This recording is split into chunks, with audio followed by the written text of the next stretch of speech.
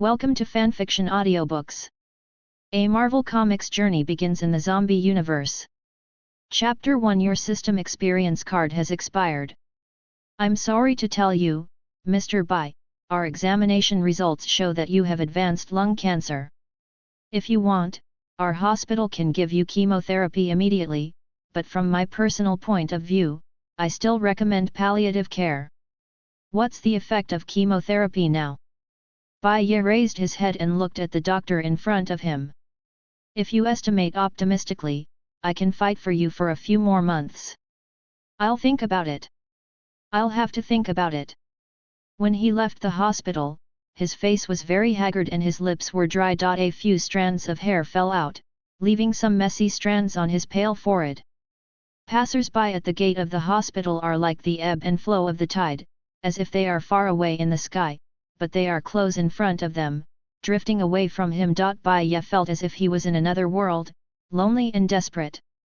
Bai Ye returned home in a daze, and slumped on the sofa exhaustedly. In the reflection of the TV screen, his cheeks were sunken and his eye sockets were deep set, as if every breath required all his strength. It has been 2 years since he graduated and worked, and he finally tried his best to gain a firm foothold in the big city. Although he occasionally felt unwell, he was ignored in order to get promoted and raise his salary. It wasn't until a few days ago that the sputum he coughed up was stained with blood, and there were bursts of severe pain in his chest, so Bai Ye rushed to the hospital for examination, but it was too late. He raised his arms and looked at his hands. His heart was empty, like a blank sheet of paper. The cancer sentence made him lose hope of life and hope for the future. He just wanted to disappear slowly in this trance and despair. This is better than spending a lot of money to lie in a hospital bed and live for another 2 months with tubes inserted. Want to understand the meaning of life? Do you want to truly live? Who's talking? Bai Ye, who had collapsed into a puddle, suddenly jumped up from the sofa, looked around nervously, and soon found that a floating crystal-clear white light curtain had appeared in front of him. On the screen of light, there was a line of small characters in darker italics shaking slightly, which was exactly what he had just heard. Is it a hallucination? This idea was quickly dismissed by Bai Ye. He stretched out his hand to touch the line of words, but as expected, it passed through. So he circled the light curtain a few more times and found that no matter which direction he walked, the light curtains all faced him, neither far nor near. At this moment, 2 symmetrical small characters popped up under the line of characters, and the edges were slightly dimmed, giving people a real button texture. Yes. Do you want to really live? Yes and no. Is there anyone who hasn't seen Infinite Horror? Bai Ye sighed, slapped himself on the forehead, and slid down to cover his eyes. I was just diagnosed with cancer, and the system came up with the results. Will this make me feel like I have been appointed? Then again, isn't the person who uses this set of rhetoric to attract people the main god? The treatment of going to the main god space is not as good as that of the urban culture system. You dance on high voltage lines every day, and if you don't pay attention, you will become a small cannon fodder at the bottom. If you click yes, you must be on this thief ship, and you will never get out in the future, but if you click no, will the next system come to find him? The thing in front of him can be said to be the last straw for the dying Bai Ye. I really want to. Wait, why is there only yes and no? He put down his hand, blinked his eyes, and found that something seemed wrong. Ding! The host did not make a selection in time, the system has randomly selected it. Then, Bai Ye, who was still in a daze, saw the 2 options quickly fade away, as if he was afraid that he would press them. Before completely disappearing into the light screen, Bai Ye seemed to see the yes on the right gradually turning into no. Start drawing across the world. Drawing complete. Target world, Marvel Universe 2149. 2149. Bai Ye rubbed his chin. He usually likes to read all kinds of beautiful comics, but when the system suddenly mentioned the specific universe number, he couldn't remember which universe number was 2149 for a while. So he turned on his phone, and he got the answer after 10 seconds. This cannot. Bai Ye smiled awkwardly and rubbed his hands together. Seeing the white light curtain in front of him, he was suddenly at a loss, and began to back away slowly. The Marvel zombie universe is not a good place to be, and Diary of a Madman is a realistic novel there. The host did not make a choice in time, the system has confirmed by default. And many more. A flash of white light flashed, and Bai Ye's figure, who was picking up something from the table, twisted and disappeared into the living room. The phone with the screen still on floated in the air for half a second, and then hit the tiled floor with a bang. A pink lightning flashed across the sky of New York City suddenly. Its shape was long and narrow, showing arc lines, like a giant python stretching in the dark clouds. After a few breaths, there were several loud noises in the sky, and the torrential rain poured down. Ah ah ah ah ah! A figure fell from midair and smashed into a huge trash can, and he crawled out with both hands and feet. Cough, cough, cough. Phew, cough, cough. Hiss my waist. Bai Ye stood next to the trash can and patted himself. Fortunately, the trash cans were filled with plastic bags and the like, which not only alleviated the impact, but also had no odor. Newbie rewards are being distributed. Non-Desert Eagle pistol with limited bullets. Snap! A Glock 20 pistol fell in front of Bai Ye's eyes, followed by a small handful of yellow bullets. After picking up the pistol, a feeling of bliss rushed straight to Bai Ye's Tianling Gai.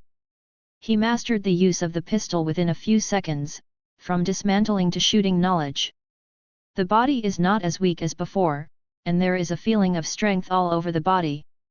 Your system experience card has expired, the host did not make a review in time, and the system has defaulted to a positive review.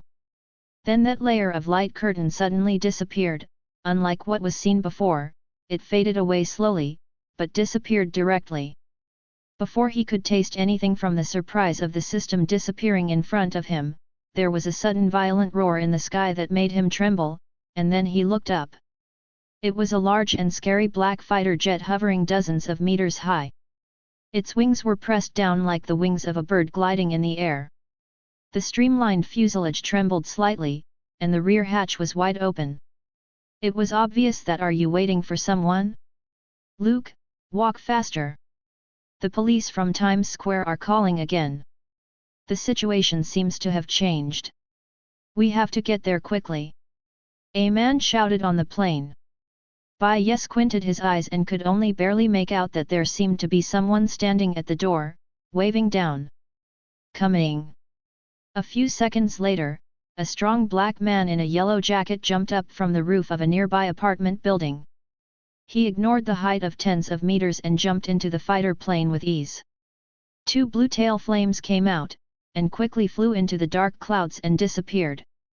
If I'm not mistaken, the person who jumped on the plane just now should be Wonder Man, Luke Cage, if they are going to Times Square. It's a coincidence that this time came. Bai Ye gritted her teeth and tapped her head lightly with the butt of her gun. That's right, today is the beginning of everything that happened in the 2149 universe. Today is the day when superheroes in this world are infected into zombies. End of this chapter. Chapter 2. What are your memories of zombies in movies and TV shows? Staggering among the walking dead, moving at a speed like the carrion of an 80-year-old man? Or is it the athlete zombie who walks like flying in the zombie world war, and can climb the meter-high wall for a whole mouthful of delicious fresh meat? Just imagine, there is a zombie wearing a tight suit standing in front of you. Its thin layer of rotten skin can withstand the attack of hellfire missiles. Its yellowed and twisted knuckles are no better than pinching a steel plate. How difficult is it to have a piece of tofu? And when it puts its palm on your shoulder, you can still hear its big, foul-smelling mouth whispering, "Just let me take a bite." Like the first two zombies, a slightly more formal modern army can completely deal with them. There may be some casualties, but overall they will be within the acceptable range. As long as there are enough guns and ammunition, most monsters in film and television dramas are by no means opponents of human beings. Bai Ye once saw people complaining about this on the internet. He couldn't imagine how a group of shambling zombies could use their rotten teeth to push human civilization to the brink of extinction. Logically speaking, they would most likely be killed and turned into rare animals within a few years or even months. But what if a group of superpowered zombies who can go to the sky and be invulnerable appear in this world? The result would probably be quite different. Walking out of the alley and onto the street, in just a few steps, the torrential rain that was still falling just now has stopped, and half of the sun has emerged from the dark clouds. Suddenly, Bai Ye narrowed his eyes, and something flickered on the left, which dazzled his eyes. He shook his head and looked over. It was a poster of Steve Rogers doing a classic Uncle Sam recruiting gesture, pointing his red-gloved right hand at the person looking at the poster. But at this time, most of the surface was covered by graffiti of various shapes, and the content of the painting had been blurred. Only a line of big red characters was still clearly visible: "The American Colonel wants you to obey the law." There is also a small line of phone numbers below to contact Avengers House. Yes, in this universe, Steve Rogers' military rank is not captain, but 3 levels higher than that of the main universe. People call him an American Colonel, not Captain America. Dude, have you seen enough? If you've seen enough, give way. These posters need to be replaced. As the sound rang out, a strong smell of cheap second-hand smoke came around Bai Ye's back, making him frown. Turning his head, he saw a freckled young Caucasian man looking at him casually with a cigarette in his mouth, holding a large roll of brand new posters in his arms. "Did you print this poster and post it here?" Bai Ye asked. "How can it be?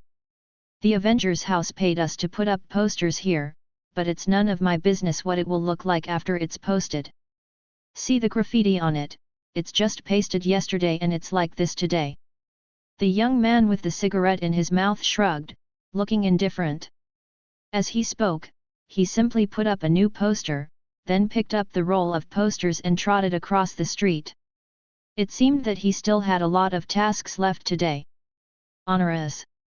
Seeing the back of this young man who was constantly struggling for a living, Bai Ye wiped the corners of his eyes quite moved, and then stretched out his hand to pull the poster in front of him.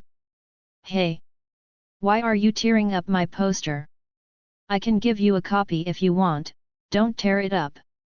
Bai Ye walked towards the corner of the street without looking back. As he walked, he tore up the poster in his hand until there was only a palm-sized piece of paper left in his hand. On it was the line to contact the Avengers. Home number. The young man had just chased him for 2 steps, then he lowered his head and spit, cursing bad luck in a low voice, because he saw the pistol pinned under the corner of Bai Ye's swinging clothes. He glared at Bai Ye's back angrily, and after watching him disappear around the corner, the white young man looked at the debris on the ground and sighed helplessly. There are a lot of weird things in New York, and the things that climbed up the wall and flew into the sky became bigger. There are all kinds of things, but there are still people who come inexplicably with guns and tear down posters. He eventually picked up a new poster and reposted it, deciding not to think about it. It can be judged from their words that the Quinjet fighter just now should be the one in the original plot where a large group of Avengers set to Times Square. I'm afraid it won't take long to drive from here to Times Square, not to mention flying. It's probably too late to stop them. What should I do?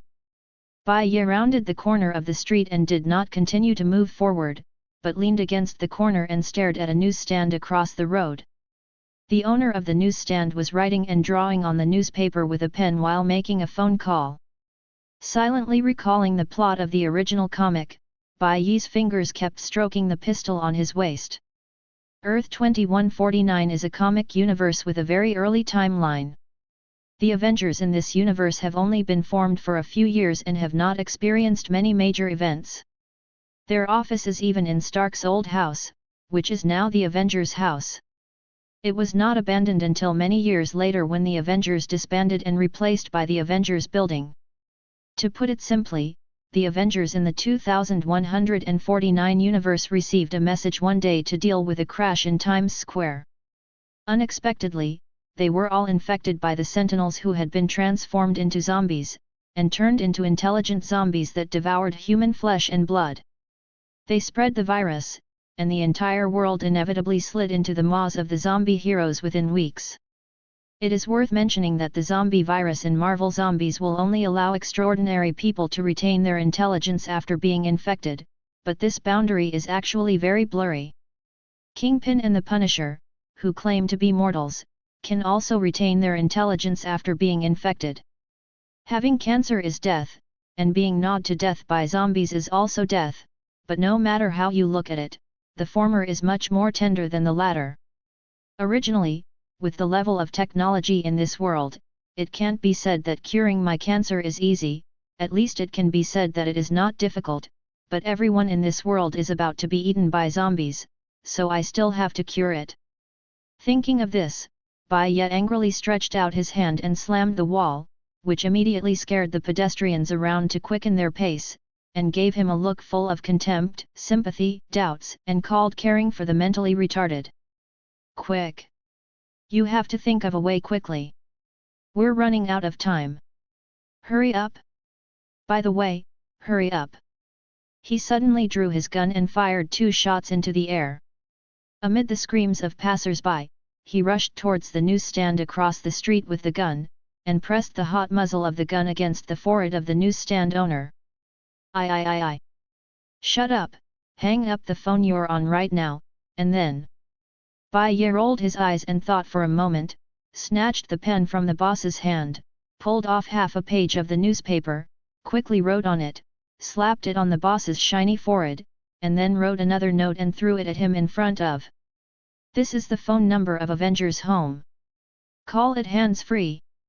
According to what the note says, if you don't call me within 10 seconds, I will kill you. 19. This can't. After seeing the words on the note clearly, the old newsstand owner's face almost squished into a ball, staring at Bai Ye with tears in his eyes. Want to cry? Crying counts as time. May 4th. I hit. Feeling the gradually cooling barrel of the gun on his forehead, the boss's heart froze, and he quickly pressed the button on the landline phone. Hello, this is the Avengers house, may I ask you something? I'm looking for Pietro Maximoff, and Magneto asked me to bring him a sentence, which has something to do with Wanda. The voice on the other side of the phone disappeared immediately, as if someone had pressed the mute button, and then the boss immediately looked at Bai Ye with flattering eyes, for fear that he would shoot. 10 seconds later, just when the boss's heart had completely cooled down, the long-awaited voice of nature finally rang from the other end of the phone. I'm Pietro, what's the matter, speak quickly. The owner of the newsstand wiped the sweat from his forehead, took a deep breath and grabbed the microphone and shouted, then listen carefully, Wanda Maximoff is a watch that is ridden by thousands of people. End of this chapter. Chapter 3 Quicksilver. A light blue afterimage shuttles through the streets and alleys of New York City. He keeps going around the slow-moving cars in his eyes, as well as those passers-by who are almost stationary. In his vision, the scenery on both sides of the street is flying towards back away. In about 3 seconds, Pietro would reach his destination, but before that, he had enough time to recall the infuriating thing that had just happened and why he was going there. Just 12 seconds ago, he received a call. The person on the phone claimed to be the messenger of his father, Magneto, who wanted to tell him some news about Wanda. To be honest, he would probably think that it was only after listening to the first half of the sentence. It was the pig-nosed guy who called for fun, but he brought Wanda in the second half of the sentence. Pietro decided to use his rare patience to listen, and then he heard the most outrageous slurs in his life. The person on the other end of the phone actually compared various animals, reproductive organs, and his sister. Made permutations and combinations to form sentences, trying his best to insult his favorite relatives. The foulness of the words and the vulgarity of the sentences are unheard of. How the hell is the big durian used for those things?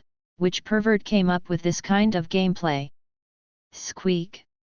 Pietro turned sideways and stopped, the soles of his shoes rubbing against the asphalt road. After a brief identification of the direction, he immediately rushed into the street mentioned on the phone. That's right, it's okay for that swearing lunatic to swear, but he even dared to yell on the phone that he was swearing on this street. Arrive, with just one glance, he saw the middle-aged bald man who was holding the telephone receiver in his hand, and he was about to go up and punch him, so that the impolite thing would know that he had to make a mouthful in the future, but when he rushed close he stopped suddenly. Pietro squinted his eyes and took off the note from the newsstand owner's forehead, which seemed to have something written on it. Wanda is in danger, remember that gypsy Natalia. In an instant, his pupils shrank slightly. Natalia was the mother of him and his sister Scarlet Witch. She disappeared not long after the two siblings were born. Such secrets are definitely not something that passers-by who want to take advantage of the Avengers can find. No. Could it be that the unattractive bald man in front of him really had information about Magneto? Thinking of this, Pietro showed hesitation. The fist he was about to throw stopped in mid-air, and finally put it down embarrassingly. Instead, he grabbed the newsstand boss by the collar and yelled. What danger is Wanda in the end? I only give you one chance, say. Hey! Seeing Quicksilver suddenly appearing on his face with a gust of wind and grabbing his collar, the boss trembled in fright and almost fell to the ground, but the strong hand caught him. Hurry up, I don't have much patience, if you... Just as Pietro sneered and wanted to question the boss, he suddenly felt a piercing pain in his thigh. Before he could do anything with that superhuman reaction speed, several shots were fired, and more pain came from his leg breaking through his mind. He subconsciously let go of his hand and fell to the ground.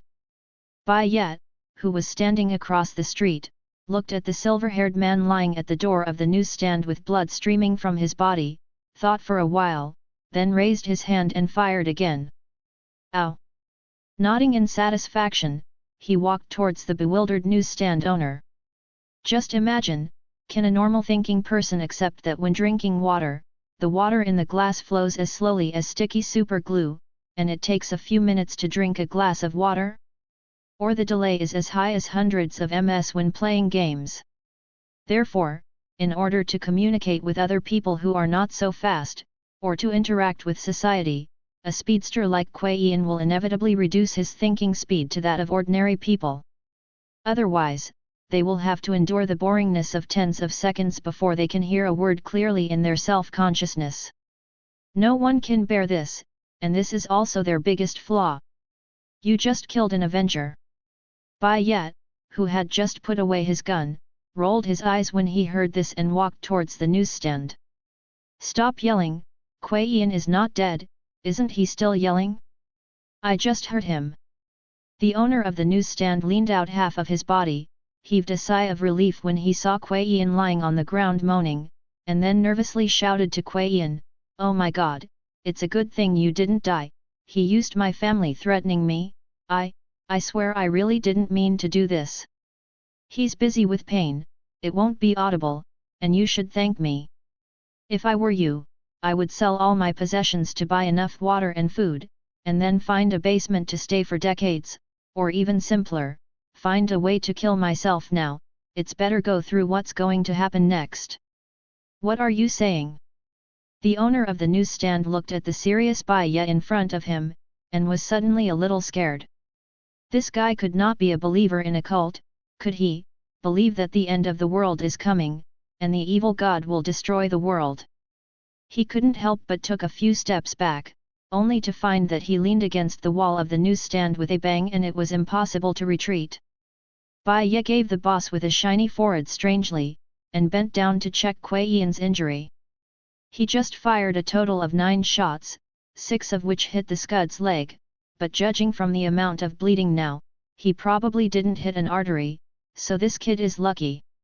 Looking at the wound on Pietro's body, part of it was a penetrating wound, and part of it was a penetrating wound, which meant that there was still a little shrapnel remaining in his muscles, but the wound had already begun to shrink slowly. Stopping the bleeding, the mutant's strong physical fitness makes him recover quickly. Give me newspaper rope, tape, and turn that TV behind you onto the news channel. Bai Ye raised his head and glanced at the boss, who was still in a daze, and said casually. The snowflake screen flashed for a few seconds, and a female reporter wearing a beige windbreaker appeared on the screen.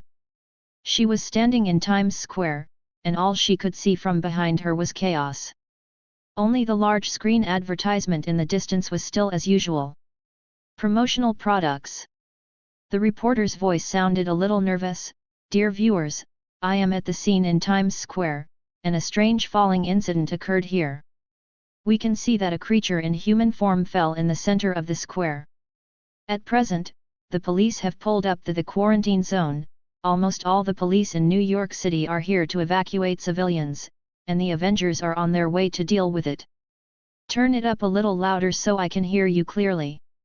The boss touched his head and laughed, then reached out and pinched the knob next to the TV and turned it gently. The reporter's voice sounded again, with some surprise. I can now clearly see that strange humanoid creature wearing a golden uniform. Looks like a superhero or villain. We are still unable to confirm the identity of this creature, identity and origin. However, I believe that the Avengers will be able to deal with this incident as soon as possible to ensure the safety of citizens. At this time, the photographer moved the camera very cooperatively and focused to the distance. It can be barely seen from the screen that there is a golden figure lying on the ground about tens of meters away from the female reporter, trembling slightly, and behind him is a tattered blue cloak fluttering in the wind. In this universe, the Sentry, who claims to have the power of 1,000,000 stars, is just an overdose addict. People's impression of the word Sentry is still limited to the Sentry robot, Sentinel, which is specially used to eliminate mutants. They didn't know what it meant for the mentally unstable and extremely dangerous lunatic before him to become a zombie. Bai Ye lowered his head and kicked the guy who was tied into a rice dumpling by a pile of tapes and strings. He knew what it meant to see Kuei Yan in front of him, who had already passed out due to heavy blood loss. It was this fast-running boy who spread the virus to the whole world in just a few hours after being infected by zombies. End of this chapter. Chapter 4. Chapter 4 Phone. The picture on the TV finally settled on the moment when the Quinjet slowly landed. Just a few seconds later, there was a violent camera shake, followed by screams and explosions. Then the signal disappeared, and the old TV flashed with snowflakes again. You can go, call the police or go home or do as I say, it's up to you. Thank you, sir. The owner of the newsstand ran out of the newsstand as if he had been pardoned, and then disappeared at the corner of the street. Maybe he will be torn apart by those zombie heroes later and stuffed into his mouth to eat. Maybe he will be lucky enough to become one of the survivors in hundreds of millions, but this is not what Bai Ye has to consider now. In the original plot, at this time, Steve, Captain Marvel, and Black Widow have been infected into zombies, and they are feasting on the citizens who were protected by them in the past. Fortunately, I thought of a way to trick Kuei Yan here so that he would not be infected on the way to support the Avengers. In this way, the spread of the virus may be slightly slower than before, at least it will not allow zombie heroes to destroy all mankind in a few days. And now, it's time to take the next step in the plan. Bai Ye scanned the surrounding environment. He noticed the glass window on the wall beside him. Without hesitation, he raised his arm and smashed the glass with his elbow. Whoa! The broken glass made a sharp cracking sound, and the fragments flew everywhere. Bai Ye grabbed the larger piece and slowly leaned towards Quicksilver's eyes. Then he didn't move forward, but turned his wrist, allowing the sunlight to shine brightly through the broken glass. Bai Ye adjusted the glass piece repeatedly with a blank face, and finally condensed the afterglow from the setting sun into a fiery beam of light, which hit Kuei Yan's eyes straight. Okay, get up, we have to talk. The white silver tape tightly wrapped Quicksilver's hands and feet, as well as all the joints of the body, and the ropes were cleverly crisscrossed to form a network structure, which was tied tightly. A little bit of blood that was almost congealed flowed from the wound on the leg. Kuei Yin slowly woke up from the coma, a dull pain from his legs washed over his whole body, making his consciousness gradually clear. He tried to open his eyes, and the refracted sunlight stimulated his pupils, making him squint and his brain work rapidly. Who is it, who just attacked him? I have only been a superhero for a few years, and I usually work with the American colonel and others as an underling, responsible for cleaning up some miscellaneous soldiers. Unlike them, they all have corresponding villains. It can be said that almost no one would have the motive to attack him. He tried to move his body, but found that his limbs were tightly tied and unable to move freely, and his mouth was sealed with tape, preventing him from making any sound. He only vaguely remembered a sharp pain, and then darkness. His mind struggled to piece together the fragmented memories, and after a few seconds his eyes widened. He suddenly realized that he had just been shot by an ordinary person with a gun, and instantly, anger surged into his heart. Ugh! Aha! Looking at Kuei Yin, who was so anxious that he almost rolled on the ground, Bai Ye shrugged his shoulders. I'm going to tear off the tape on your mouth now. You won't bite me, right? Immediately, the sharp glass shard was aimed at Petro's trembling eyeball, slowly advancing, and finally keeping the distance within a few centimeters. Seeing that Kuei Yin's eyes finally showed a bit of timidity, Bai Ye nodded in satisfaction, and removed the tape with the other hand. Do you fucking know what you just did? Give it to me right now. Yes, I shot and wounded an Avenger, preventing him from going to support the Avenger who was fighting, and at the same time saved his life, preventing him from being infected into a zombie.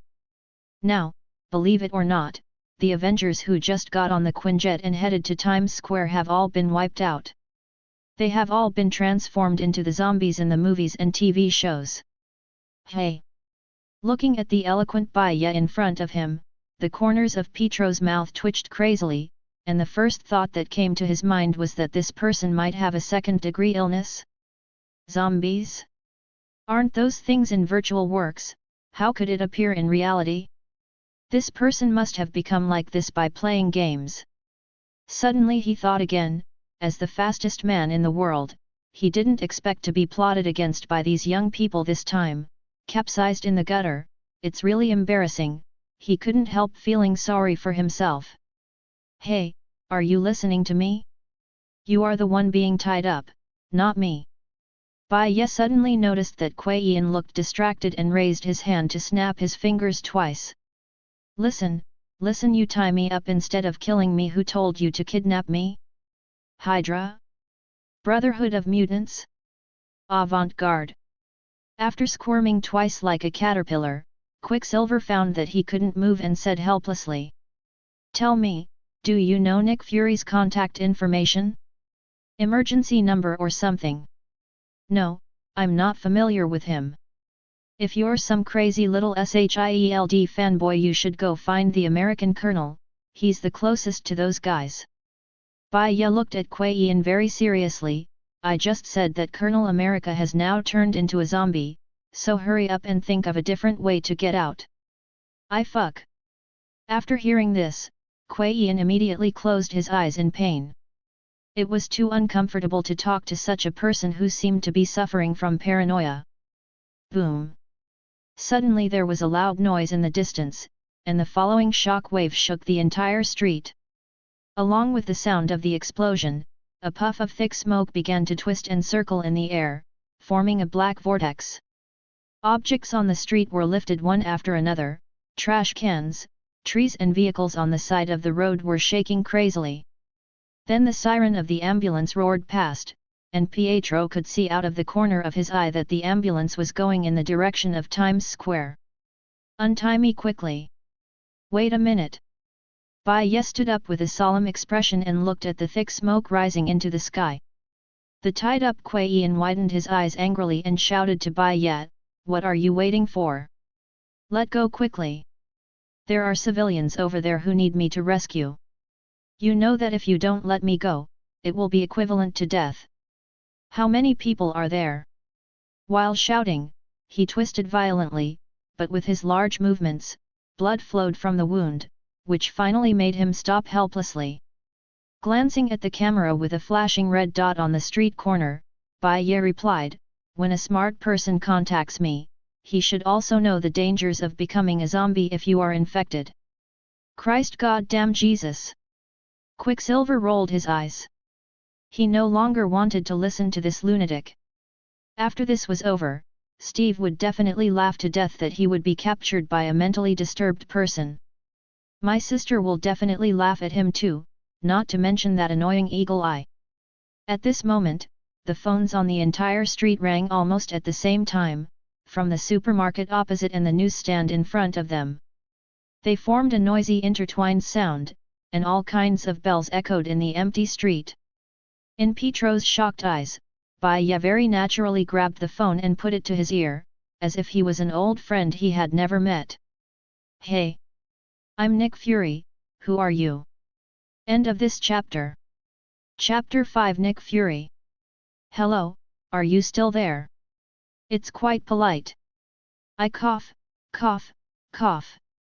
Bai Ye held the phone tightly and was about to say something when suddenly he coughed violently. Ahem. Phew. He was coughing painfully, with a strange smell of rust in his mouth, and every cough was accompanied by a strong sense of discomfort. As his cough intensified, several mouthfuls of bloody sputum spit out from his mouth, with a dark red color. "I've had enough of the red tape. To make a long story short, I believe you know what happened in Times Square by now. I have all the information you need to send a Quinjet to pick me up and take me to the air and space carrier." The other end of the phone was silent, as if surprised by Bai Ye's straightforwardness, and seemed to be considering the conditions he proposed. Bai Ye gently wiped the blood from the corner of his mouth. His eyes glanced at Kuei Yan, who was glaring round and round, waiting for the response on the other end of the phone. Although he was still coughing up blood this time, it was different from the original world. He was touched by that person. After the running system is enhanced, the body does not feel tired at all. After a while, there was a reply from the other end of the phone. "Yes, how is Pietro's injury?" "Fatal." Bai Ye sighed, and kicked the silver-haired man who fell on the ground forcefully. "I'm afraid these injuries are not fatal, he should be able to survive on the aircraft carrier." There was silence on the other side of the phone again, but this time it was much shorter, and the sound came out after a few seconds. "Maybe you can take him." "No, that wasn't part of my plan." He was interrupted by Bai Ye mid-sentence. He knew what Fury was planning. It would be better to kill Quicksilver here than to hold a time bomb all the time. However, he still has some plans and needs to rely on Quicksilver's cooperation, so he cannot be allowed to die for the time being. "Convince Pietro for me, let him not object to the decision I made on the road, and I will take him to the space carrier together." "Okay, give him the phone." This time it was a bit unexpected for Bai Ye, and Fury agreed to him almost without any hesitation. He picked up Kuei Yan on the ground and handed the microphone to his ear. "I'm looking for you." Kuei Yan's hands were tied, unable to answer the phone freely. All he could do was raise his shoulders and grip the phone receiver firmly to keep it steady. There was a hint of sullenness on his face. "Fry? Is that you? Did you send this bastard? Quickly ask him to give me something." Kuei Yan was shocked by the news on the other end of the phone. His eyes widened and his pupils shrank slightly. He felt a cold chill rising from the bottom of his heart, almost making him unable to breathe. Colonel America, Hawkeye, Captain Marvel, Luke Cage and others all died.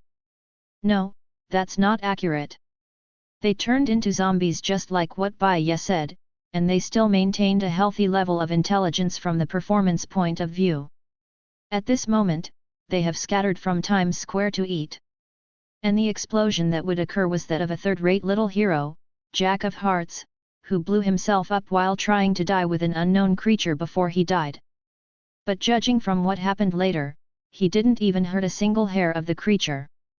Fear gradually appeared on Pietro's face, his brows were slightly wrinkled, and tiny beads of sweat ooze from his forehead. He begins to realize that the situation in front of him may be more dangerous and complicated than he imagined. If the most powerful group of superheroes on Earth are all wiped out in a few minutes, who can solve this crisis? No. It's just another Skrull invasion or Chitauri invasion or something. Soon, S.H.I.E.L.D. will be able to stop the counterattack force. You must know that this loss is not all members of the Avengers. Besides, the Fantastic Four and the X-Men are still there. He comforted himself like this in his heart, but the next second he was poured cold water on him by Fury. After preliminary judgment, we have decided to abandon New York City and start to recruit survivors. I need you to cooperate with the person next to you as much as possible, and. The other end of the phone lowered his voice and said almost imperceptibly, keep an eye on him. Kuei Yin took a deep breath, trying to calm his emotions. He knows he has to let go of his personal fears and interests and make the right decisions to save the world. Under Bai Ye's gaze, he nodded silently, accepting the request on the other end of the phone. Although he still had some worries in his heart, he decided to believe in the correctness of this decision. After all, he is a superhero no matter what. In the face of righteousness, he will move forward firmly in order to save more lives. Click. Bai Ye raised his hand and hung up the phone, and looked at Kuei Yin with a smile that was not a smile. It seems that we have reached a consensus. You shouldn't hate me for giving you a few shots, right? This matter is not over. Take me away, almost all the Quinjet fighters from the S.H.I.E.L.D. Speaking of this, Pietro paused with a strange expression on his face, and then said, Zombie hero, they just pulled out a plane to pick us up just now.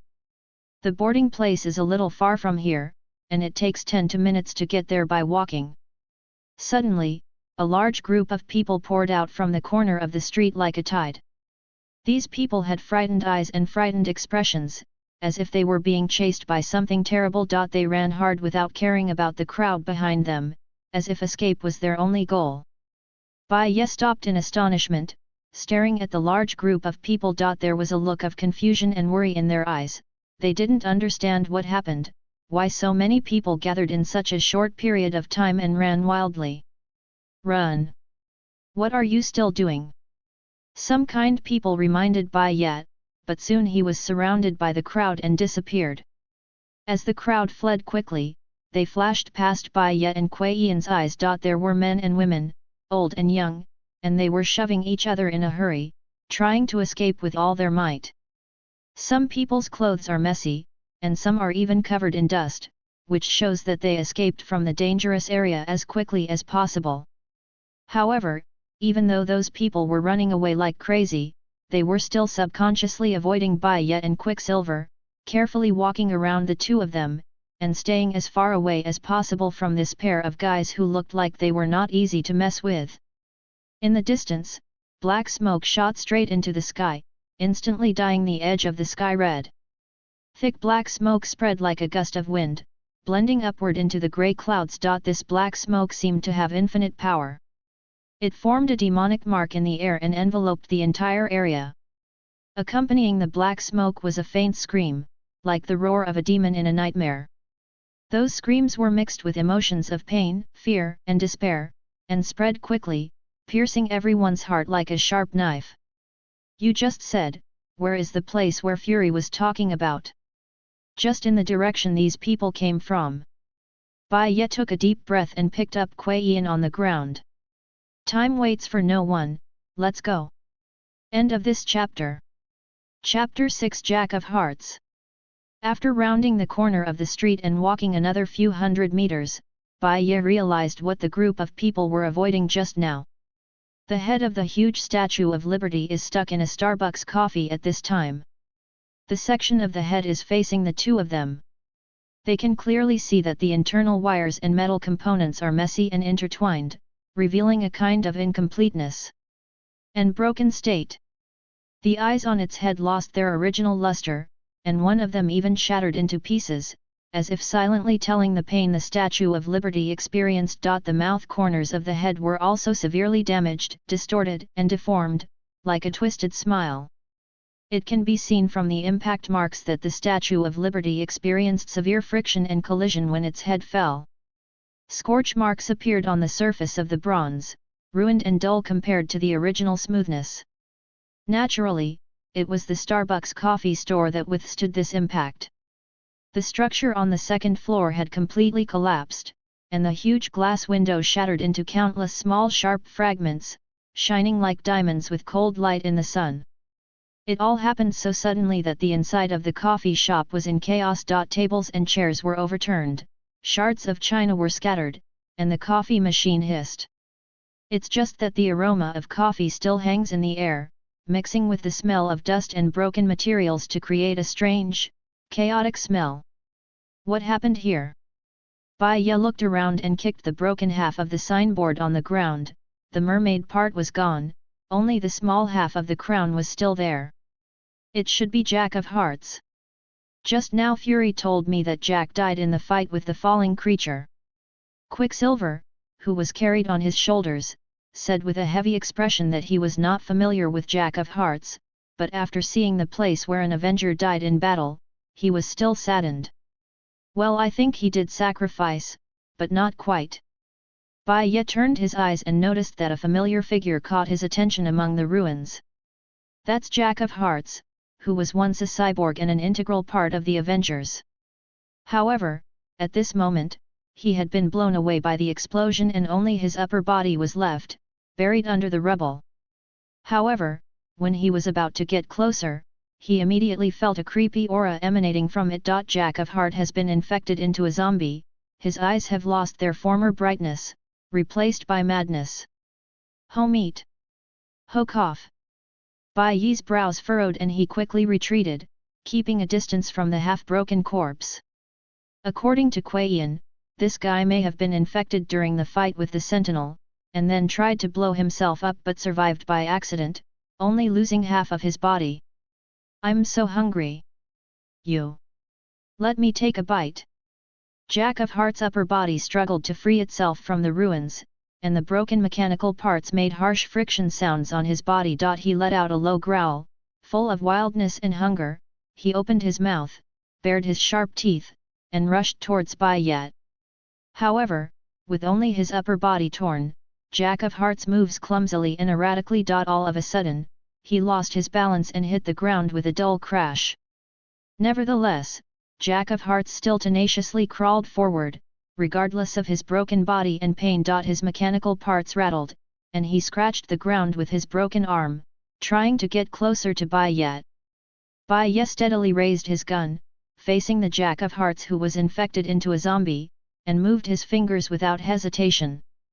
With the slightest movement of pulling the trigger, a sharp gunshot broke the silence instantly. The bullet flew out, passed through the air, and quickly flew towards the head of Jack of Hearts. Time seemed to stand still for a moment, and then, amidst the sound of gunfire, the bullet precisely hit Jack of Hearts' head. A powerful force erupted instantly, and brains and debris were scattered everywhere. Jack of Hearts' head burst instantly, as if torn apart by an invisible force. Flesh and broken bones splashed all around, filled with a foul smell. The broken skull cracked open, revealing broken brain tissue and exposed skull. Its ability cannot be controlled freely, and it needs equipment to suppress the explosion. At this time, Bai Ye's bullet just became the catalyst.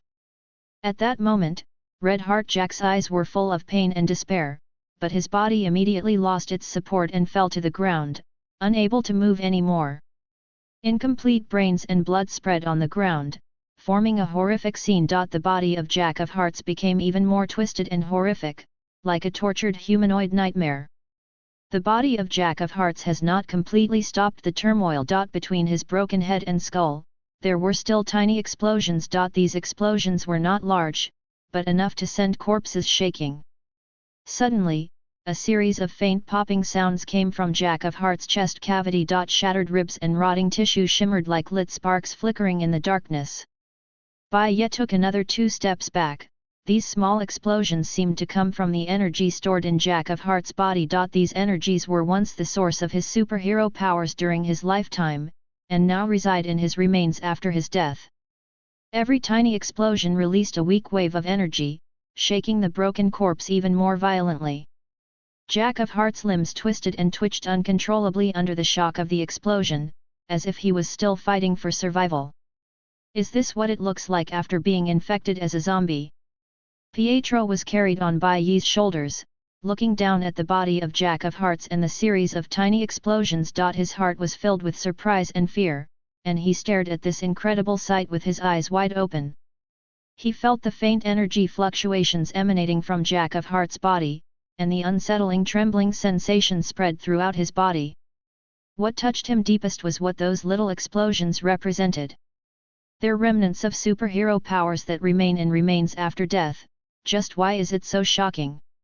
A look of horror appeared on Quicksilver's face, and he couldn't help but tremble. His eyes widened and he stared intently at the twisting and twitching of Jack of Hearts' limbs, almost unable to believe his eyes.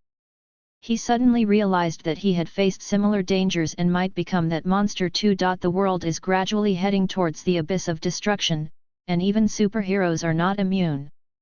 This world, just like what the person just said, is heading towards destruction.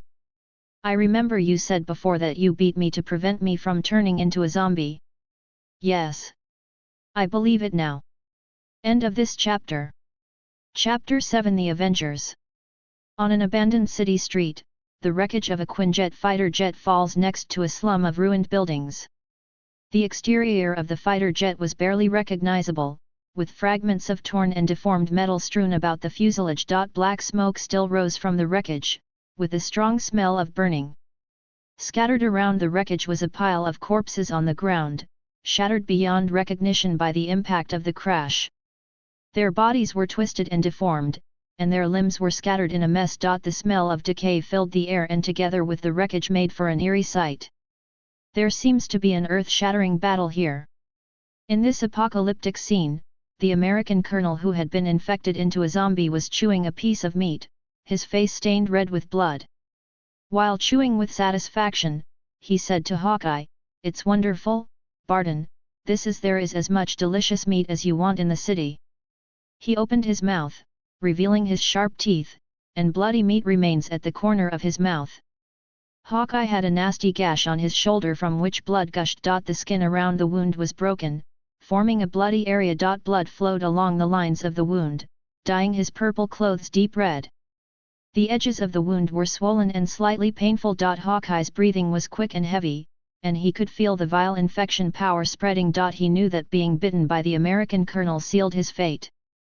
Hawkeye twisted his body in pain, his consciousness dominated by hunger, but he still retained the last bit of will and refused to succumb to the temptation of the devil. He replied in a trembling voice, "No. It shouldn't be like this. I won't be like you, Colonel. Tony and S.H.I.E.L.D. will find a way to treat us sooner or later." The American colonel let out a hoarse laugh, his eyes bright with mockery. He raised the flesh in his hand, bit it into pieces, and blood splashed everywhere. He swallowed and roared, "You are just wasting your time, Hawkeye. You can't escape, and we will enjoy this wonderful gospel together." This smile is no longer the heroic smile of the past, but full of madness and cruelty. His eyes shone with ecstasy, as if he was enjoying the delicious taste of flesh and blood. He chewed the meat, and the corners of his mouth twitched, making people feel his endless hunger and thirst. Hawkeye clenched his lips, trying to divert his attention to other places. His body trembled, and the hunger pricked his heart like a sharp knife. He does not want to be defeated by the temptation of the American colonel. He wants to stay awake and protect his humanity. However, the passage of time made Hawkeye's resistance increasingly difficult. The burning sensation in his stomach intensified, and the slight rumbling in his stomach disturbed him. Every second, his will was being eroded by hunger. Hawkeye's hands began to shake as he tried to remember his family, friends, and those who had fought alongside him. Their smiles and warm memories acted as a barrier to protect him, trying to resist the invasion of the darkness within. "Pa!" A piece of torn meat was thrown in front of him. "Come on, Clint, stop torturing yourself and just have a taste." The piece of meat exudes a tempting smoke, the meat looks tender and juicy. Hawkeye can't resist the tempting taste. He tried to suppress the drooling and hunger in his mouth, but his will began to crumble as the aroma seeped into his nostrils. Eventually, Hawkeye could no longer resist the urge to be hungry. His eyes were blurred, his breath was short of breath. He took the piece of meat through gritted teeth, and put it in his mouth. Just take a bite, Morbius from the Howling Commandos, that mysterious vampire who still sucks human blood, but is he still an anti-hero? There are many little girls who like gothic style who have him as their dream lover. Maybe I can do the same, Clint Barton comforted himself in his heart and bit down. A bloody taste filled the mouth, but Hawkeye felt an inexplicable sense of relief, as if his body was regaining strength, returning to the days when he was still in the circus, and the burden on his body was gone. Fly, reality becomes so easy. Although there seemed to be a voice in his heart that was desperately shouting and protesting, Hawkeye found that it was getting harder and harder to control himself. The aroma of the meat was strong and alluring, making him deeply entangled in it. He tried to stop chewing, trying to resist the temptation, but every swallow made him more and more lost in this malicious delicacy. This is actually quite good, it thought. Its eyes became fanatical, obsessed with every taste of that piece of meat. It realizes that it can no longer escape this dark force, and it succumbs to the taste of evil and lets it fill its soul. It said vaguely, "This, how is it possible, so delicious, Steve, I can't resist it." The zombie wearing the stars and stripes slowly wiped the remaining blood around his mouth. His eyes were empty and lifeless, but his face twisted into a ferocious smile. He stood up and picked up his shield with his hand, flashing with incomplete light. "Ha ha ha ha!" He laughed maniacally. "What did I say? No one can refuse this gospel." Hawkeye didn't respond to him, but still squatted on the ground and ate. "Go!" he ordered in a hoarse and deep voice, his body swaying and his steps staggering. "Let's go back to the home of the Avengers. We have a responsibility to spread the gospel of this hunger to every corner of this world." Hawkeye, who was infected into a zombie, stood up with difficulty, and he followed the American colonel forward. His eyes were empty and unfeeling, his face lost the grit and determination it once had. Suddenly, Hawkeye turned his head and his eyes fell on a tattered beige windbreaker. It hung from the shattered windshield of the Quinjet, swaying silently in the wind. The trench coat is still brightly colored, but the fabric is riddled with rips and dirt. Its cuffs were in tatters, and there was still a little blood on the collar. Hawkeye stared at the trench coat, and for a second, his heart was filled with pain and guilt. He tried hard to recall the past, the honor and responsibility he had, but those memories seemed to become blurry and distant in his brain, as if they never existed. He gave up this senseless resistance and staggered after the American colonel, walking further and further away. A gust of wind blew the tattered beige trench coat off the shattered windshield of the Quinjet. The windbreaker was flying in the air, as if it had its own destiny. But it finally obeyed gravity and landed in a pool of bright red blood on the ground. The fabric absorbed the blood and gradually became dark red, making it look even more worn and desolate. The windbreaker trembled slightly in the blood, as if telling the pain and sorrow it had experienced. It was silent in that pool of blood, bearing all this silently. The surrounding wind gradually subsided, leaving only the faint trembling of the windbreaker in the pool of blood. It seems to be silently expressing a silent complaint against the world, witnessing the tragedy of betrayal and betrayal. However, no matter how the windbreaker trembled, it could not change the reality in front of it. It can only lie quietly in that pool of blood and become a part of this doomsday world. End of this chapter. Chapter 8 SHIELD.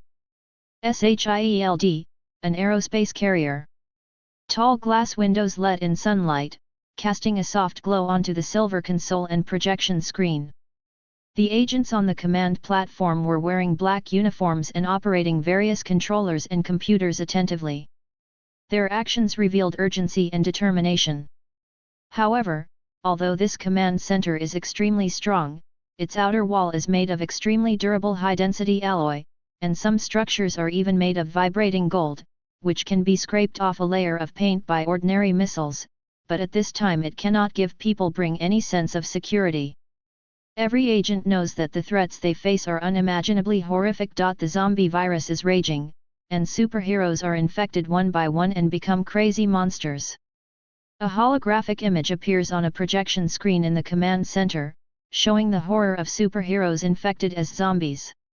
Heroes who were once brilliant are now twisted and deformed, with only frenzy and longing in their eyes. In their holographic images, Hawkeye shot and killed civilians as prey, and Captain America swallowed bloody pieces of meat, and even tore people in half with his bare hands when he ate them. And Luke Cage directly rushed into the police station by relying on his brute strength and invulnerable skin, and dyed every window of that building red amidst the gunshots. In the entire hall, apart from the rustling noise from the office, there were occasional sobs. No one dared to imagine whether their family members who stayed on the ground could survive this crisis. At the moment when the command center was silent, there was a sudden sound of hurried and powerful footsteps, breaking the atmosphere of silence. Fury led a large group of people and walked firmly into the command center. Among them were N.A. Coulson, Hill, and the others. They all silently followed behind the chief with serious expressions on their faces. Fury stopped in front of the podium, looked around, his only remaining eye was as sharp as an eagle, and swept everyone. Then, his voice sounded calmly, "The current situation is very serious. I think everyone here already knows that an unknown virus is spreading continuously, and everyone who is infected will be transformed into zombies without exception." Having said this, he paused, and then said slowly, "Yes, as you think, they are those monsters that appear in the movies and eat human flesh and blood as their own mission, and what's worse is that those monsters with superpowers people can still retain their intelligence after being infected. Then maybe we can talk them out of cannibalism? Like how some Skrulls were persuaded to surrender to us." As soon as the words came out, the people around immediately cast accusing glances at the agent who spoke. "The director has not finished speaking, why are you interrupting?" The agent who spoke was also aware of this, and he shrank his neck and did not dare to speak again. Fury waved his hand, indicating that he didn't care about this trivial matter, and whispered, "Currently, the chance of success of this method is very slim. Even Steve, who has the strongest spirit and obvious kindness, has not been able to defeat that method. A virus. When it comes to this, everyone is dejected. Every crisis in the past that has brought mankind to a critical stage of survival will be properly resolved, and this is absolutely indispensable for the existence of the American colonel as the soul of the team. No matter how many times he is knocked down, he can stand up again like a rock, be knocked down again, and stand up again until the day of victory. But who would have thought that this time, he would be the first to fall?" Looking at the eyes of many agents, Fury took a deep breath and continued, "We are facing a difficult battle, but it is in the darkest hour that we can show true bravery and determination. It's SHIELD, we are humanity's last line of defense." His single eye scanned all the agents present, and his voice was full of power. "We have witnessed the great feats of superheroes, and they are our role models. Now, it is time for us to exert the power of mortals. We want to prove to them that we have the same fearless courage and invincible determination." He raised his right hand and pointed to the strategic map on the wall of the command center. "Every Quinjet fighter that takes off represents our hope, and every person alive is our soldier. We still have the Fantastic Four, we still have the X-Men, we still have Thor. We will unite and defeat those monsters.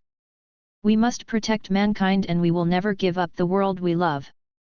A grave-like silence filled the command center, and everyone felt the unspeakable oppression and helplessness. However, in this dead silence, a round of applause suddenly sounded, clear and powerful.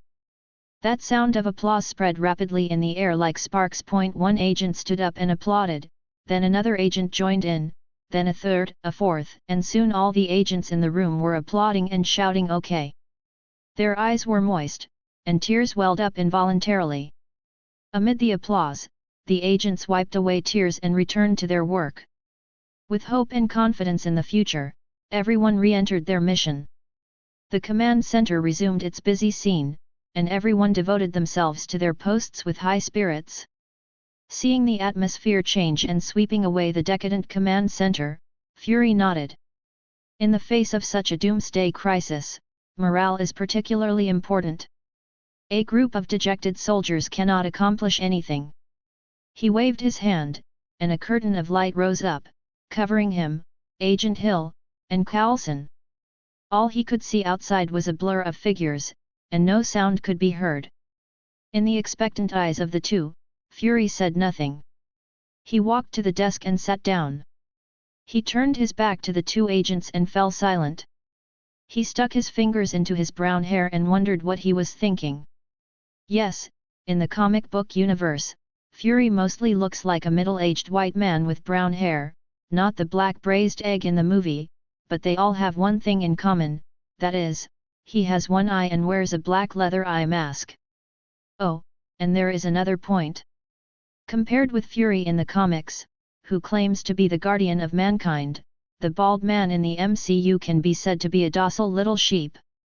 After a long time, he turned his chair and looked at the two people in front of him, saying word by word. I was ready to give up on New York and the world. End of this chapter. Chapter 9. Is it her? I'm going to give up New York, and the whole world. These words shocked the two people present, and Coulson asked loudly in disbelief, what did you say? Fury raised his head and looked firmly at Coulson. His expression revealed a kind of heaviness and determination, but also helplessness and pain. He took a deep breath and continued to explain, Coulson, I know this sounds hard to swallow, but this virus is spreading so fast. And the infected can still think and act as they did in life. In just 10 minutes, we lost the American Colonel and Hawkeye. Coulson looked at Fury in astonishment, disappointment flickered in his eyes. He once regarded Fury as his mentor and leader, and he never thought that Fury would make such a decision. But, Fury, we can't just give up like this. We are SHIELD, and we have the responsibility to protect human beings and the world. His voice was unwilling. Fury's eyes turned to Coulson. He understood Coulson's emotions, but his determination did not waver. According to the simulation of the initial data model, the virus will completely infect New York within a few hours, and it is expected to complete the worldwide spread within a day. As he said that, Fury waved his hand, and a holographic image rose up. Bai Ye, who was infected into a zombie, was running hard.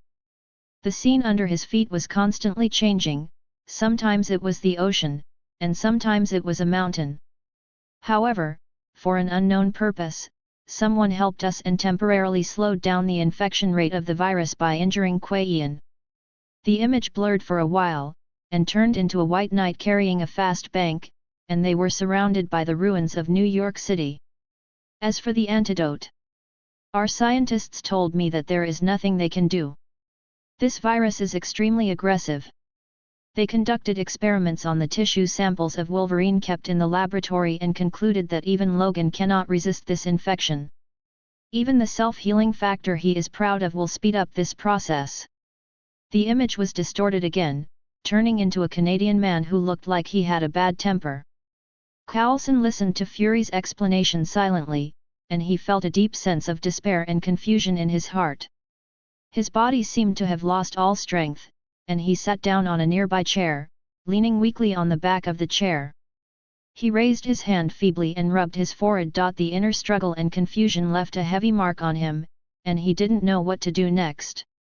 Coulson scratched his head, suddenly had a flash of inspiration, and stood up eagerly and asked, Director, didn't you just say that someone helped us for unknown purposes and slowed down the spread of the virus? Where is that person? He needs to be found. However, the words Coulson wanted most did not come out of Fury's mouth. Fury thought for a while, and then slowly said, Now we are very short-handed, and most of the Quinn-type fighters are already on missions, but I still dispatched a Quinn-type fighter to pick him up, so don't worry. After hearing this, Coulson finally got an answer and sat back on the chair and closed his eyes. He sighed deeply, suddenly feeling a little dazed. The contribution made by SHIELD in saving the world is not as much as that of passers-by? But it seemed to be the same in the past. Whenever there was a major crisis, a few superheroes jumped out to prevent the end of the world, and S.H.I.E.L.D. was responsible for picking up the pieces. Bai Ye's stable pistol was aimed at the forward zombie, and he focused on pulling the trigger. A bullet flew through the air quickly, heading straight for the zombie's skull. Time seemed to freeze for a moment, and then, a muffled sound pierced the space. The bullet precisely hit the zombie's skull, like a sonic boom, causing the rushing monster to fall down suddenly. The zombie's body lost its support, and fell headlong to the ground, kicking up a cloud of dust. Its blood and brains splattered, staining the ground around it red. At that moment, the howling of the zombies stopped abruptly. Silence filled the street, accompanied by the crisp sound of shell casings falling. The other zombies seemed to be frightened by the sudden change, and stopped their progress. After the first zombie fell, Bai Ye, who was carried by Bai Ye on his shoulders, immediately yelled to remind Bai Ye, "It's on your right." Bai Ye immediately turned his head to look to the right, and saw a few zombies rushing in front of him. Their faces were ferocious, and their eyes were full of ferociousness. The zombies let out low growls, eagerly trying to get close to Bai Ye, but he nimbly dodged their attacks and kept firing. His body is coordinated and orderly, and his steps are flexible and quick, like a cheetah moving around in a small space. The bullet hit a zombie in the head, causing its body to suddenly fall to the ground. Immediately afterwards, a whip kick hit another zombie's chest, making it lose the ability to move forward, and another bullet was ejected, making that zombie completely silent. As the gunshots continued to ring out, the surrounding zombies gradually decreased, leaving only the corpses lying on the ground. The last zombie fell to the ground, the lingering sound of the battle gradually dissipated, and the street fell into silence again. Bai Ye's breathing gradually stabilized, and slight sweat dripped from his forehead to the ground. "I've only walked a few kilometers, and I didn't expect to encounter so many zombies." Pietro, who was being carried on his shoulders, said with a solemn expression. The situation seemed to be more serious than he thought. Bai Ye's shoulders collapsed and he threw Bai Ye into the ground. "Hey, what are you doing?" Bai Ye protested in pain. Bai Ye didn't reply, but walked closer and silently observed the corpses of the zombies. He saw something deeper than Quicksilver, who was still in a daze. Judging from the clothes, these zombies were not superpowers before they were alive, but ordinary citizens, with more or less bite marks and scratches on their bodies. However, there was no large-scale loss of flesh and blood on their bodies, which showed that the guy who infected them was not trying to satisfy his own appetite, but spreading the virus consciously. "This is not good news," Bai Ye frowned.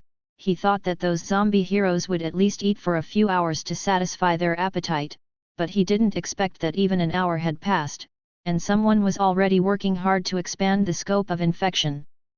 So how many superheroes in New York City are not zombies? Thinking of this, he glanced around nervously, but fortunately there was no movement, and the surrounding corpses were still lying quietly on the ground.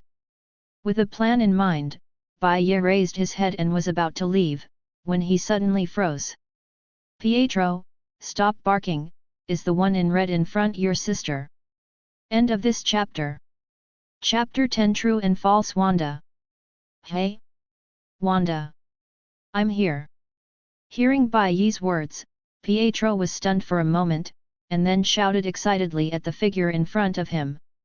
The figure, who seemed to be the Scarlet Witch, seemed to have heard the voice here, and walked slowly towards Bai Ye.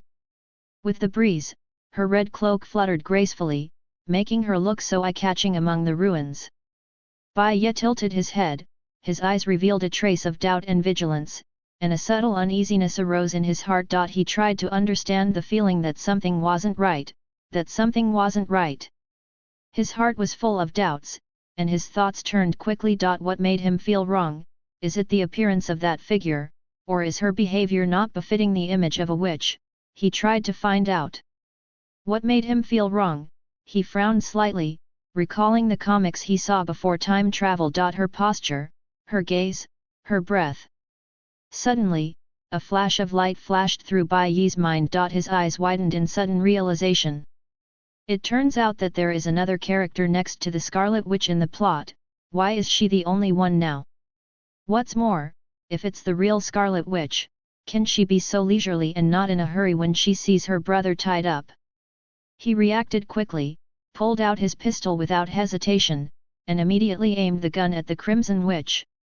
At almost the same time, the figure suddenly moved, and the speed increased surprisingly. At the same time, she let out a low and terrifying roar, shaking the surrounding air.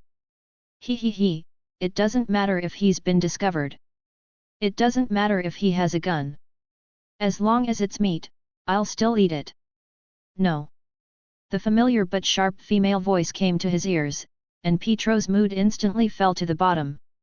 Pain and sadness surged in his chest, his eyes were red, and tears almost burst out of his eyes. But Bai Ye frowned, because he saw that figure's gorgeous appearance gradually disappearing, revealing her true face. Her face was a sickly blue, and her wilted blonde hair was blowing in the wind. While she was running, blue ripples continued to appear on the surface of her skin, and for a moment it turned into a layer of rotten blue skin. It turned out to be Mystique, and now everything was right. In the original plot, this guy turned into Wanda and infected Quicksilver, causing the virus to spread around the world at an unimaginable speed. I just didn't remember it for a moment. He almost hit her. Bai Ye's eyes were serious. He aimed at Mystique and pulled the trigger. 2 bullets roared out, but unfortunately, Mystique evaded the deadly attack flexibly with just a twist of her figure. The bullet just grazed her body, pierced the air, and landed on the far wall. He glanced down at Quicksilver, who was still closing his eyes in pain, squatted down, stretched out his hands, and then clenched his fists. Look up, that's Mystique in disguise, get out of here and let me figure out a way to deal with her. Ah, not Wanda? Pietro, whose limbs were tied, opened his eyes and saw clearly that the guy rushing over was a blue-skinned zombie. He didn't dare to say anything, and quickly twisted and rolled towards the street.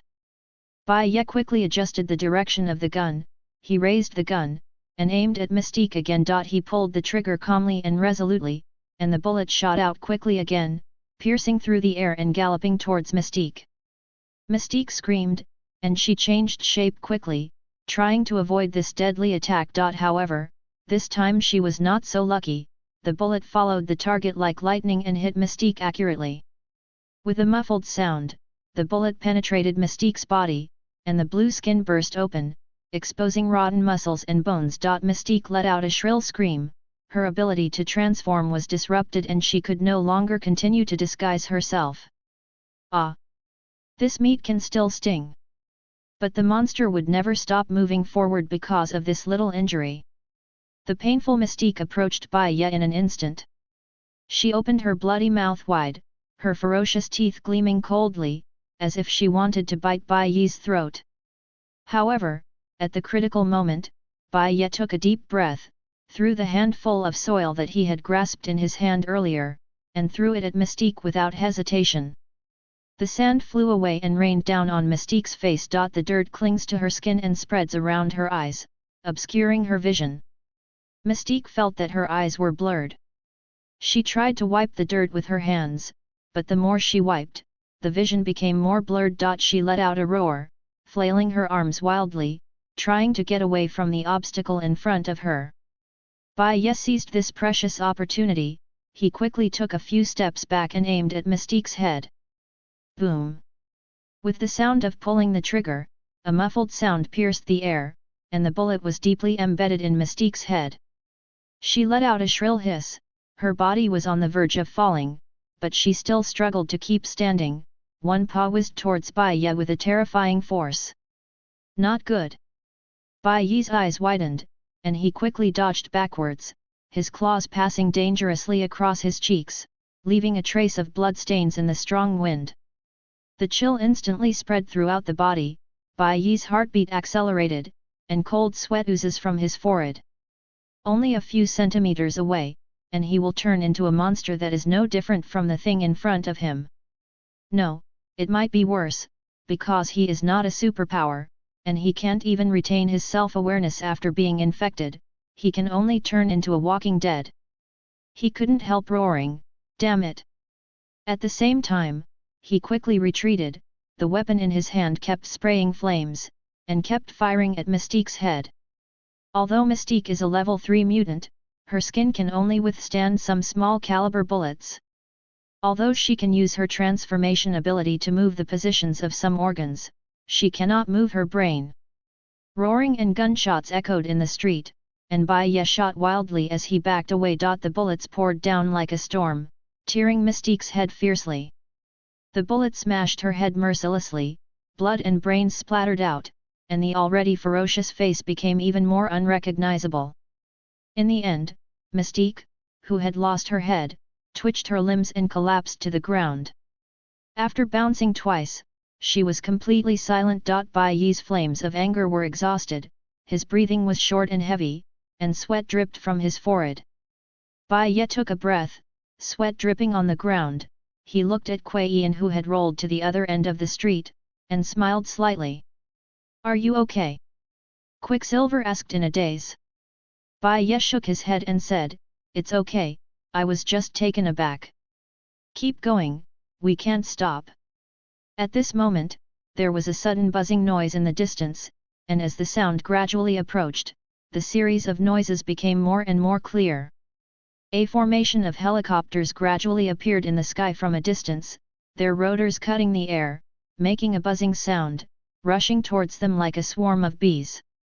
"It's the National Guard." Bai Ye raised his head and said with squinted eyes, "But they can't do much, after all." Before he could finish his words, suddenly a dazzling red laser shot from a distance and accurately hit one of the helicopters. The helicopter instantly lost its balance under the influence of the laser and began to spin and fall. The other helicopters were also apparently thrown into disarray by the sudden attack, flying in all directions like headless chickens, and several were destroyed in the process. Shrugging his shoulders, Bai Ye walked over to pick up Kuei Yan. He could do nothing about it. End of this chapter.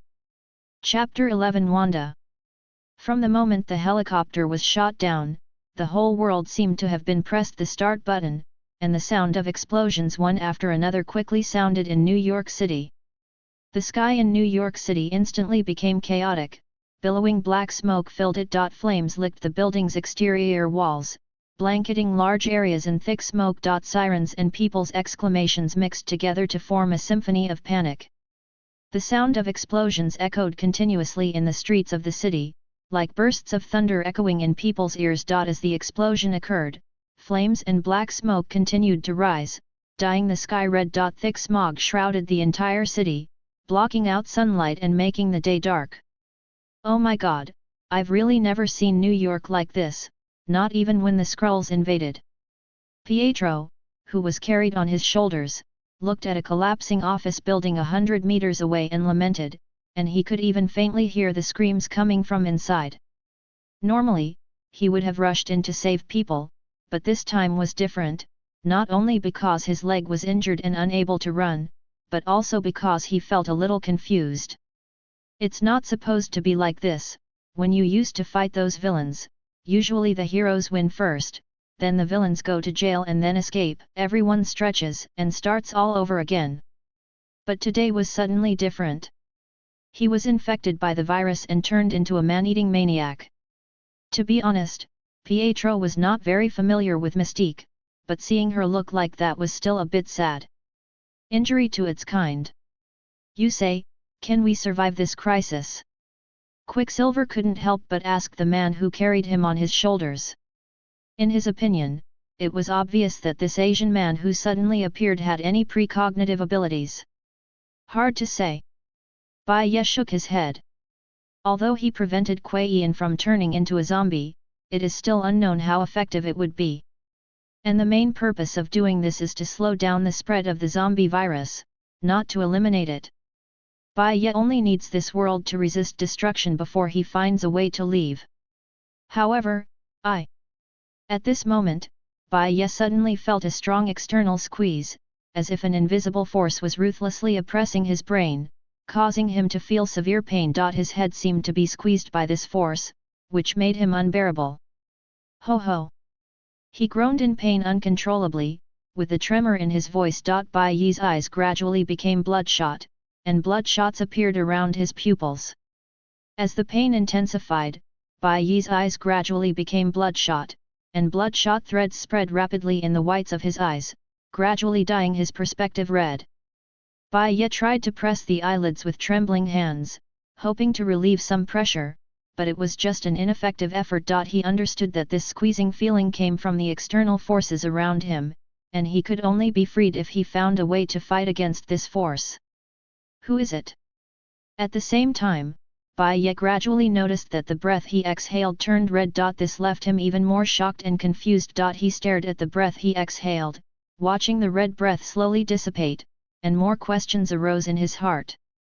He began to think about the meaning of this red breath. Could this be some kind of reaction, a manifestation of supernatural power, or did something unusual change with his body? These questions were entangled in Bai Ye's mind and kept churning. Suddenly, he had a flash of inspiration, as if he had thought of something, and then shouted with all his strength, "Wanda! I know it's you!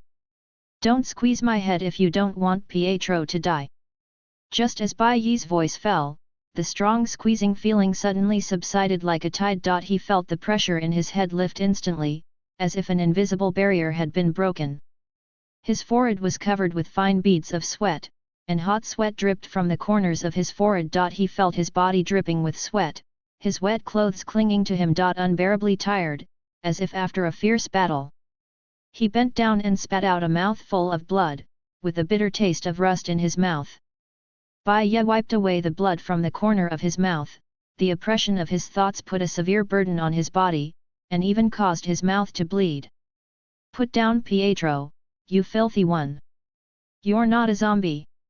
Scarlet Witch walked out of the corner across the street in surprise, and then she was surprised to find that Bai Ye was not a zombie. She quickly realized what she had done just now, and came over to apologize to Bai Ye. There was guilt in her voice. "I'm really sorry. I misunderstood you just now. I only sensed that Pietro was near me and was tied up. I didn't expect it. I thought you were some zombie who wanted to pack Pietro away." Bai Ye smiled wryly. He didn't expect that his previous action of carrying Kuei in for convenience almost caused his head to explode. "Really? Wanda?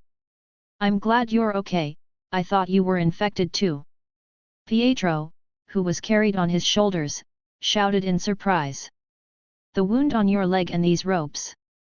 Wanda turned to look at Pietro, said worriedly, and raised her hands at the same time, trying to untie the ropes and newspapers with her thoughts. "No, don't untie it for me, just listen to me." Soon, Pietro explained to Wanda the ins and outs of all this, including the injury to his leg at the beginning and the mystique just now. Then he asked, "Wanda, what happened to them? We should contact the other Avengers now." When Wanda heard Quicksilver ask about the Avengers, her eyes couldn't help but moisten. She bit her lower lip gently, trying to hold back the emotions welling up in her heart, but tears eventually slid down her cheeks. Colonel America sent an SOS signal on the Avengers line, asking all members of the Assembly roster to assemble at the Avengers house. But who would have thought that he was the first group of people to be infected and turned into zombies? When we reacted, the vast majority of the members on the list were infected. And I took advantage of a chance to escape. God. She-Hulk, Hercules, Iron Fist, all of them. As she spoke, she burst into tears. Pietro opened his mouth, not knowing what to say to comfort his sister. He had been protected by Bai Ye at the beginning of the crisis, so he had never seen the Colonel and the others turn into zombies. He didn't dare to imagine those teammates who were once close to each other turned into those monsters, and finally didn't say anything, just remained silent. "Hey! What are you all crying about? With me, Hero Ash, here, why worry about not solving this crisis?" Only the buzz of a chainsaw was heard, and a brown-haired man wearing overalls walked out from where Wanda walked out, holding the chainsaw that had just been opened in his hand. Bai Ye narrowed his eyes slightly. He knew who this person was. Ash Williams, the male protagonist who plays with ghosts, travels in multiple parallel universes, and is also the male protagonist in the original plot of Zombie Heroes vs. Dark Legion. He is also the #1 troublemaker in heaven. End of this chapter. Chapter 12. Ash Williams. What's the matter? Why are you so frowning, yo? Why is this guy tied up? Could it be that he was bitten?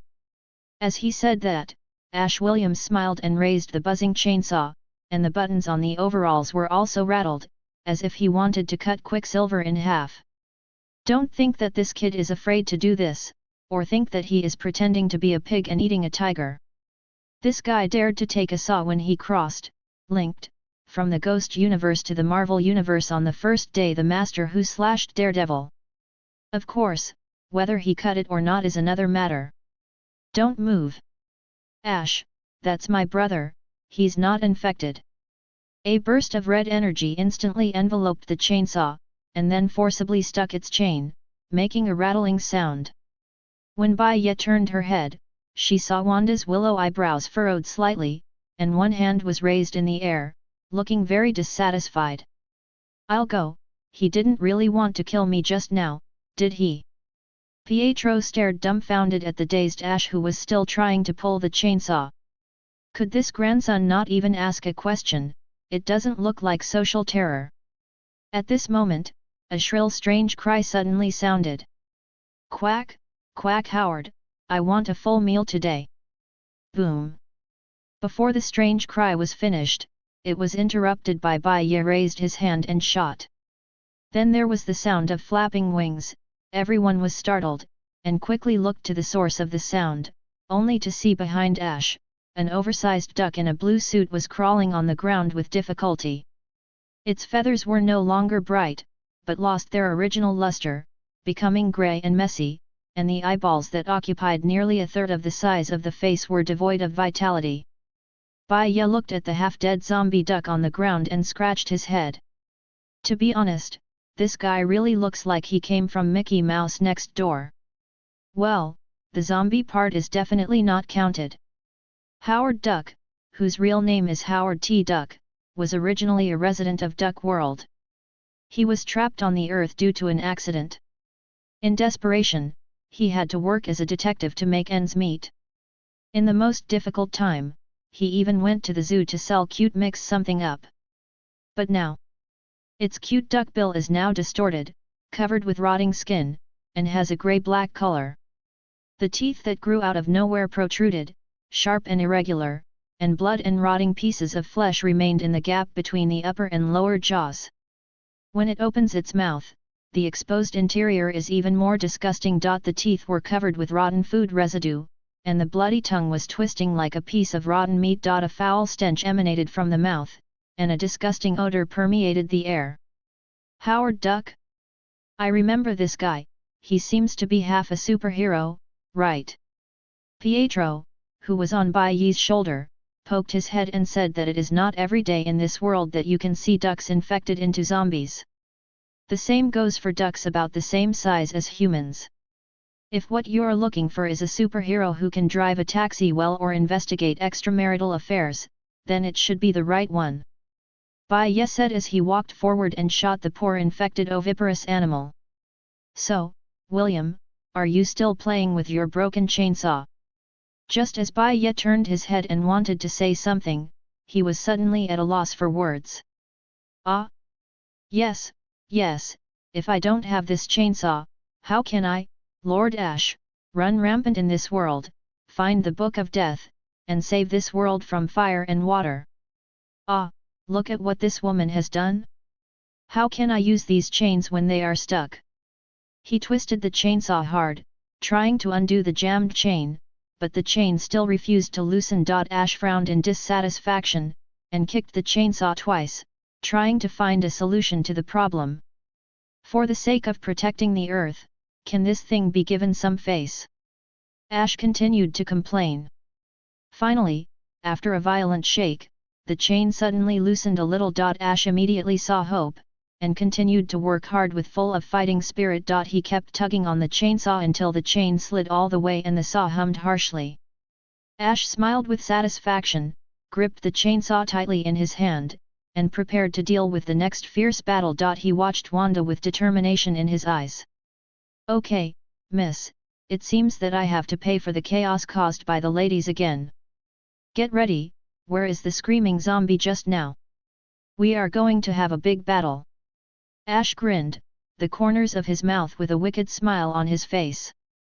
Wanda looked at Ash's stinky expression, twitched the corner of her mouth, and pointed her index finger at the dead body of Howard Duck on the ground. Before Ash started bragging again, Wanda quickly changed the subject. She asked Ash, Ash, about the Book of the Dead, do you know its origin and how to use it? Anxiety and anxiety. Time is running out, and it would be great if this Book of the Dead could help the world survive this catastrophe. Therefore, although the chances are slim, she still has a glimmer of hope, hoping that the chainsaw guy in front of her can give some useful advice. This Ash had broken the door lock of Avenger's house with one shot more than 10 minutes ago, and then shouted about the impending doomsday, demonic possession, the army of death, etc. Later, when the zombie crisis broke out, he happened to meet Wanda, and the two went together for a while. Some of the words he shouted seemed to match the current situation. Maybe what he said is true. I know, this is the rise of the army of the dead. Let's find the Book of the Dead first, and then use the Book of the Dead to kill these zombies.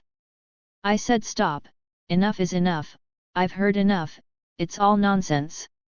Bai Ye stepped forward, with a hint of fatigue and impatience in his voice.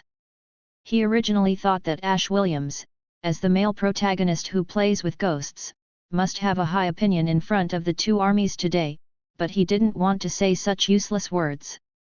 What Ash said was indeed correct. There would be an army of death rising, but he was not talking about these zombie heroes now, but the Walking Dead and 5 scum created by some black magic. As for the two colliding together, it was just a coincidence. Wanda? Please throw him and his chainsaw outside the city. Bai Ye pulled his face and pointed at Ash, who was blushing with anxiety and had a thick neck. That guy probably wanted to shout something, but he was so anxious that he didn't shout anything. Of course. Wanda raised his hands and began to cast spells without a moment's hesitation. Following Wanda's gesture, Ash's body began to be surrounded by red chaotic magic energy. After a sharp twist in the air, he disappeared with his chainsaw. The red light gradually dissipated, leaving only silence in place. Wanda breathed a sigh of relief. Watching Ash disappear into the distance, she felt a sense of relief in her heart. She just obeyed Bai Ye's order, partly because she learned from the conversation with Pietro that this guy should not be a bad person, and not only saved Pietro, but also reached an agreement with the resourceful Fury. On the other hand, Ash Williams is so annoying. Now that his annoying boasts and nonsense are no longer in her ears, Wanda feels much cleaner. What Book of the Dead? I've never heard of it, I'm afraid it's just a child's plaything. Where do we go next? Go straight to the Quinjet. Wanda walked towards the White Knight in front of her and asked solemnly. Oh, let's go find the Book of Death. Bai Ye, who was squeezing time to reload, raised his head and smiled at Wanda. What? End of this chapter. Chapter 13177A Black Street. Wanda and Bai Ye walked along the street silently. Her mind was disturbed by what happened to Ash. She still has doubts about the authenticity of the Book of the Dead. Gradually, she couldn't help asking Bai Ye tentatively. That, about the Book of the Dead, isn't Ash making it up? Wanda asked cautiously. I only said that what Ash said was nonsense, but I didn't say that he told lies. Bai Ye said with a smile, and then added, there is probably a Book of Death in this world, but it should be different from what Ash and you imagine. She nodded thoughtfully, expressing her understanding of Bai Ye's answer. By the way, I forgot to ask your name. Suddenly, Wanda remembered this important question and asked with a smile. My name is Bai Ye, and Pietro hasn't spoken since the beginning, did you do it? As he said that, Bai Ye's eyes drifted to the guy floating behind the two of them, and he rubbed his shoulders. From the very beginning, He handed Bai Ye to the Scarlet Witch. Using her power of thought to lift a person was better than using his shoulders to resist. It saves a lot of effort. Wanda nodded. Pietro has lost blood and needs to rest, and he can't be of much help for the time being. It's best to let him sleep for a while. As if to confirm Wanda's words and to prove that he was still alive, a tractor-like snoring suddenly sounded from behind the two of them. Speaking of which, I haven't officially thanked you yet. Thank you for saving Pietro's life. He has been reckless. If he were left alone in this doomsday world, he might have fallen into the mouth of the zombies. Wanda said, lowering her head slightly, expressing her deep gratitude. Well, to be precise, it should be someone else who fell into his mouth, Bai Ye secretly slandered, then shook his head slightly, opened his mouth and said with a smile, you don't have to be so polite, I am saving myself by saving him. You are really too modest. Wanda stared at Bai Ye and smiled again.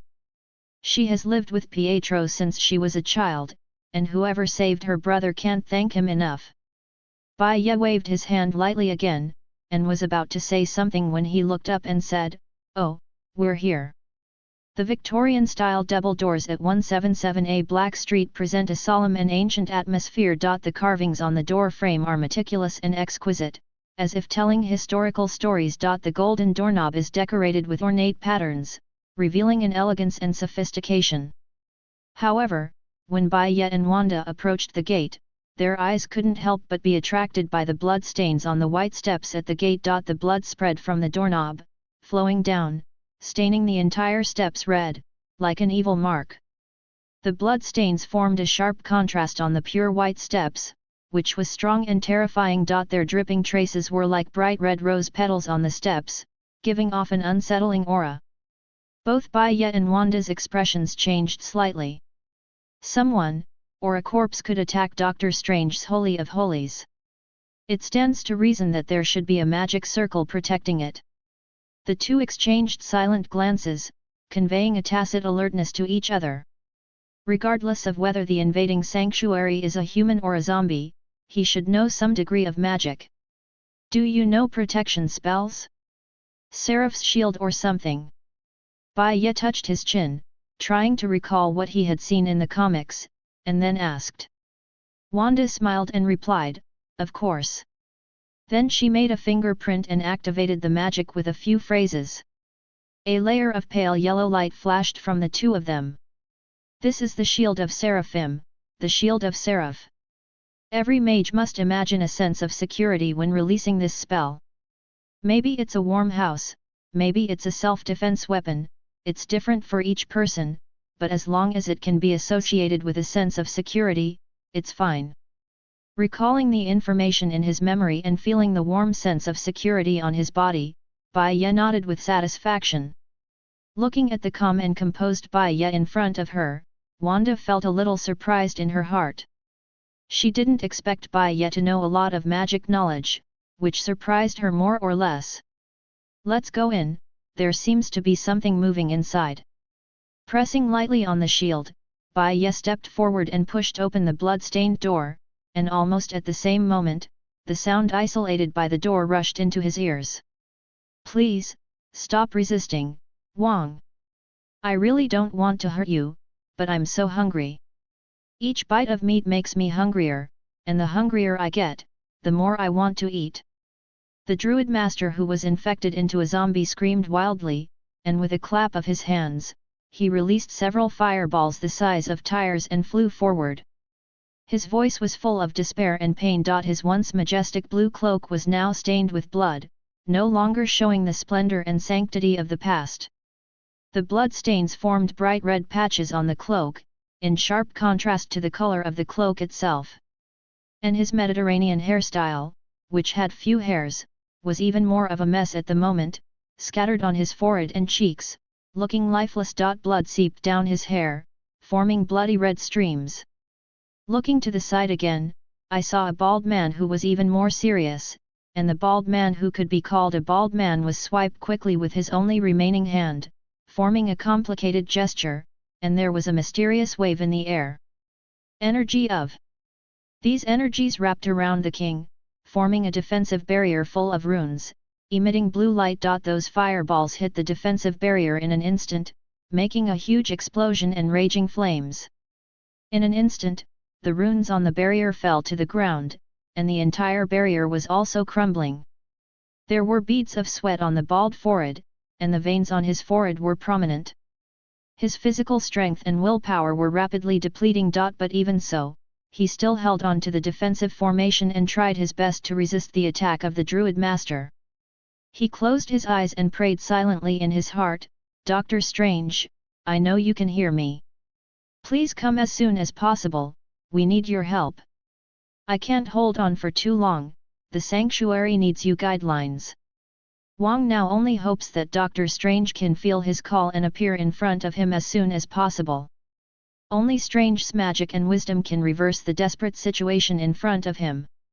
Otherwise, he could only be reduced to the belly of this former friend. Continuing to persevere, the king used his last strength to maintain the defensive formation, while praying silently in his heart, looking forward to the arrival of reinforcements. He knew that as long as Strange came, they would be able to turn the tide of the battle and turn this crisis into a breeze. Another group of flames condensed in the hands of Master Druid, and this fire was bigger and more violent than before. If there was another fire, the king's barrier that was already on the verge of collapse would be absolutely irresistible. At this critical moment, a loud shout was heard throughout the sanctuary, "Stop it quickly, Master Druid! I have found an antidote to the zombies, and you can be freed from the pain of hunger." Bai Ye's voice broke the tense atmosphere on the battlefield, and everyone turned to look at him. Even Wanda stared at Bai Ye dumbfounded, not expecting that he could provide the antidote. When Master Druid heard Bai Ye's call, he showed a painful and confused expression. He reluctantly stopped his frenzied attacks and stared at Bai Ye, a glimmer of hope seemed to flash in his blood-red eyes. Bai Ye briefly exchanged glances with him, then took out a small bottle of potion. The potion exudes a faint blue light, and it seems that there is a kind of redemptive power flowing in it. He carefully placed the potion on the ground, took half a step back, and said with deep sympathy in his tone, "This is the antidote, Master Druid. It can help you get rid of the zombie curse and restore your sanity and humanity." End of this chapter. Chapter 14 Tacit Understanding. Is what you said true? Of course, I was like this before. Bai Ye turned his face to the side, showing the bloodstains on his face to Master Druid. "You just need to pick up that bottle of potion and drink it to get rid of the zombie virus." His tone was very sincere, and his eyes projected his expectations for Master Druid. And Master Druid's eyes flashed with confusion. This was not easy for him, he didn't know whether he should believe what Bai Ye said. The pain of hunger makes people feel miserable, but the joy of eating flesh and blood makes people linger and forget to return. Wanda stood aside quietly, watching all this without saying a word. The bald zombie took a deep breath, and gently picked up the medicine bottle with trembling hands. He stared at the medicine liquid, and the blue light in it flickered in his white eyeballs. "If this is true, then there is no reason for me not to try it." Master Druid's voice was weak and hoarse. The full name of the Druid Master is Anthony Ludgate Druid. He once practiced with the Lamas in the Himalayas for a period of time, and his main coursework was about the control of spiritual power. Perhaps this is why he in the original book, "You can temporarily restrain your hunger in the form of zombies." Recalling the content in the manga, Bai Ye nodded slightly, smiled and said encouragingly, "Believe me, Master Druid, this is your chance to regain freedom and hope, and you still have the chance to become a hero. Strange would be proud of you." Hearing this, Master Druid clenched the medicine bottle, made up his mind, and raised the medicine bottle to his mouth.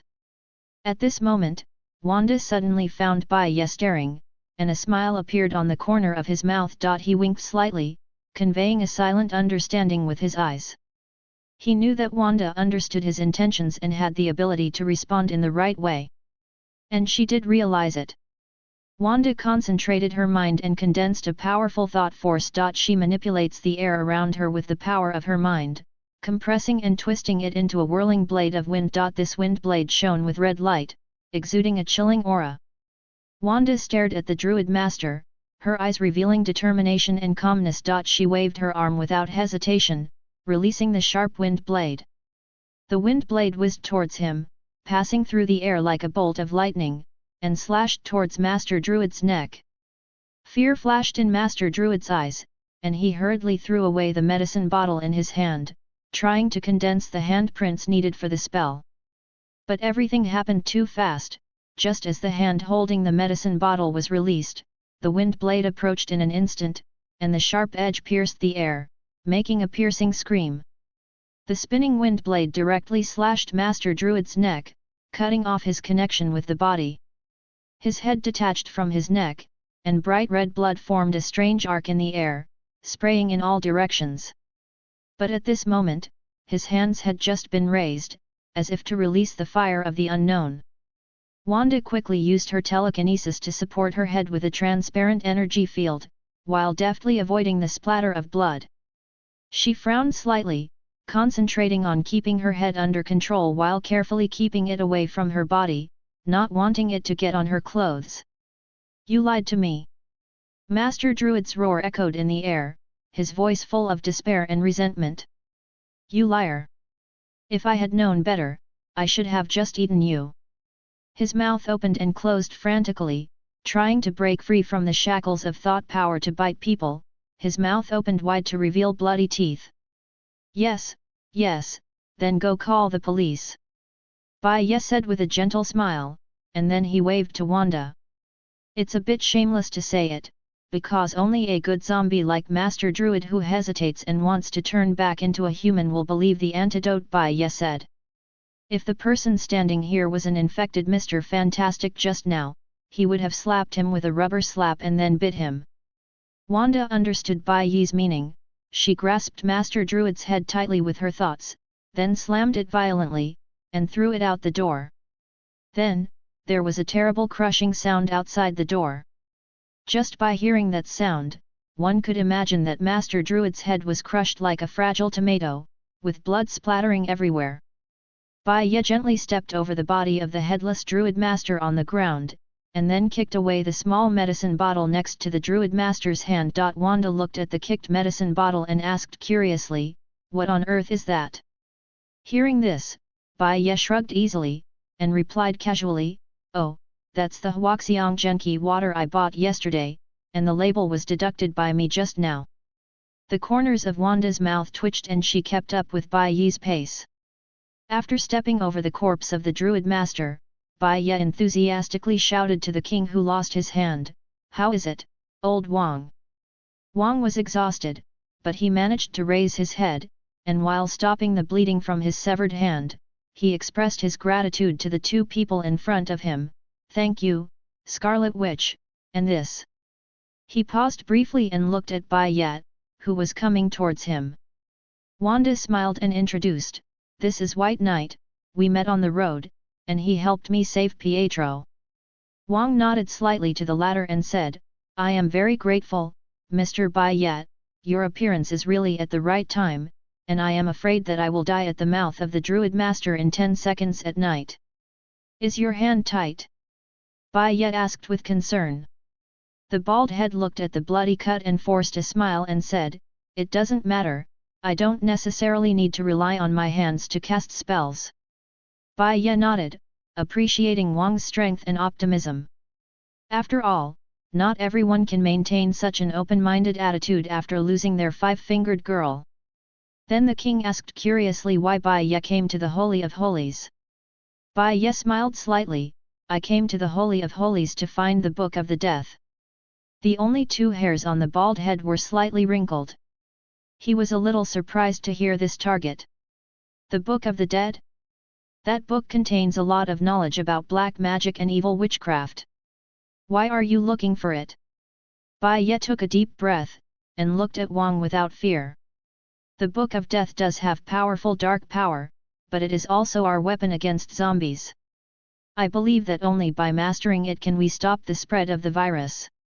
I am willing to take all responsibilities and promise to use the Book of Death in the right way." Wang moron, for a moment, the Book of the Dead does possess powerful dark power, and those who possess it will often fall into the abyss because of its temptation. Just like that dark book. He is well aware of the danger of contacting it, and he can't help but weigh the pros and cons in his heart. However, he recalled Bai Ye's assistance to him in the battle just now, and Bai Ye's bravery and decisiveness at that critical moment saved his life. Anyway, the man in front of me saved his life in the battle just now, and the Scarlet Witch trusts him so much, so there must be no problem, right? In the end, Wang stared at Bai Ye, nodded and said, "Bai Ye, I will take you to find that evil book. However, I hope you understand that this is a dangerous path. In the process of contacting black magic, we must always be vigilant. I don't want you to get lost in it." Bai Ye smiled and replied, "Of course, King." Wang nodded. "Let's go, the Book of the Dead should be on the second floor, come with me." With a twist of his remaining hand, the heavy sanctuary door slowly closed with a rumbling sound. End of this chapter. Chapter 15, The Book of Death. They walked up the spiral wooden staircase to the second floor, their footsteps echoing in the empty hallway. As their footsteps approached, a majestic scene unfolded before Bai Ye's eyes. Countless bookshelves nearly 10 meters high stand on the second floor, standing there like giants. Each bookshelf is filled with books of all sizes. The thick ink smell permeates the air. Bai Ye's eyes widened. He couldn't help but let out an admiration. The hall they were in seemed to be a maze, with intricate corridors intertwined and confusing. The light is dim, only faint lights from nowhere flicker between the bookshelves, casting strange shadows. These bookshelves are arranged in an orderly manner and seem to have no end. The covers of books present a variety of colors and patterns, representing different fields of knowledge and valuable wisdom. Bai Ye stared at them, as if he could feel the power and stories contained in them.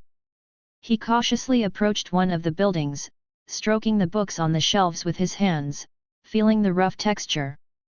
At this moment, Wang suddenly coughed twice, interrupting Bai Ye's meditation. "Bai Ye, these books contain so much knowledge that they have already produced substantial energy, which will make visitors eager to find out at all costs, and eventually even die of thirst in front of the bookshelf. You must be careful not to be attracted by them, otherwise you will end up lost here." Bai Ye silently shook his head, shaking out the strong thirst for knowledge in his mind. It turned out to be like this. No wonder he had a strange feeling as soon as he got to the second floor and wanted to read every book here. "I thought I had finally become fond of reading, but I felt a little disappointed." After completely calming down, he said, "I understand, King, take us to find the Book of Death. After we find it, you can leave the Holy of Holies with us and go to Shield's aerospace carrier, where it will be safer." Wang was silent for a moment, and then did not give a clear answer. "Come with me first, let's go find the Book of Death." Bai Ye and Wanda followed Wang through the bookshelves. They carefully avoided the protruding bookshelves and scattered books. Each book exudes an ancient and mysterious atmosphere, as if it has its own vitality. Their eyes are constantly scanning the bookshelves, looking for clues that the Book of the Dead may be hidden. The bookshelves form an intricate maze, and Wang is like a navigator who knows the way, leading them forward. Bai Ye and Wanda sometimes bent their bodies and sometimes turned sideways around the corner of the protruding bookshelf. Their movements were flexible and quick, and their eyes were sometimes attracted by fascinating books, but they knew that the task now was very important and could not allow yourself to wallow in it. After going back dozens of steps, Wang stopped in front of a bookshelf, and he began to search carefully for the books on the bookshelf, looking for traces of the Book of the Dead. His hands quickly flipped through the covers of each book, hoping to find the mysterious book. However, as time passed, Wang's face gradually became anxious. He kept shaking his head, frowning. In the end, he couldn't suppress the shock in his heart, and shouted loudly, "It's gone! The Book of the Dead is gone!" This unexpected news surprised both Bai Ye and Wanda. Their eyes also turned to the bookshelf that Wang pointed to. Although the books almost filled the first floor of the bookshelf, they could still barely find an abrupt gap in it.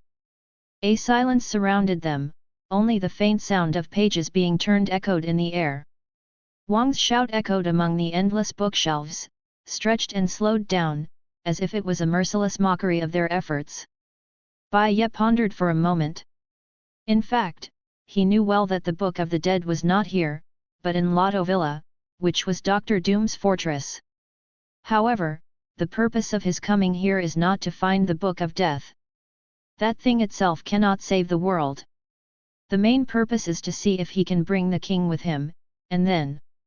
Suddenly, a strong wind blew, sweeping a mysterious atmosphere. Immediately afterwards, an almost transparent soul form floating in mid-air appeared in front of the three people.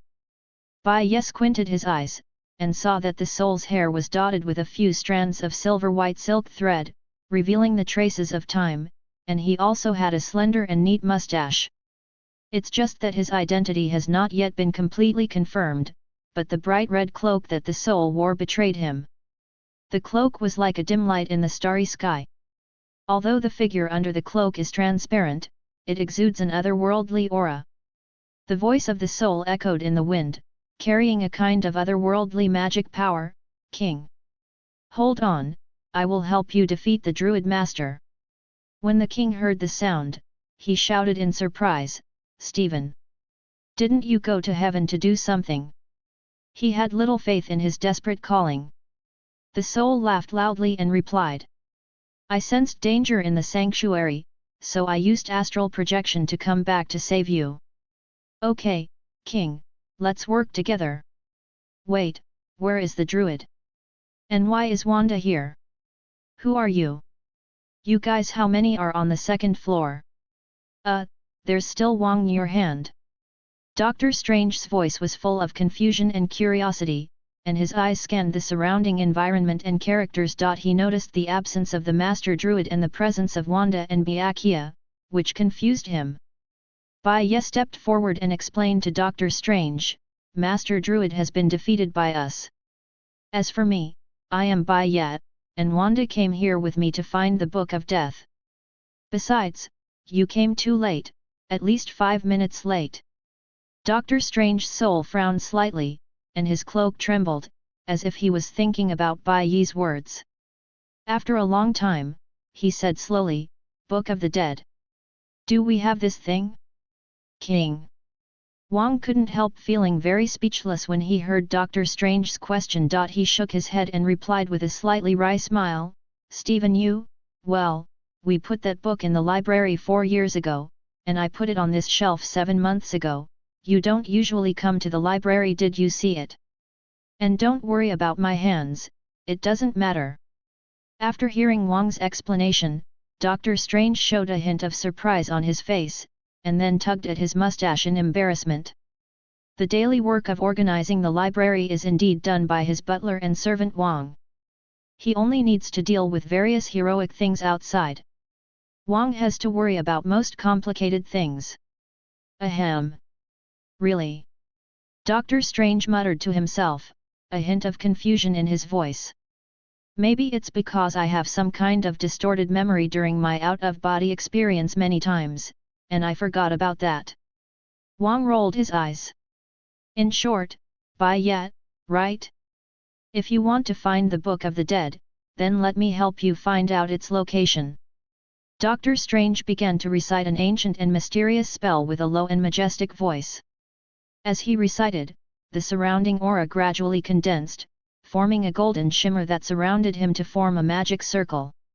His fingers trembled slightly, and his consciousness went deep into the realm of divination. He saw flickering images that symbolized fragments of the past, present, and future. He sensed every book on the shelf, their energy fluctuations and information flows. But suddenly, his body trembled violently, and the magic circle quickly dissipated. Doctor Strange slowly opened his eyes, with a look of vigilance on his face. He took a few deep breaths, trying to calm down the fluctuations in his heart. Someone used magic to interfere with my prediction. His voice was low and calm. Sorry, I'm afraid I can't help you. End of this chapter. Chapter 16 Karmatage and Number 039, S Friendship. Chapter 16 Karmatage's Friendship. Wang was about to say something when he suddenly heard Dr. Strange say, "The structure of this interference spell is not complicated, but it will take several days to unravel. I think what we lack most now is time." Immediately afterwards, he looked at Bai Ye. "Bai Ye, although I don't know why you were looking for that book, I believe there must be an important reason for it. I'm sorry I couldn't help you. And I must thank you for saving the king's life. He is my best friend, so please accept this." He stretched out his palm, and the magic energy in his hand condensed again, gradually forming a golden pendant. The pendant is round, with 4 intertwined golden curves on it, which is the symbol of Karmatage. This standard white knight looked very familiar, and he remembered that this thing had appeared in Doctor Strange's movies, such as the round skylight of the Holy of Holies. Don't underestimate it. It not only means that you have helped the Supreme Mage and gained the friendship of Karmatage, but it can also store various spells into it. Now there is an invisible fire and an astral projection. Then, with a push of Doctor Strange's palm, the pendant floated towards White Knight. "Thank you, I won't be polite." Bai Ye took the pendant with a smile and hung it around his neck. A warm feeling instantly flowed through his body. He instantly understood how to use this thing. This thing is almost a fool-like magic weapon, without any magic foundation, just like a remote control panel with only one button, and it also has the ability of identity verification, which can only be used by the recipient. There are many treasures like this that can be used without magic, such as the bone sword of Agamotto, which can regenerate the wounded, and the hand of Vishundi, which can travel through outer space when worn. To be honest, this was really a surprise. When he rescued the king, he simply wanted to have one more companion on the road, one more safety guarantee, and he had nothing else to ask for. I just didn't expect that Doctor Strange just happened to come to repay his kindness like a fox. It's really a good man with good rewards. Congratulations, congratulations. Under Wanda's strange eyes, Bai Ye managed to hold back the smile that was about to spread to the corner of her mouth. Ahem, by the way, Doctor, I seem to have heard what Wang said about how to do it just now. The spirit body frowned slightly, and sighed softly. 2 or 10 minutes ago, I went to the S.H.I.E.L.D.S aerospace carrier to investigate, and their scientists were helpless against this virus. If technology doesn't work, what about magic? So, I'm going to cast a spell in the sky to see if I can cure the zombie virus." After Bai Ye pondered for a moment, he suddenly said, "Doctor, I understand your determination, but I'm afraid this crisis cannot be solved with a spell." Doctor Strange's expression became complicated after hearing Bai Ye's words. He sighed deeply, then smiled bitterly. "You are right, but I have no choice but to try it." Bai Ye nodded and said nothing, but thought again in his heart. The solution Stephen Strange came up with was not hopeless, but absolutely impossible.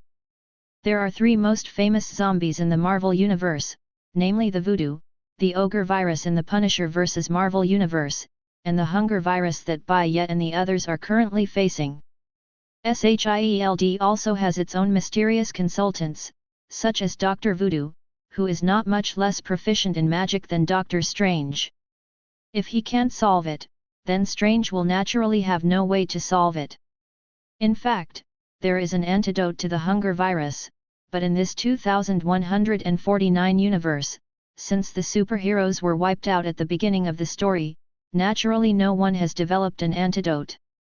Only after about a few decades in this universe did someone in the 616 main universe create an antidote.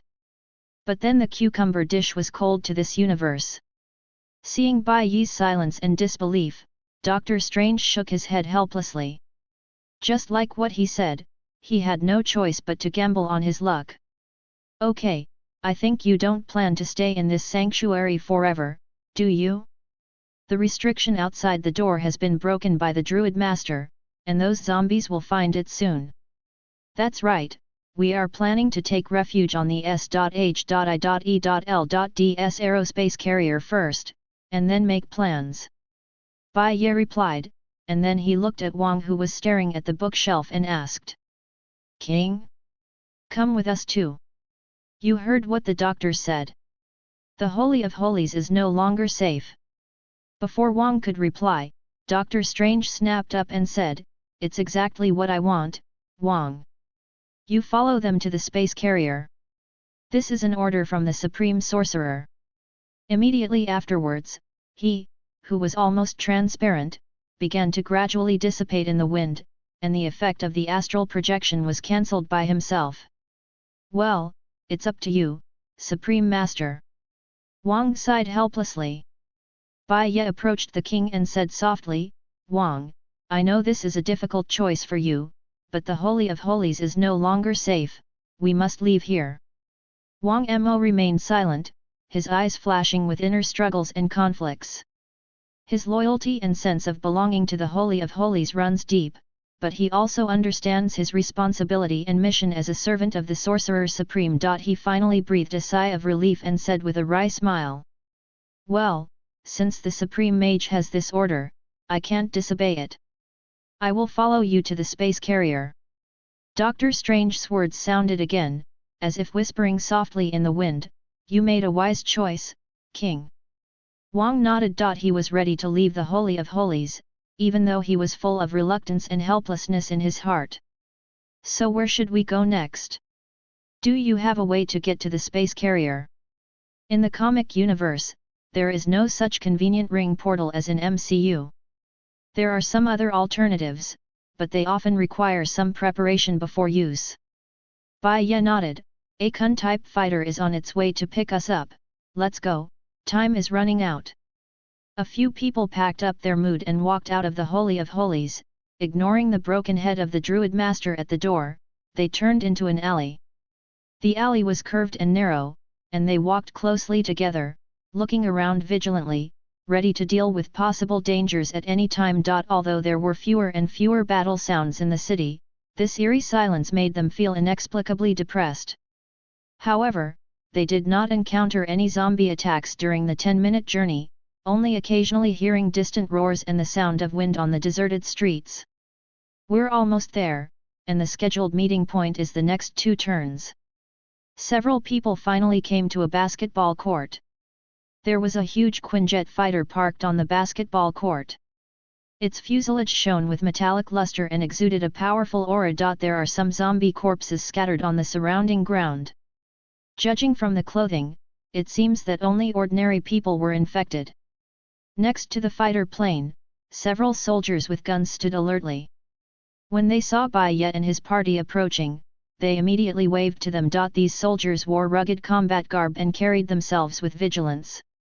Bai Ye and the others hurriedly approached the soldiers, and one of them, who looked like the captain, came forward with sharp eyes. "Welcome to come," the man said in a serious tone. "Are you that White Knight? We have received an order from the director to safely send you to the aerospace carrier.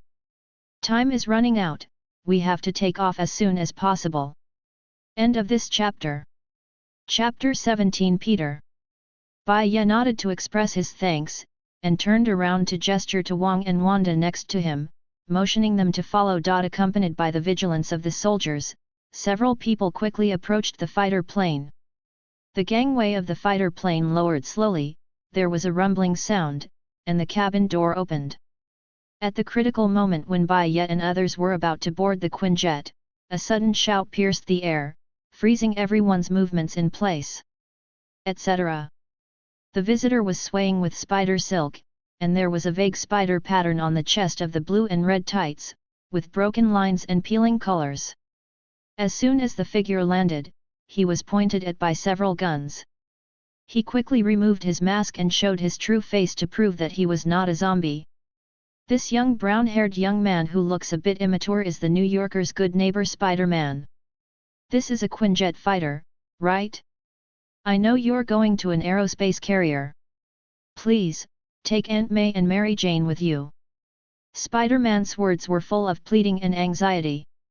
He no longer cared about his secret identity, but only hoped to bring Aunt May and Mary Jane out of this city that was falling into death. His costume still bears traces of the battle, with some scratches and scorch marks highlighting the intensity of the battle he's been through. And Bai Ye frowned imperceptibly. He noticed a small wound on Spider-Man's shoulder. It didn't look like it was scratched by a bullet or an iron sheet. Several soldiers held their guns tightly, unmoved by the pleas of this good neighbor in New York City. They pointed their guns at Spider-Man coldly, issuing a warning. "Back off immediately, or we will open fire." One of the soldiers shouted sternly, his tone full of threats. They were not swayed by Spider-Man's appeal, because they received an order to only take Bai Ye and Kuei Yan and others on the plane. Obviously, the Spider-Man in front of them is not a fellow of Bai Ye. "Listen to me, there are a lot of empty seats on this plane, we just need to bring 2 more people." Peter continued to plead, his voice becoming more anxious. But the soldiers still had cold faces, ready to fire at all times. The sound of the gun being loaded echoed in the air, and the scene became extremely tense. At this tense moment, Bai Ye stepped forward and asked calmly with a smile, "What about Aunt May and Mary Jane? Where are they?" Following his movements, the surrounding soldiers looked at each other and lowered their guns. After Spider-Man heard Bai Ye's question, his eyes flashed with hope and he shouted excitedly, "Okay, great. They are in my apartment, not too far from here. Give me 15 minutes, no, 10 minutes, I can bring them here." As soon as he finished speaking, before everyone could react, he immediately turned around and shot a spider thread towards the distance without hesitation. Bai Ye looked at the cobweb head that was gradually going away, and said with a hint of helplessness in his eyes, "Let's go, get on the plane." Wang frowned and couldn't help but ask, "What about Spider-Man and his family? We can't just watch."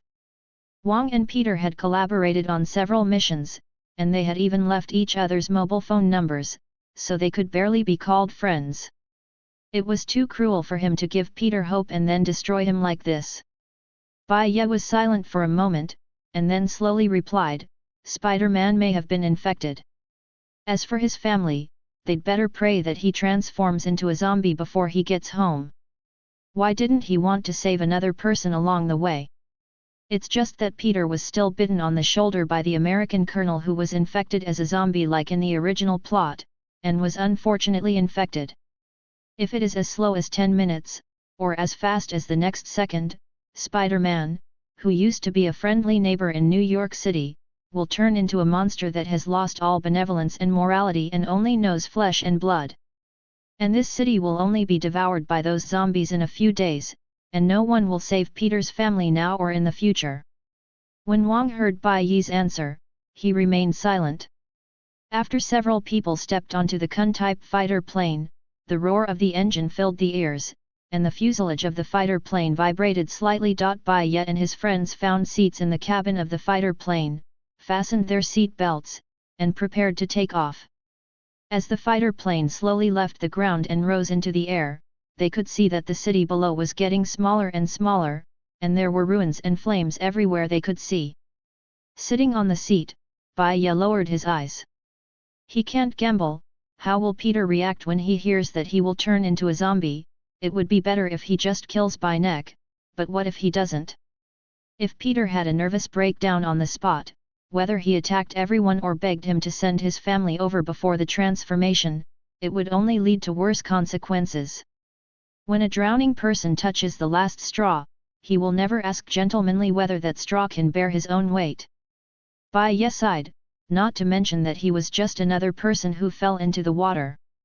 If you want to blame, blame this world that is about to fall into the abyss. Oh, Peter, come on, buddy, hold on, we'll be home soon. He muttered to himself, his voice revealing extreme exhaustion. Despite the excruciating pain from the wound, Spider-Man remained unwavering. He thought about the smiles of his family and their safety and happiness. This became his motivation and allowed him to endure physical pain and fatigue.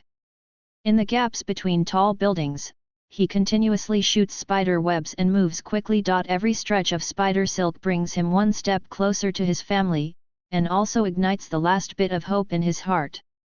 Almost home. Dangling spider webs approaching his home. When he was getting closer and closer to home, the anxiety in his heart reached its peak. He directly smashed the window glass, and rolled into the room. The sound of him breaking the glass alerted Aunt May and Mary Jane inside the house. They turned to the direction of the sound in horror. After witnessing the appearance of Spider-Man, their panic instantly turned into worry. "Oh God! Peter, are you okay? Look at the injury on your shoulder. What kind of animal bit it?" Aunt May immediately walked towards Spider-Man and looked at him with concern. Mary Jane joined in, their eyes filled with worry and concern.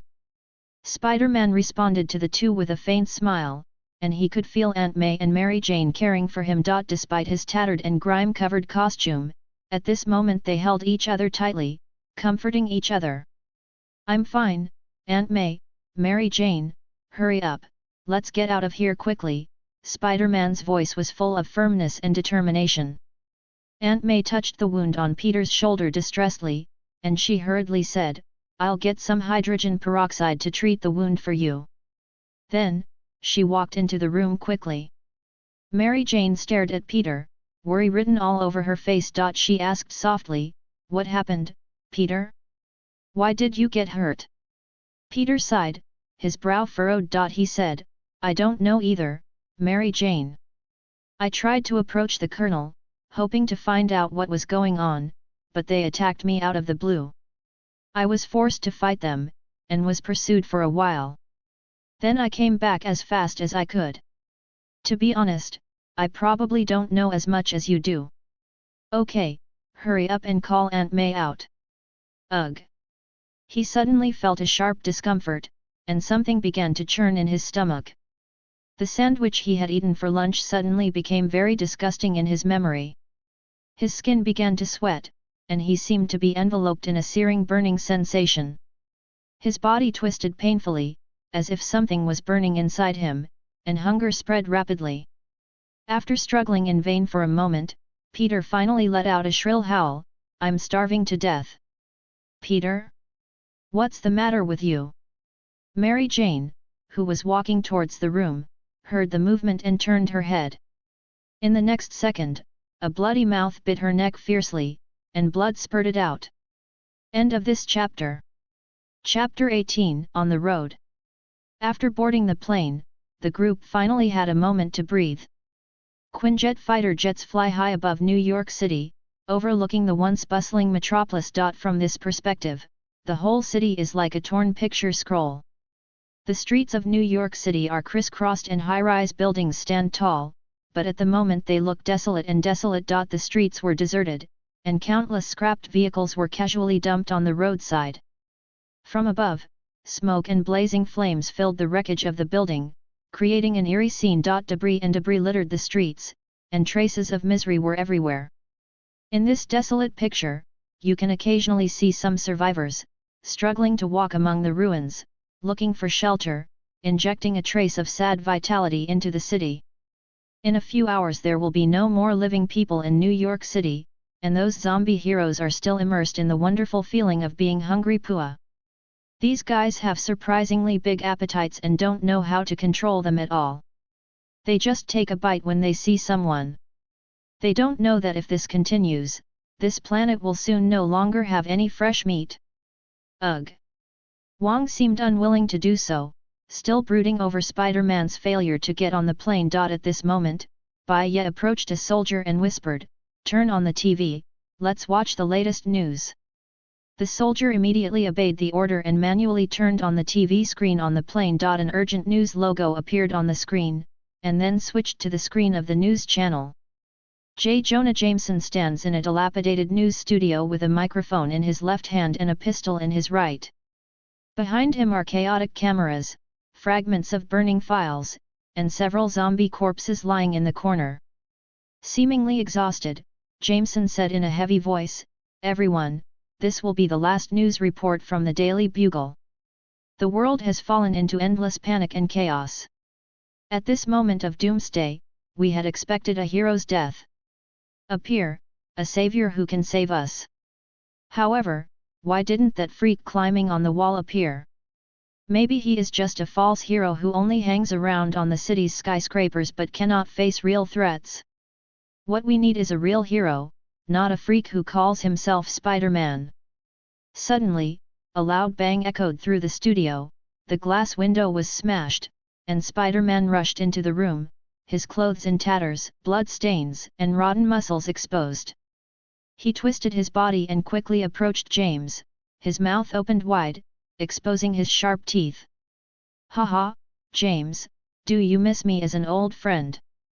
You damn reptile, I knew you were definitely not a good thing." Jameson backed away in horror, picked up his gun and tried to resist. However, Spider-Man's strength and speed far exceeded his imagination, and he easily dodged the flying bullets. "You can't escape, Jameson, I can't control my appetite, and you are the delicacy I crave most at the moment," Spider-Man hissed. The scene ends with James watching desperately as Spider-Man looms, sweat drenching his brow. Immediately afterwards the camera fell to the ground and the footage became blurred. The only sound left in the TV was the sound of chewing, a harsh and terrifying clicking sound. Bai Ye and the others could no longer see any pictures, they could only hear the terrifying swallowing sound echoing in their ears. "Okay, turn it off, we've seen enough." Bai Ye waved his hand, signaling the soldier to turn off the TV. As the screen dimmed, he asked the grey-faced Wang, "Now do you understand why I didn't wait for Spider-Man to bring his family over? I'm afraid his family has already been killed by him." Wang nodded with a wry smile, and then fell into silence again. Bai Ye unconsciously reached out and touched the pendant on his neck. When he touched the pendant, a warm energy came from it and penetrated into his body along his fingertips. Inside the pendant is Wysandi's nameless fire and astral projection. These two simple but not weak spells will become a vital part of his next plan. The nameless fire is as powerful as several thermite grenades, and what's even better is that as a spell, it can naturally cause damage to spirit bodies. An astral projection is equivalent to out-of-body, but the distance will be limited. At this moment, the radio in the Quinjet fighter suddenly sounded, and Fury's voice spread throughout the cabin. "When everyone arrives at the aerospace carrier, I hope to have a private talk with Bai Ye, over." Bai Ye raised his head and squinted his eyes. Wanda and Wang looked at Bai Ye at the same time. Wang said softly, "It seems that Fury has something important to ask you, Bai Ye." Bai Ye glanced at Quicksilver, who was sleeping soundly on the side, then turned to Wanda and asked, "What's your impression of Fury?" Wanda frowned, thought for a moment and then replied, "He is very capable of leadership, but he often hides things from us and keeps some secrets of his own." Smiling, Bai Ye said softly, "This fellow Fury's heart is darker than coal balls." "Oh? How do you say this?"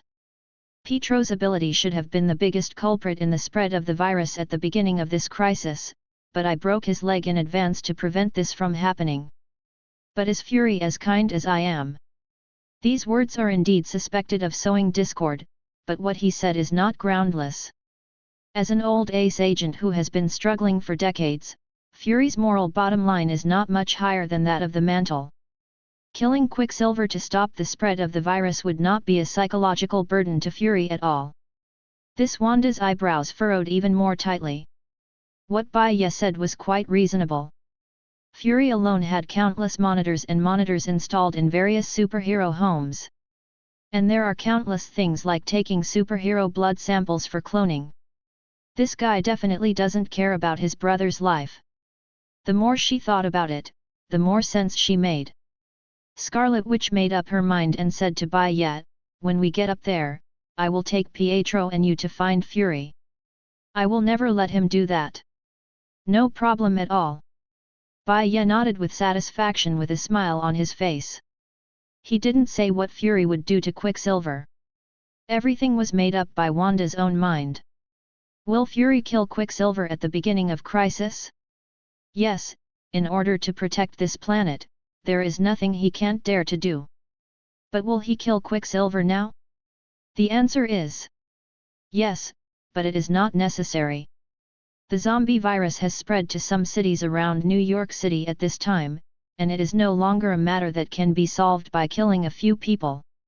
Moreover, even if Bai Ye is infected again in the future, he will only add another insignificant hole to this bruised world. But Bai Ye is different from Bai Ye now. The value he has shown is enough for Fury to use some extraordinary means against him at this special moment. However, Bai Ye still believed that the one-eyed dragon was a person with general knowledge and would not do anything too outrageous at this time. He brought Wanda with him just to test Fury and as a final insurance. End of this chapter. Chapter 19 Meeting Fury. We have arrived. The Quinjet landed steadily on an apron. After Bai Ye and others walked out of the hatch, the fighter jet immediately ejected tail flames and took off on the spot. It was probably going to perform a mission somewhere else. Hey, buddy, how do I get to the director's office? Bai Ye saw the right moment and grabbed a passing agent, then let go of his hand angrily when the other agent looked half confused and half looking at him as a fool. It's true that Fu Rui said that he wanted to talk, but he didn't even know he was sent to pick him up. This aircraft carrier is so big, who knows where to find him? He raised his head, looked around, and had a panoramic view of the busy scene on the aerospace carrier platform. At least more than 20 Kun-type fighters were taking off and landing at the same time.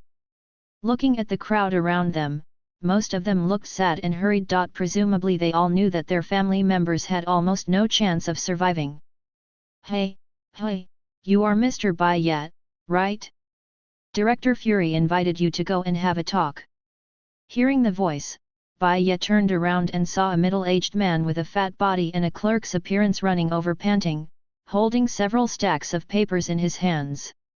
Before Bai Ye could say anything, the man sneered again and said, I'm really sorry, the situation on the ground is complicated now, and Shield's dispatchers are already too busy, so I found you had arrived a few minutes late.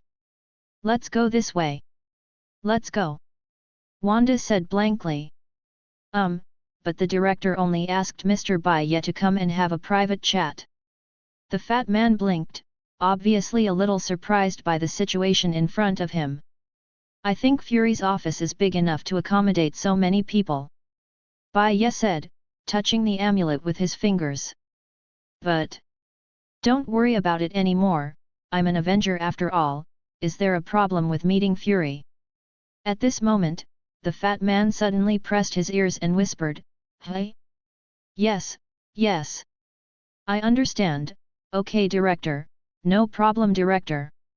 Bai Ye only noticed at this time that the guy had a small earphone hanging on his ear, and he should have used that thing to make a remote encrypted call with Fury just now. The director agreed to let you go together, and the bald master can also go together, if he wants. Wang looked at Bai Ye, who nodded. You're wasting too much time, take us there quickly. Listening to Bai Ye's words, the fat man's mouth twitched, but he immediately returned to his polite look. Of course, this way please.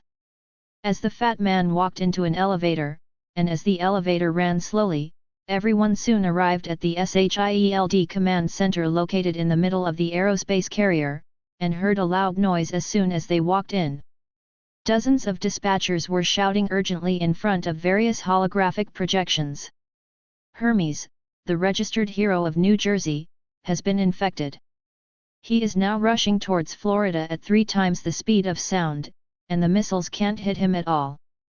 The army sent over has been eaten by him. Do we have anyone we can use? Can we borrow 2 from the X-Men? No, the X-Men sent a message 2 minutes ago saying that they are unable to provide any help. Wait, the signals from Bigfoot and Leprechaun are heading towards Hermes' route, call them back. They are on suicide. Call Colonel Rhodes, we found an infection in eastern Maine, please go to the rescue. Daredevil's signal disappeared. This is the number 90 superhero who lost contact with 3 in New York City. He is temporarily marked as missing. If there is no reply after 10 minutes, he will automatically be infected or dead. Thor is fighting more than 10 zombie heroes in the Empire State Building. The closest to him are Nova and Ares. Send them to support, and then send a Quinjet fighter to pick them up. Start shrinking the defenses. The infection has now spread to every state that borders New York State. We need to regroup the troops. Bai Ye stood quietly at the entrance of the command center, all kinds of commands, communications and personnel exchanges intertwined to form a din, which inevitably aroused a little more irritability in his heart, but he remained silent and did not say anything. Speech. Wanda and Wang beside them were also listening to the news, and their faces gradually turned pale. Every message conveyed the weight of the disaster, and they couldn't stay out of it. Wanda's eyes were full of helplessness and pain, while Wang's expression became more serious and his brows were furrowed. You have passed by. Turn right next to the elevator door and go straight to the end. The second room where you turn left is where the director is waiting for you. After the fat man finished speaking with a smile, he left a few people behind and hurriedly joined the dispatcher team below. Taking one last look at the chaotic command center, Bai Ye sighed, let's go. Their efforts were in vain. Apart from Quicksilver, there were other speedsters in New York City. There were no less than 5 of them with names, not to mention those heroes who had never reported to the authorities. Although their speed may not be as fast as Kuei-yin, several times the speed of sound is enough for them to avoid the pursuit of heroes among tall buildings, and eventually spread the virus to the whole world. It's just that without Kuei-yin, the time for the virus to infect the world may be a little later, but that moment will come after all. He led the group of people to follow the path the fat man told them, and finally came to a closed metal door. To be honest, looking from the outside, it didn't look like a conference room, but more like a prison. Wanda also noticed this and frowned. Click! Just as everyone was thinking about it, the door opened by itself, and then a male voice came from inside, "Come in." After exchanging glances with Bai Ye, Wanda took the lead and walked in with Pietro, who was still sleeping. Bai Ye and Wang followed closely behind. Walking through the door, Bai Ye breathed a sigh of relief. Fortunately, it didn't look like a torture room, with a brown floor, incomprehensible but valuable abstract paintings, and that huge mahogany table. One of Fury's offices. There were 3 chairs in front of the table, no more, no less, and behind the table sat a brown-haired one-eyed man who looked like cast iron, with a half-burnt cigar in his hand, squinting at Bai Ye. Taking a deep breath and flicking the ash, he spoke. Sit down, all of you. Okay. Bai Ye shook the amulet around his neck and walked over, followed by Queen Wang and Wanda, who sat down. The talisman shone brightly under the light above his head, and Fury with 4 curves frowned. I don't know if it was because the light hit his eyes or because of the pattern formed by the curves. If you want to talk, then I'll talk. Bai Ye said, touching the amulet. End of this chapter. Chapter 20 Communication. After quietly watching Bai Ye for a few seconds, Fury turned to Wanda. Let's talk about you first, Wanda, do you want to see me? I also brought Pietro on purpose, why don't you go and treat his wound first? Let's make it clear, do you want to do something to Pietro? Wanda stared blankly at the one-eyed dragon in front of her. Hee hee. Fury laughed helplessly, extinguished the cigar in his hand, and pressed the bottom of the table, and then a light blue holographic image appeared on the table. It was a world map, but there were countless small red dots on it, slowly moving outward from all directions of New York State, which had already turned black, and at the same time, the surrounding states also began to slowly turn black. Honestly, if I had done it half a day ago, I would have definitely done this. At the same time, I also believe that Pietro would understand my painstaking efforts. But I think you can see now that the virus is completely out of control and we can no longer solve this crisis through early containment. Don't worry, I won't do anything to him. Go and take Pietro to the infirmary. Look at the blood on his legs. After saying that, he waved his hand to Wanda, indicating that the Scarlet Witch could leave. But Wanda still sat there, glanced at the white night where the old god was, and then looked at Fury steadily. without saying anything. She owes Bai Ye a great favor. Fu Rui, an old boy, likes to tie up and beat people he doesn't know well, and then force them to do things for him, and he can't let that happen to Bai Ye. Fu Rui looked at Wang, Wanda, and Bai Ye in front of him, and was silent for a moment, as if he was planning something, but finally let out a sigh with exhaustion and helplessness in his voice. He lit another cigar and said, "If I want to harm this Mr. Bai Ye, I can do it on the Quinn-type fighter jet. Someone will come to the meeting later. You can rest assured about his personal safety." Before Bai Ye could speak, Wanda raised her head and looked into Fury's eyes with dissatisfaction and doubt in her eyes. "Who is coming again? Why don't you call me? I am also an Avenger after all. Thor and Iron Man. Thor is still on the way in the Quinjet, and Stark is already on the space carrier. He will be in this office in a while. If you are worried, you can wait for them to come." Wanda turned her head and glanced at Pietro. Quicksilver's face seemed to twitch slightly due to the pain, which made her feel tight. Then she turned her inquiring eyes to Bai Ye. Bai Ye pondered for a moment. Although Thor and Tony Stark held silver parties, were scumbags, and never paid attention to their language, they were good people, and their moral bottom line was so much higher than the agent leader in front of them. It is impossible for Wanda to continue to use telekinesis to stop Pietro's bleeding. If she continues to use morality to kidnap her to stay with her, it will probably be counterproductive in the end. It is better to let go and see what Fury wants to do. As for Wang, he is an honest man, so he can't bully Yang Guo, who has no talent, right? Thinking of this, he made up his mind and said, "Pietro has suffered enough, we must treat him as soon as possible, let's go." Hearing this, Wanda looked at Bai Ye gratefully, and hurriedly dragged Kuei Yin out with her thoughts.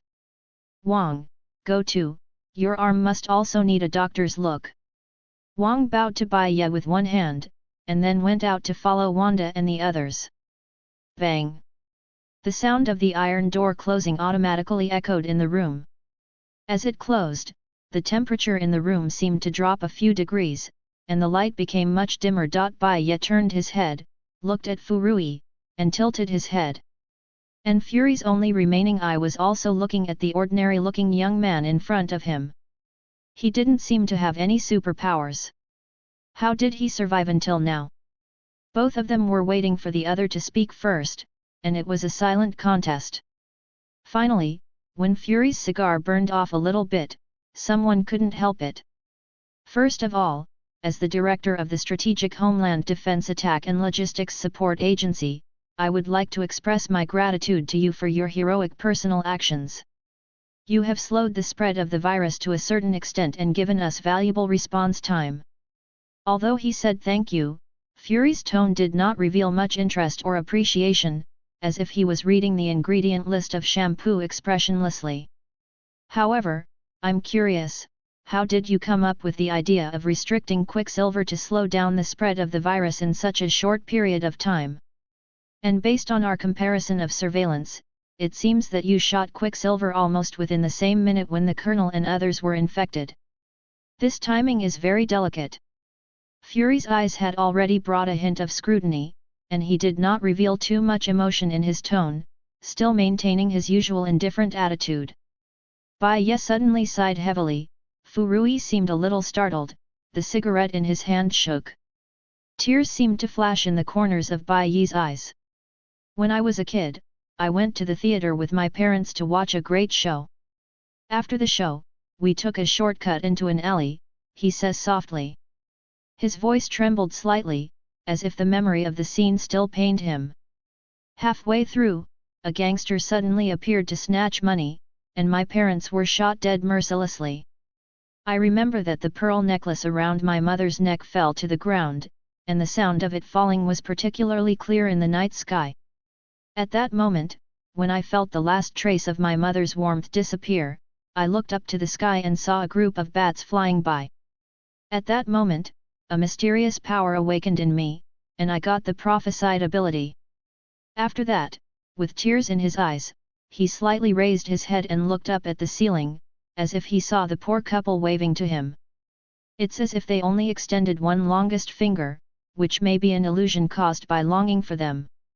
After hearing this tragic backstory, Fury nodded with deep sympathy and asked, "Oh, so Mr. Bai Ye, what is your father's name?" Bai Ye hesitated for a moment, then answered, "Thomas Wayne." Fu Rui raised his eyebrows, and then asked, "Then your mother must be named Bai." Bai Ye shook his head, "Her name is Martha Wayne, and her maiden name is Kane." Fury's hand holding the cigar trembled slightly, and the ash fell out of the ashtray. "Your father's surname is Wayne, your mother's surname is Kane, and it turns out that your surname is Bai." Bai Ye sighed softly, and waved his hands. "Hey, what can I do? If they don't have my surname, I can't force them to change their surname. You may be too young to understand. You will understand these things when you are my age." Fury had a sudden urge to hit someone with an ashtray. End of this chapter. Chapter 21 Mr. Fantastic. I hope you can cooperate a little bit, Mr. Bai Ye, this story is too unbelievable. Ah? Isn't this unbelievable? Bai Ye leaned back in surprise. Let's change it to another one. In the second year of Yuan He, a wandering gambler came to Wayne's house. Stop! Fury slammed the table, the veins on his forehead twitching violently. It's getting more and more outrageous. It was still modern at any rate, and now it has become Yuan He Ernian. What happened so many years ago can have a gross relationship with you. Nonsense has to be reasonable. Okay, I won't delve into the question of where you came from. Didn't you say that you can predict the future? Now tell me, have you seen what happened in the future? Taking a deep breath, Fury still intends to pretend that nothing happened just now. Wouldn't it be alright to do this earlier? Bai Ye comfortably squeezed back and forth on the seat. Among other things, the SHIELD chair is quite comfortable, probably made of leather.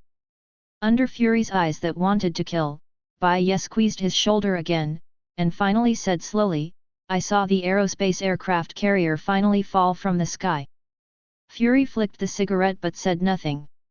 It all happened because the Fantastic Four, or Mr. Fantastic, Reed Richards, the smart guy, turned into a zombie. Fury frowned after hearing this. Impossible, we did a comprehensive test when everyone boarded the spacecraft, and no one was infected. You're right. However, Reed is a madman of science, and 2 children died, so his spirit is probably not normal. If he finds that zombies can live forever without any food, he will most likely choose to infect the Fantastic Four to complete a new evolution. Oh, but I think you should be able to think of this, and not send him to develop an antidote and expose him to the virus. Bai Ye squeezed his eyes, his words were full of sarcasm. After hearing Bai Ye's words, Fu Rui was not angry, but just pondered for a moment. Bai Ye's statement was not unreasonable. Reed is full of curiosity about all kinds of strange phenomena and experiments, and his intelligence may be the best among the most intelligent people in the world, but precisely because of this, he is very easy to get into the horns and cannot get out. When he was in college, he stayed up for 3 days and 3 nights to solve a problem, and finally fell headfirst on the test bench and was laughed at by dumb. Suddenly, Fury raised his head and looked at Bai Ye. Wait, you said those zombies can live forever without eating or drinking. How do you know? I'm a prophet, of course I know. Bai Ye shrugged naturally. After all, in the original comics, it was this rubber man who went crazy and injected the zombie virus into the Fantastic Four, successfully breaking through S.H.I.E.L.D's aerospace aircraft carrier from the inside. Computer, call me the monitoring of the laboratory where Mr. Fantastic is located, and at the same time lower the importance of the underground shelter plan from A to B. The holographic projection in front of him changed instantly and moved to the inside and outside of a laboratory. Mr. Fantastic was wearing a white coat and concentrating on experiments. His arm stretched more than 10 meters and he easily removed the beaker from the height. At the same time, his neck stretched several meters, and he wore a magnifying glass on his head, observing the corpse of a zombie intently. He didn't realize that there were two people watching him through the surveillance camera at this moment. He just kept fetching various tools to work on the corpse, and everything seemed normal. "I think he's normal," Fury said lightly. There was nothing unusual or inappropriate about Reed in front of him, he was just doing what a scientist should do. The kind of scientist who made Frankenstein. Bai Ye twisted his body, pointed to the harmless rubber band on the screen and said, "You may wish to close the door and test him again. I believe that Mr. Richards, as a kind superhero, will not care about the trivial matter of others misunderstood him. This is a harmless thing, just do it." Fury nodded slowly. He pressed twice on the screen, and the door of the laboratory was quickly closed and locked. Mr. Fantastic was taken aback by the sudden movement. He quickly turned his head, looking around in a little bewilderment. Is anyone there? Sue? Is that you?" Mr. Fantastic muttered, trying to figure out what was going on. His voice sounded confused. However, the environment inside the laboratory became quiet and closed. Fury watched Mr. Fantastic's reaction on the screen, and he just watched, neither sad nor happy. Mr. Fantastic stood in the laboratory, looked around, and tapped on the door to try to establish contact with the outside world. There was a hint of uneasiness and uncertainty in his eyes, and he might be wondering if some kind of accident had happened. "So, if it's you, come out and explain. What's the situation?" He hoped to get a reasonable explanation to dispel his inner doubts. Fury glanced at the smiling Bai Ye again, and finally spoke, "It's me, Reed. Just now an infected person sneaked in on the aerospace carrier. We locked all the doors to check if anyone else was killed by him. In fact. But don't worry, you haven't gone out yet, you are on the white list." Fury's voice came from all directions in the laboratory, making it difficult to tell where the source was. "So that's how it is. Wait, are Sue and the others all right?" Reed, who had just breathed a sigh of relief, asked hastily, with the image of a responsible husband and big brother. "They're fine. Oh, Susan will be here now, so I won't disturb you." After saying that, Fury cut off the communication. Hearing this, Bai Ye frowned, because there was no one outside the door of the laboratory, and the corridor was empty. Ignoring Bai Ye's doubts, Fu Rui continued, "The computer sends an LMD to the TH floor. The appearance is required to be an invisible woman, and after all preparations are completed, open the protective door of Gamma District, and it's over." LMD, Fury's favorite bionic man, can perfectly imitate the original owner in terms of appearance and sound, as well as some functions unique to carbon-based creatures. Sometimes these high-tech gadgets even have self-awareness, and they do things that bite Fury back. "Wait, isn't the guy in front of me also an android?" Bai Ye was startled. "Don't be too surprised. The thing I just used is a biological simulation bait. Although this thing is valuable, it is nothing compared to the trust with Reed. Honestly, I'm a bit conflicted. I hope your prediction is correct and can eliminate a source of danger for me. But at the same time, I don't want to lose another friend. I have already lost enough today." Fury shook his head and sighed, his eyes filled with bitterness. He took a deep breath of cigarettes and looked at the monitor. Suddenly, a crack opened in the corridor outside the laboratory, and a beautiful blonde woman came out of it. Dressed in a blue uniform. "Please enter the command," Susan said dully. Impersonating the personality of Susan stormed to spy on Reed Richards' attitude towards the zombie virus. "Clear." After the bionic man finished speaking, his eyes turned upwards, his body twitched slightly, and his head shook wildly, completely losing the iceberg beauty just now. A few seconds later, its neck clicked and a trace of sadness appeared on its face. Its eyebrows and the corners of its mouth were lowered together. It wanted to play the role of a mother who had just lost 2 children. The closed door of the laboratory slowly opened, and heavy mechanical sounds echoed in the air. "The one I just posted is still under review. There may be an additional chapter later. End of this chapter. Chapter 22 The Great Evolution. As the door to the laboratory opened, Susan walked in and came to Reed's side. "You're fine, Sue." He spoke words of concern, but Reed still focused on studying the zombie's corpse. He focused on cutting off a small piece of the zombie's heart, and placed it under a microscope for careful observation.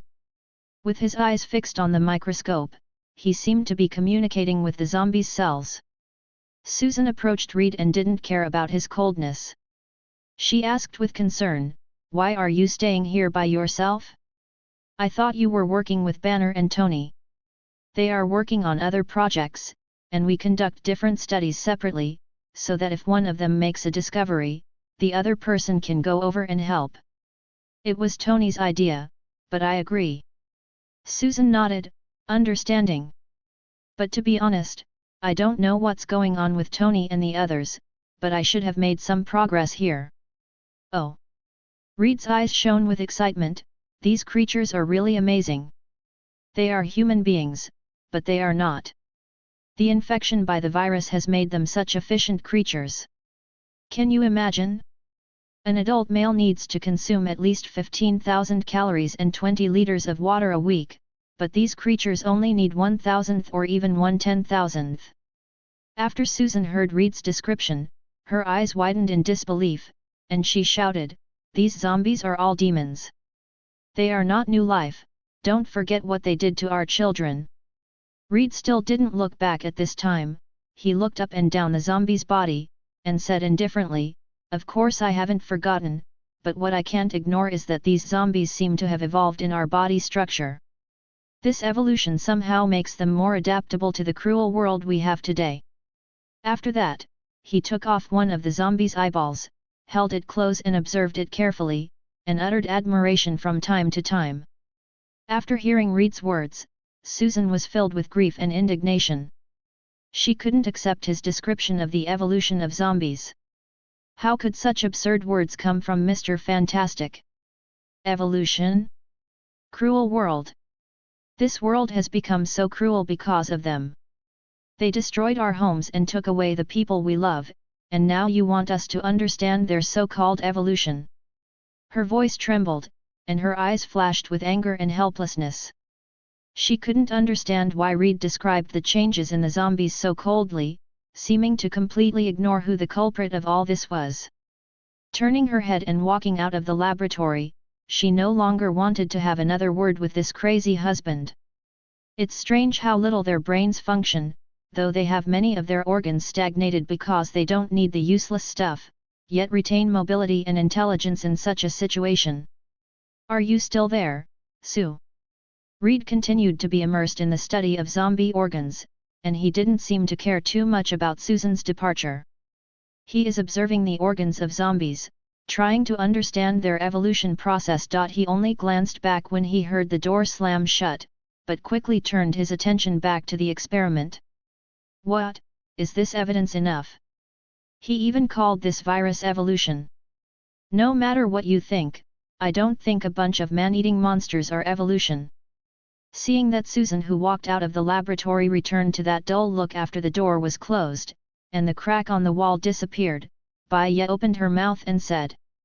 As he expected, Reed may have gone mad after losing his child, or maybe he was already so mad. In short, he now regards zombies as the future of mankind. To be honest, part of what he said is correct. Zombies really need very little in terms of energy consumption, but Reed ignored a crucial point, which is the appetite of the three major desires of human beings. Under normal circumstances, after a person is full, his brain will send signals to his body to prevent him from suffocating himself to death, but zombies are different. Immortality that can live. As long as these guys have a mouthful of meat in front of them, they will still have to stuff the meat into their mouths even if their intestines are exploded, and they won't die anyway. However, there are indeed some zombies among the zombie heroes who can resist this hunger, but that was 40 years later. During these 40 years, they almost ate up the entire universe. Fury looked at Reed, who was still turning around on the zombie corpse on the screen, and fell into a rare hesitation. Fearing that the chief agent was moved with compassion and wanted to let Mr. Fantastic go, Bai Ye hurriedly got up and added embellishment, "Do you remember what you said? I have the power of prophecy, and it was I who injured Kuei Yan that gave me you bring valuable reaction time. If this still doesn't prove the accuracy of my prediction, then I just said that these zombies can live forever without eating or drinking, which coincides with the results of Reed's experiment." Looking at the one-eyed dragon in front of him, who still lowered his eyes and remained silent, Bai Ye slapped the table, looking a bit annoyed. "What are you waiting for? Kill Reed quickly. Do you want us all to be eaten by these bastards as desserts?" Fury thought silently for a few seconds, then burst into laughter. There was a kind of relief and joy in his laughter, and he stretched out a big hand towards the prophet in front of him. "You have proven your worth and your stance, and Shield welcomes you." Bai Ye was a little surprised by this sudden change, but then he also showed a smile, stretched out his hand and shook it vigorously. "Pleasant to work with." Returning to his seat, Fury lit a cigar again and handed it to Bai Ye. He watched the latter take it and smiled, flicking his left hand in the holographic projection. The camera instantly zoomed in on Mr. Fantastic, and his every move was fully visible. "Computer, clean up area of Gamma on the TH floor. There is a registered hero in the target area, ID 00042, Mr. Fantastic Reed Richards. The protection program is activated and cannot be cleaned up." Fury calmly took a puff of his cigar, flicked the ashes, and said, "Use level 10 authority to cover it and ensure that the target is completely inactivated." Overwrite successful, start cleaning. As the mechanized voice in the holographic projection disappeared, Bai Ye clearly saw that Mr. Fantastic, who had been studying beside the corpse in the laboratory, moved. He took off the magnifying glass on his head, went to the far desk and wiped his forehead, took off his white coat and hung it on the back of the chair, and then looked around suspiciously. "Is it your own delusion? Why does it feel like the cold laboratory suddenly became hot?" End of this chapter. Chapter 23 Burning. Reed sat on a chair in the laboratory and stretched his palms into a huge cattail leaf. As he waved, he tried to fan the air and bring himself a bit of coolness. "Hey, why is it so hot?" Reed kept fanning, hoping to bring some light wind. His hands moved quickly, fanning the air around him. Despite his efforts, the temperature inside the lab still seemed to be rising. Reed felt sweat dripping from his brow, and the scorching heat unnerved him. "Is the temperature control system broken? No, SHIELD shouldn't make such low-level mistakes." The temperature in the laboratory continued to rise, and the intense heat wave permeated the air, making the oxygen in the air seem to become thinner.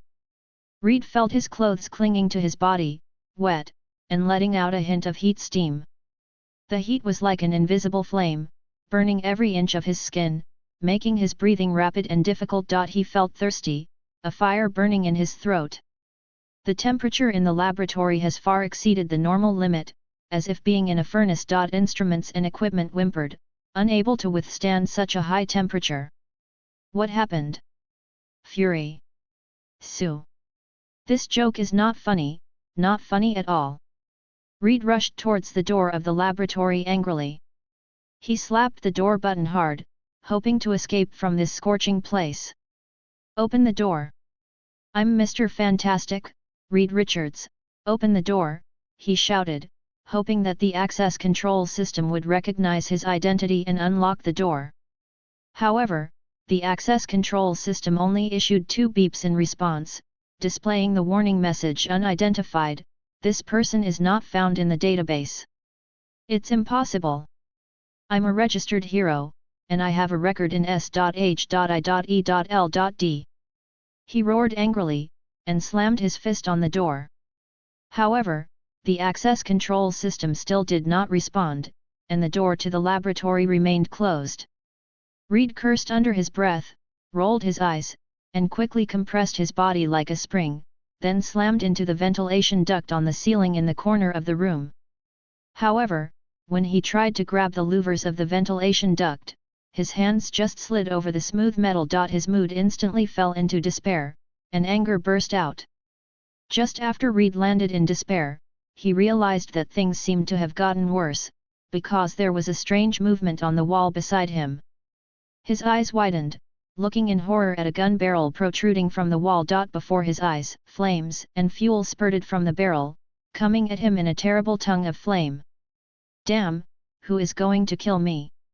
Reed's body began to become soft and elastic, and he stretched like rubber, using his ability to quickly bounce in multiple flames.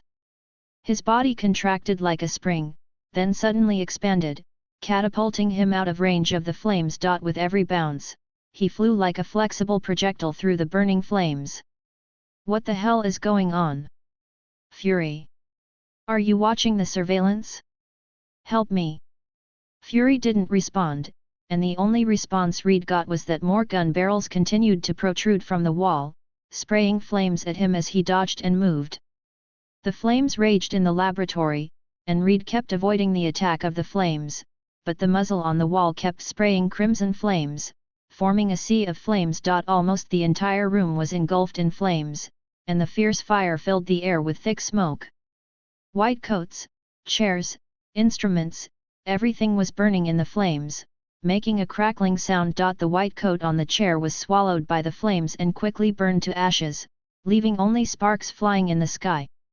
Equipment in the laboratory was not immune, as chemical bottles burst, making loud explosions and releasing devastating flames and smoke. The flames turned the walls into black coals and began to melt, dripping hot liquid. The whole scene became chaotic, and the rampage of flames turned the laboratory into a hellish scene. Reed felt the intense heat, his skin was burning, and he could feel his clothes begin to melt. Why? Why? Why? Reed fell down next to the experimental table in the middle of the room, looking desperately at the flames that were rushing towards him. Suddenly, Reed noticed that the skin of the corpse on the stage began to melt under the burning of the flames, exposing the broken bones. His eyes stared at this scene, and an idea suddenly appeared in his mind, and he seemed to understand something. He looked up at the ceiling, laughed maniacally, and roared, "Fry! You blind son of a bitch! I know what you're afraid of. You're afraid of the future." His voice echoed through the burning laboratory, like the angry roar of a wounded beast. There was something crazy and desperate about his laughter. "You idiot, can't you see clearly with one eye? Our resistance is in vain. Why don't you join those evolved creatures? Don't you understand the beauty of eternal life?" Feeling the heat of the flames, his body began to be irreversibly melted. The burning flames eroded his elastic muscles and soft skin, and the rubbery muscles gradually lost their original elasticity. His skin began to melt, turning into a pool of scalding liquid that smelled of burning. The flames licked his body, making him feel extremely painful. His body was like a piece of melting rubber, with deep depressions and signs of dissolution beginning to appear on the surface. The elastic properties gradually disappear, becoming soft and brittle. "Ah, it hurts. It fucking hurts. Just a few more minutes, just a few more minutes. I will be able to evolve Susan and the others into new humans. We will." Reed's limbs gradually deformed and fell to the ground in a heap. His nose had dropped to the level of his mouth, one eye had softened into a puddle, the other stuck out of its socket like a stick, and his ears had flowed down his legs. He had lost his human features and gradually blurred into a twisted mass. No one would think that this thing is still a living human being, but he is still roaring, but he is still howling. "Do you think you can run away from the mouth of the zombies if you kill me? Impossible. It's only a matter of time before you are eaten. Ah! My hand!" The flames finally enveloped Reed's body, and his voice gradually disappeared in the raging flames. His last words echoed in the air. "Wabu! Gan!" As time passed, the flames gradually receded, and the raging flames dissipated into the air. The room gradually returned to tranquility, and charcoal and ash covered everything. At the same time, the muzzle on the wall retracted to its original position and disappeared into the wall, as if it had never existed. Everything was burnt away except for the black mass in the middle of the room, which was once part of Reed's body, vaguely recognizable from the charred shape. Although it has now completely lost its original elasticity and vitality and has become stiff and fragile, it still retains some residual outlines. At the moment before his death, the remains stretched out his hand, or part of his body, towards another mass of charcoal on the table. Everything that happened in the surveillance was clearly visible to Bai Ye. He smiled with satisfaction as he watched the ball of charcoal crack into several pieces. Your wife is raised by Shield, so don't worry about it. End of this chapter. Chapter 24 Cancer. You're right. Reed did betray and wanted to turn the Fantastic Four into zombies. Fortunately, you reminded us. Fury stared at Bai Ye with one eye and said faintly. Reed used his last crazy speech to prove that he did have a brain problem. He even called the zombie a new human being, and Deadpool couldn't say such crazy things after drinking 10 caddies of fake wine. Bai Ye smiled and said nothing. The degree of madness of this Mr. Fantastic is far lower than that of many Reeds in the Marvel Universe. He is just stupid and looks crazy. Zombies can indeed live forever, but after being infected as zombies, they lose the self-healing that normal creatures have. Ability. In other words, when a normal person has a cut of a few centimeters on his hand, he may heal within a few weeks and leave a small scar after treatment, but zombies will not. What will be left to those zombies will be a permanent open wound, and it is very likely that the wound will be torn even wider as the wind and sun expose it. The only way is to use a needle and thread to barely sew it up and pretend to be a showman. So what prophecy did you pass? Mutant ability? Inhuman? Or some kind of black magic? I'm just kidding, I have no intention of prying into your privacy. A word of thanks can never repay your contribution to all mankind. If you have any needs, just ask us, SHIELD will do its best to satisfy you. After breathing out another puff of smoke comfortably, Fury grinned gently at Bai Ye. Bai Ye nodded, can you cure cancer? The kind of advanced lung cancer. Cancer. Hearing this, Fury, who was about to stuff the cigar into his mouth, froze for a moment, then looked up and down at the young man in front of him. This kid looked alive and well, with a ruddy complexion. Judging from the wiretapping of Wanda's conversation in the medical room, he also killed a lot of zombies on the way. The cancer cells in patients with advanced cancer will continue to proliferate and excessively absorb the nutrients the patient takes in. In this case, even normal life is a problem, let alone hacking and jumping across half of New York City. Could it be his family? You have cancer. Good. Bai Ye nodded and answered without reservation. There is absolutely no need to hide this kind of thing. Why not tell Fury openly, maybe SHIELD can have a way to treat him. Fu Rui stared at the White Knight for a while, pressed the cigar in his hand to extinguish it in the ashtray, and said in a deep voice, if you want, I can send someone to take you for chemotherapy right now. There are complete medical equipment here. I promise you the best medical care possible. You mean you can't cure cancer? Not even S.H.I.E.L.D. Bai Ye frowned. Sorry, it can't be done, and SHIELD is not omnipotent. After being silent for a while, Bai Ye's eyes became slightly dimmed, and he got up and said. I'm going to see Wang and Wanda. Pietro should be waking up soon. Wait, this is for you. Fury opened the drawer of the desk and took out a tube of light green liquid medicine the size of a little finger. It didn't look sticky, but very clear. Hearing this, Bai Ye turned around and took the thing from Fu Rui. What is this? A semi-finished self-healing potion made from Logan's genetic samples. It also contains some nanorobots. We only have this tube. It is of course impossible to cure cancer. The self-healing factor is not omnipotent, but it can slow down the progression of your cancer. Diffusion rate. That should buy you a few more months. Thank you. No, we should thank you. This is what we deserve. With that, Fury took out another silver needleless syringe and put it on the table. Bai Ye gently picked up the tube of light green self-healing potion, stuffed it into the syringe and looked at it carefully. The medicine swayed slightly in the syringe, like a living thing. He gripped the air syringe tightly and pointed the needle at his arm. Gently press the syringe, and the medicine slowly flows into his body. As the medicine was injected, Bai Ye could feel a cool touch, and the liquid medicine formed a light green wrap under his skin. The smell of the medicine diffused in the air, exuding a fresh aroma of grass and trees. He quietly watched his arm, observing the effect of the medicine. He could feel the power of the potion, and the warm feeling spread from the injection point, gradually relaxing his muscles and gradually dissipating his fatigue. At the same time, his face was itchy, and the blood stains he had scratched before began to heal on his own. Let's take a rest first. The Quinjet Thor was sitting in was shot down on the road. He flew over to ask for some time. Tony said that he couldn't leave for the time being and would meet again later.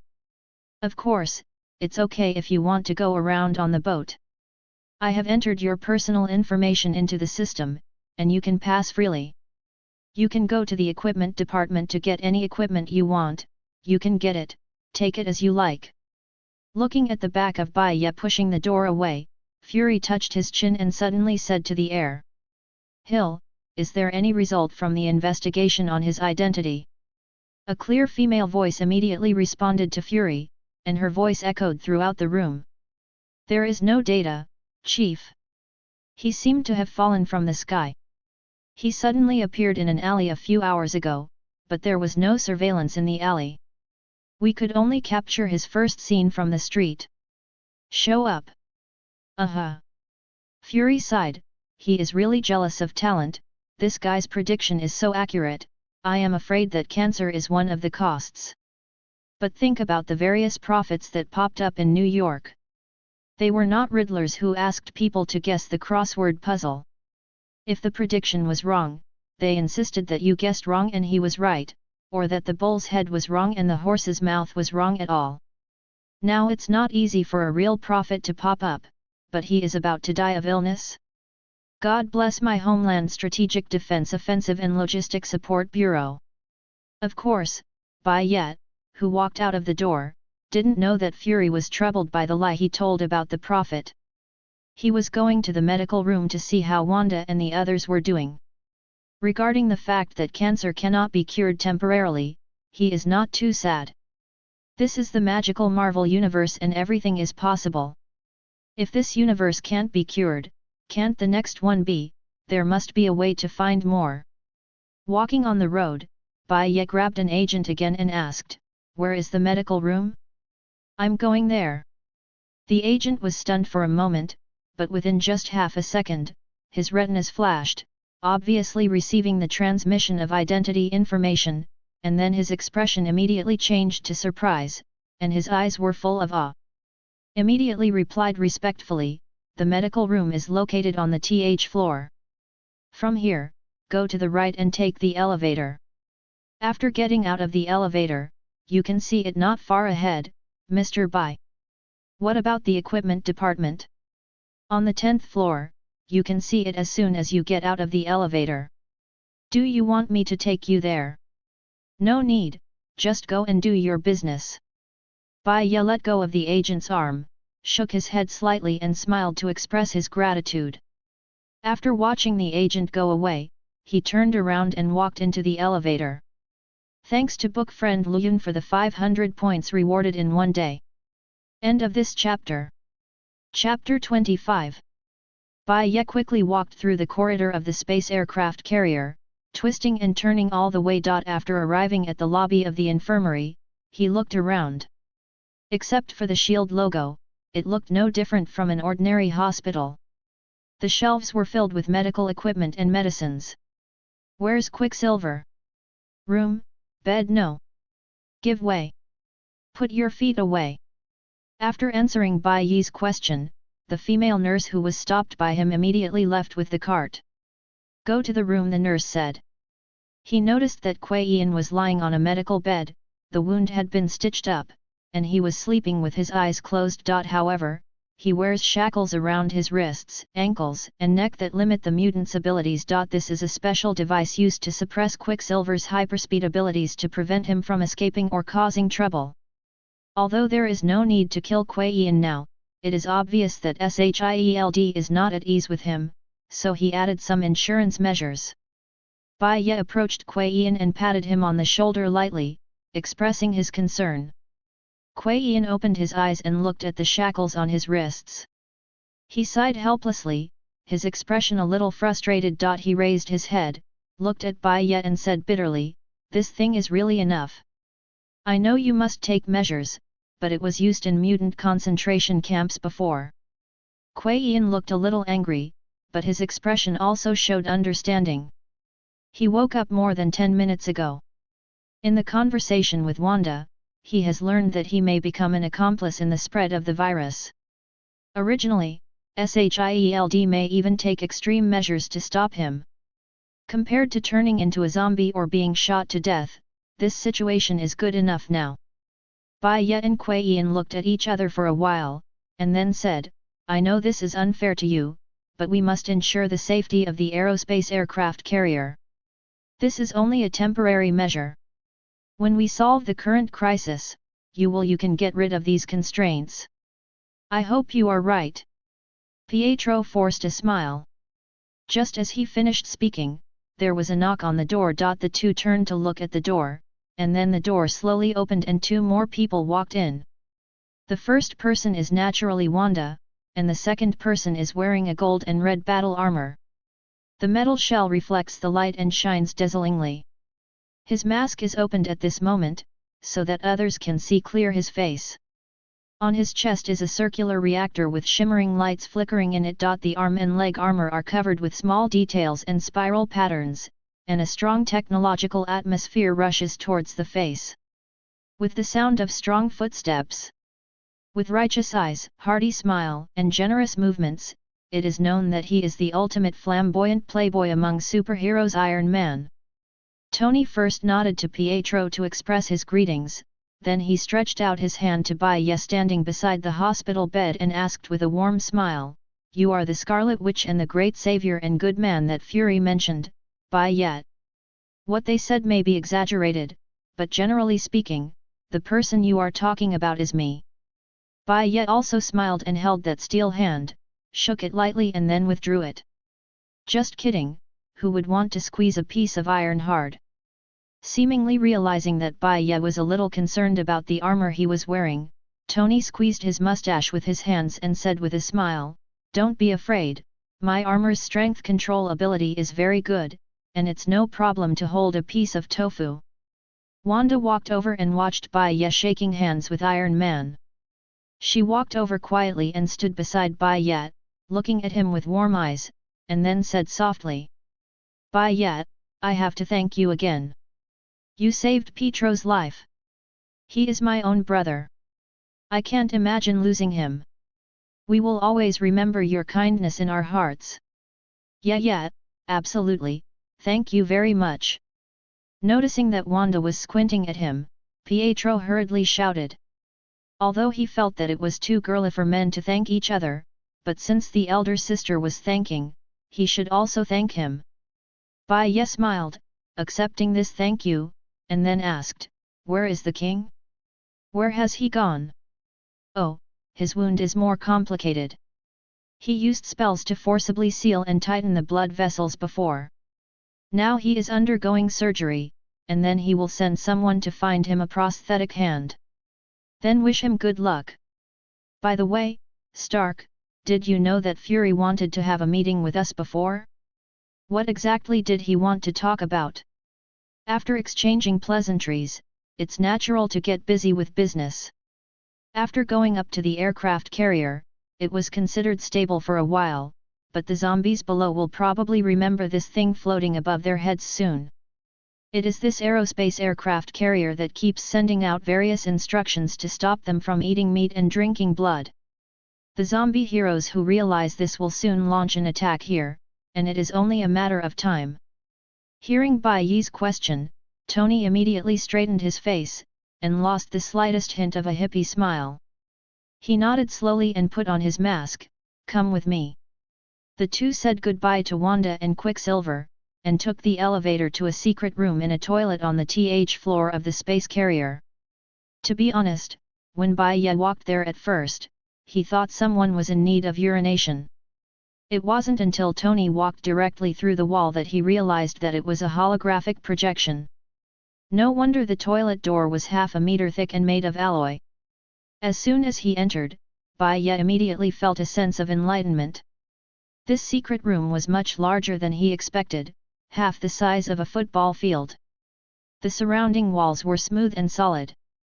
The light coming from nowhere illuminated the room. "It shines brightly." His eyes were involuntarily attracted to the metal object in the center of the secret room. This object looked like a half-repaired arch. It is made of bright metal, with a delicate surface and a sense of craftsmanship. After following Tony closer, he discovered that there seemed to be a line of small words on it. When he saw it clearly, the corner of Bai Ye's mouth twitched. "Made by Stark. This is the project I've been working on since the crisis, a device that combines energy conversion with space warping. It's still under construction, but I believe it has great potential." Tony walked to the machine, clapped his hands triumphantly, made a bang-bang sound, then leaned on it and said, "What is the purpose?" To be honest, Bai Ye already knew what it was. In the original plot, Reed, who was infected into a zombie before the machine was completed, discovered that Fury had to ask Thor to destroy it before he died, so as to prevent the zombie virus from spreading to other people. Universe. But looking at Stark's triumphant look, let him speak for himself. Traveler. Portal. You can call him whatever you want. In short, this thing can take us to other realities, away from these zombies. It's just that it was only halfway built. Banner said he was sleepy. If he didn't go to bed, Hulk would get angry and attack me and couldn't help me. Reed went to get the antidote, but I think we all know that the grandson actually went there. What's going on? He wants to turn us into zombies. I just said how he agreed so quickly when I said we would split up. Iron Man opened his visor again and said with excitement. Honestly, Reed and I don't know each other well. Geniuses are always jealous of each other. Oh wait, he's dead now, he can't be jealous of me, and he's successfully proved that he's just a dumbass. Finally, Tony walked up to Bai Ye and winked at him. Bai Ye looked at Tony expressionlessly. From this distance, he could even see the crumbs on the latter's mustache. Did he eat a sandwich or a hamburger for lunch? You can predict the future? Right, Fury told me. Tell me, are we all still alive in the end? Monthly ticket recommended ticket monthly ticket recommended ticket monthly ticket recommended ticket monthly ticket recommended ticket monthly ticket recommended ticket monthly ticket recommended ticket monthly ticket recommended ticket monthly ticket recommended ticket. End of this chapter. Chapter 26 To the Past. Chapter 26 Go Back to the Past. Bai Ye rolled his eyes and said vaguely, "The future is not static, and I can only see some fragmented information, so I can't tell you exactly." Hey you! Okay, how long will it take for this portal to be repaired? Tony's face straightened up, and the jokey look just now completely disappeared.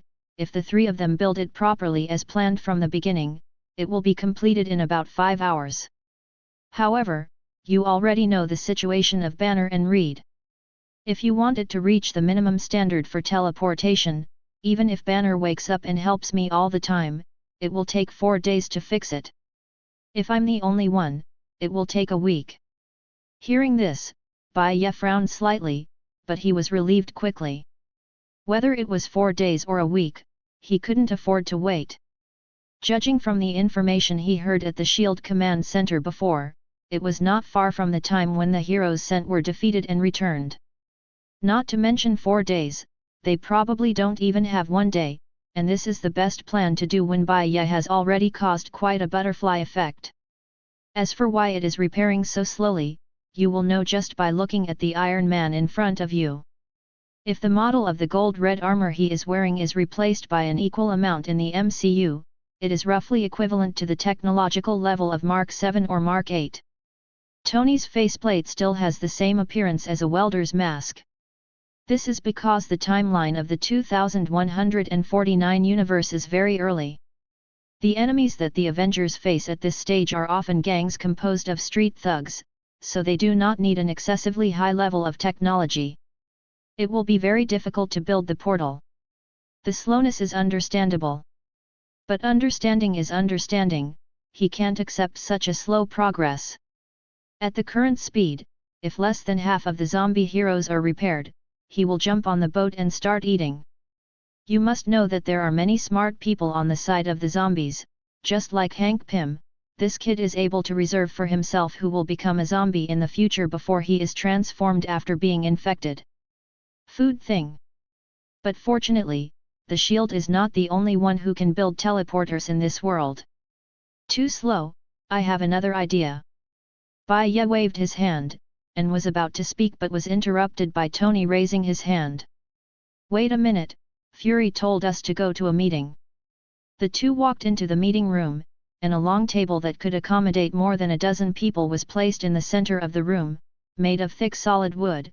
Perhaps this was where the original Avengers met on the space carrier. Fury sat at one end of the long table, and when he saw the two people coming, he nodded his head, and stretched out his hand for them to sit down. At the other end sat an extremely tall, blonde, and strong man, and his hammer with thunder and lightning was placed casually on the table. He didn't care about his image as a god, and was gulping down a bottle of beer, with a pile of empty cans piled up at his feet. Thor hiccuped, narrowed his eyes and looked at Bai Ye, and said with a smile, "Furry? Hiccup, this is the hiccup you mentioned, seeing the future wizard." Bai Ye sighed, "Is this the first person to say that today?" "Ah, yes, it's me." After answering with a blank face, he sat down. The chairs here seem to be high-backed leather chairs, which are sturdy and comfortable at the same time. Everyone has arrived, and Fury didn't say much greetings, but said directly with a serious face, "The Aegis team sent out suffered a huge loss during the mission, and we lost nearly half of the team members. But the good news is they got the job done. We tried our best to bring back superpowers who are still able to fight, including nearly 100 superheroes such as Wolverine, American Agent, Tiger Girl, and Ghost Rider, but this is not enough." The familiar holographic image rose, and at this time, most of the map of the United States had turned into the black of death, and the rest was all red that was being infected, and it was still spreading outward. "That's why I called everyone here just to hear your opinions." Cough. Thor cleared his throat, put down the beer in his hand and stood up, with his red robe fluttering. He finally looked like a Norse god. "Warriors, why don't you work together with one heart and one mind to guard against this group of zombies? Only in this way can we dampen his edge and raise my righteousness." He has always liked to use ancient English to speak to others. It's not that the son of Odin can't speak modern Chinese, but he feels that using ancient English to communicate is more in line with the image of a god. It's up to his father. And Loki is different. This shrewd and cunning guy talks nonsense when he sees people, and talks nonsense when he sees people. Ha, shoulder to shoulder? Those zombies have sharp teeth and sharp mouths. It only takes a few minutes to infect us. Even if you sacrifice yourself, you will not be able to enter the Hall of Valor, because it is not honorable, and it will only make you look stupid and ignorant." Bai Ye shook his head and said slightly mockingly. Thor's face changed and he was about to have an attack, but his brain soaked in alcohol still shook slightly, making him understand that what Bai Ye said had some truth. The world is too big, and the remaining superheroes have no way to do it. The aerospace aircraft carrier is not a Noah's Ark floating in the sky, allowing them to save people from the outside without stopping. Faced with such a crisis, my plan still seems to be it's a little playhouse. He sat down resentfully, opened a new can of beer and drank it. Let the smart people do the planning, he just needs to swing the hammer. Tony cast an approving look at Bai Ye, and then said, "Maybe we should consider other options, such as escaping from this world, going to outer space or parallel universes. Fury shook his head, space is not considered. If we do this, I'm afraid they will catch up before we fly out of the solar system. As for the parallel universe, how long will it take for your traversal machine to be built? 1 week, if Banner can. Dr. Banner can't help you. The end of the world has brought too much pressure on him. His heartbeat has been fast. Just controlling the Hulk is enough for him. There are enough troubles now. I don't want to saw a green-skinned monster appear and smash around my ship. And a week is still too slow. On this point, Fury has the same opinion as Bai Ye. The 1 week waiting time is too long, and there is not so much time for them to squander. This won't work, that won't work. Thor took another sip of wine, and he put the empty jar on the table and slapped it flat. How about going back to the past? S.H.I.E.L.D. should have treasures to realize such great power. I can also turn to my father for his wisdom to fulfill this wish. The oath of shutting up for a few seconds was forgotten, and the golden-haired man came up again. But this time, Fury's eyes lit up, and he stood up excitedly and looked at Thor. He didn't expect this idiot to come up with a solution that sounded useful. Yes, we may not have a future, but we still have a past. Going back to where it all started, preventing this crisis from happening may be our only way. It's really you, Thor. But in the next second, Bai Ye poured cold water on him. Sorry, can't do it. End of this chapter. Chapter 27. Why do you say that? There was a drop of cold sweat on Furui's forehead, not because he was afraid, but because he knew in his heart that there was no reason for Bai Ye to lie, and what Bai Ye said was probably the truth. Several actions have proved that Bai Ye's stand is firm and the prediction is correct, and it is estimated that this time it is also true. Why did you say that just now? He hurriedly asked again, and Fury felt like a drowning man who had finally grasped a life-saving straw, only to find that it was just his hallucination before drowning. And Bai Ye's next words did mercilessly wipe away his last remaining hope. Then let me make it clear that even if you have mature time travel technology, you will not be able to achieve your goal. Not to mention that the timeline of a universe has its own life. Repeatedly traveling through time to change the past is like tearing a patient into pieces, cutting out the lesions and then gluing them back together. The disease may be gone, but the person cannot survive. Of course, the timeline is gone. So fragile, but also has its limits. Fury was taken aback. This is the first time he heard this kind of statement, but it makes sense when he thinks about it. If time travel is free, no matter how big the universe is, it may be filled with travelers from various time points. It's not a mess anymore. What Fury didn't know was that Bai Ye's words did have its basis. When the 616 main universe experienced the great event of the Ultron era, it adopted the method of traveling through time to save the world. Although it succeeded in the end, the timeline has been damaged. Bruised and bruised. The multi-reboot brought about by Secret Wars in the end also had this factor, but that was all a long time ago. Seeing that Fury was somewhat convinced, Thor and Tony were also listening attentively. Bai Ye nodded and continued, the damage to the timeline is only secondary. What is really important is that we can't change the past at all now. Why is this? Can't it be done with the mighty power of the Whole Father? Thor asked in a hurry, joking. He finally came up with an idea, and now it is proven wrong. He is more anxious than anyone else. Don't worry, listen to me first. Bai Ye took a deep breath, took a few sips from the glass of water handed to him by the humane Tony, and said. Because the origin of this crisis does not come from our universe itself, but from another universe. What? Tony was horrified when he took back the water glass. He crushed the glass in his hand and ignored the glass shards that fell into the cracks of the armor.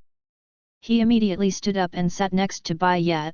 If the parallel universe is the one that destroyed our world, the culprit, then what's the point of this time-traveling machine? Don't be anxious. Why are everyone so anxious? Can't you just let me finish what I'm saying?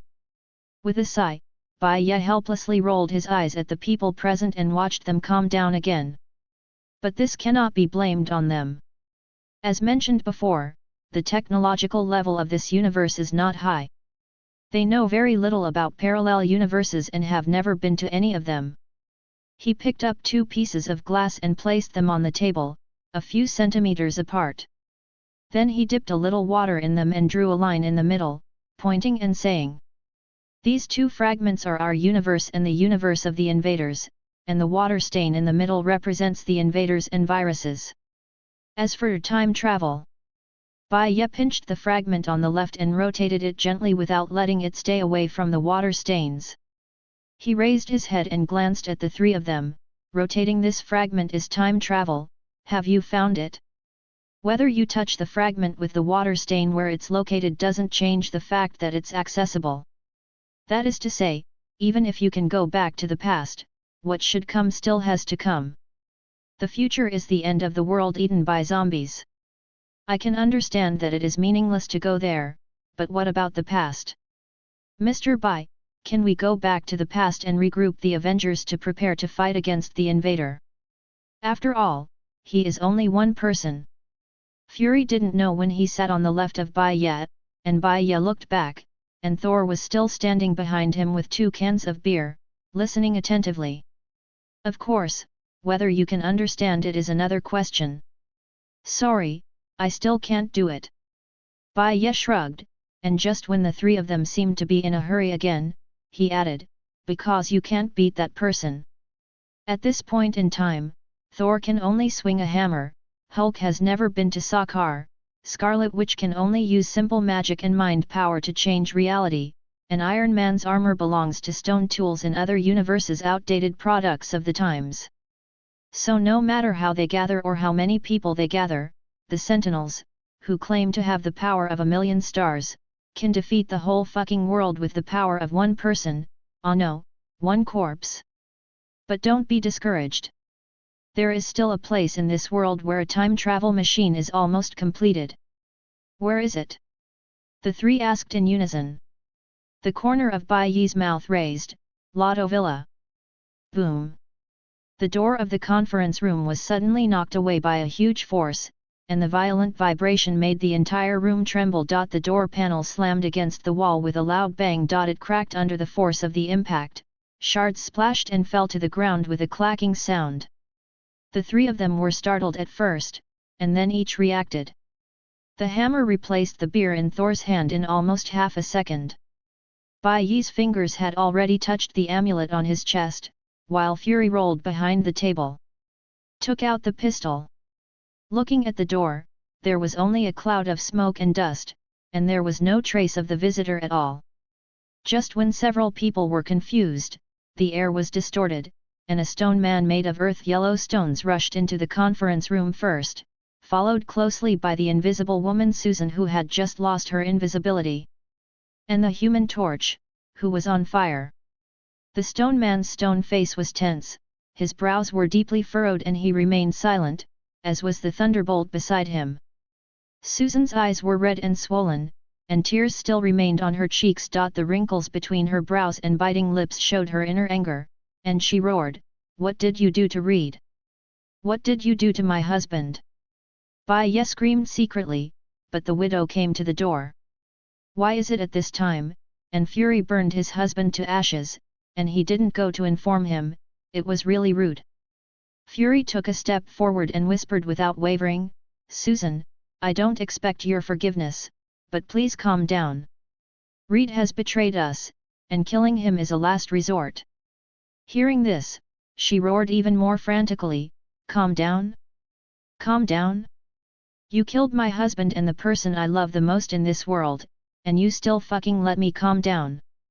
The table was violently pushed away, documents and papers were flying in the air, and then they were thrown in all directions, hitting the wall and the ground, making a dull impact sound, and all kinds of unknown electronic devices were shaken to make noisy noises.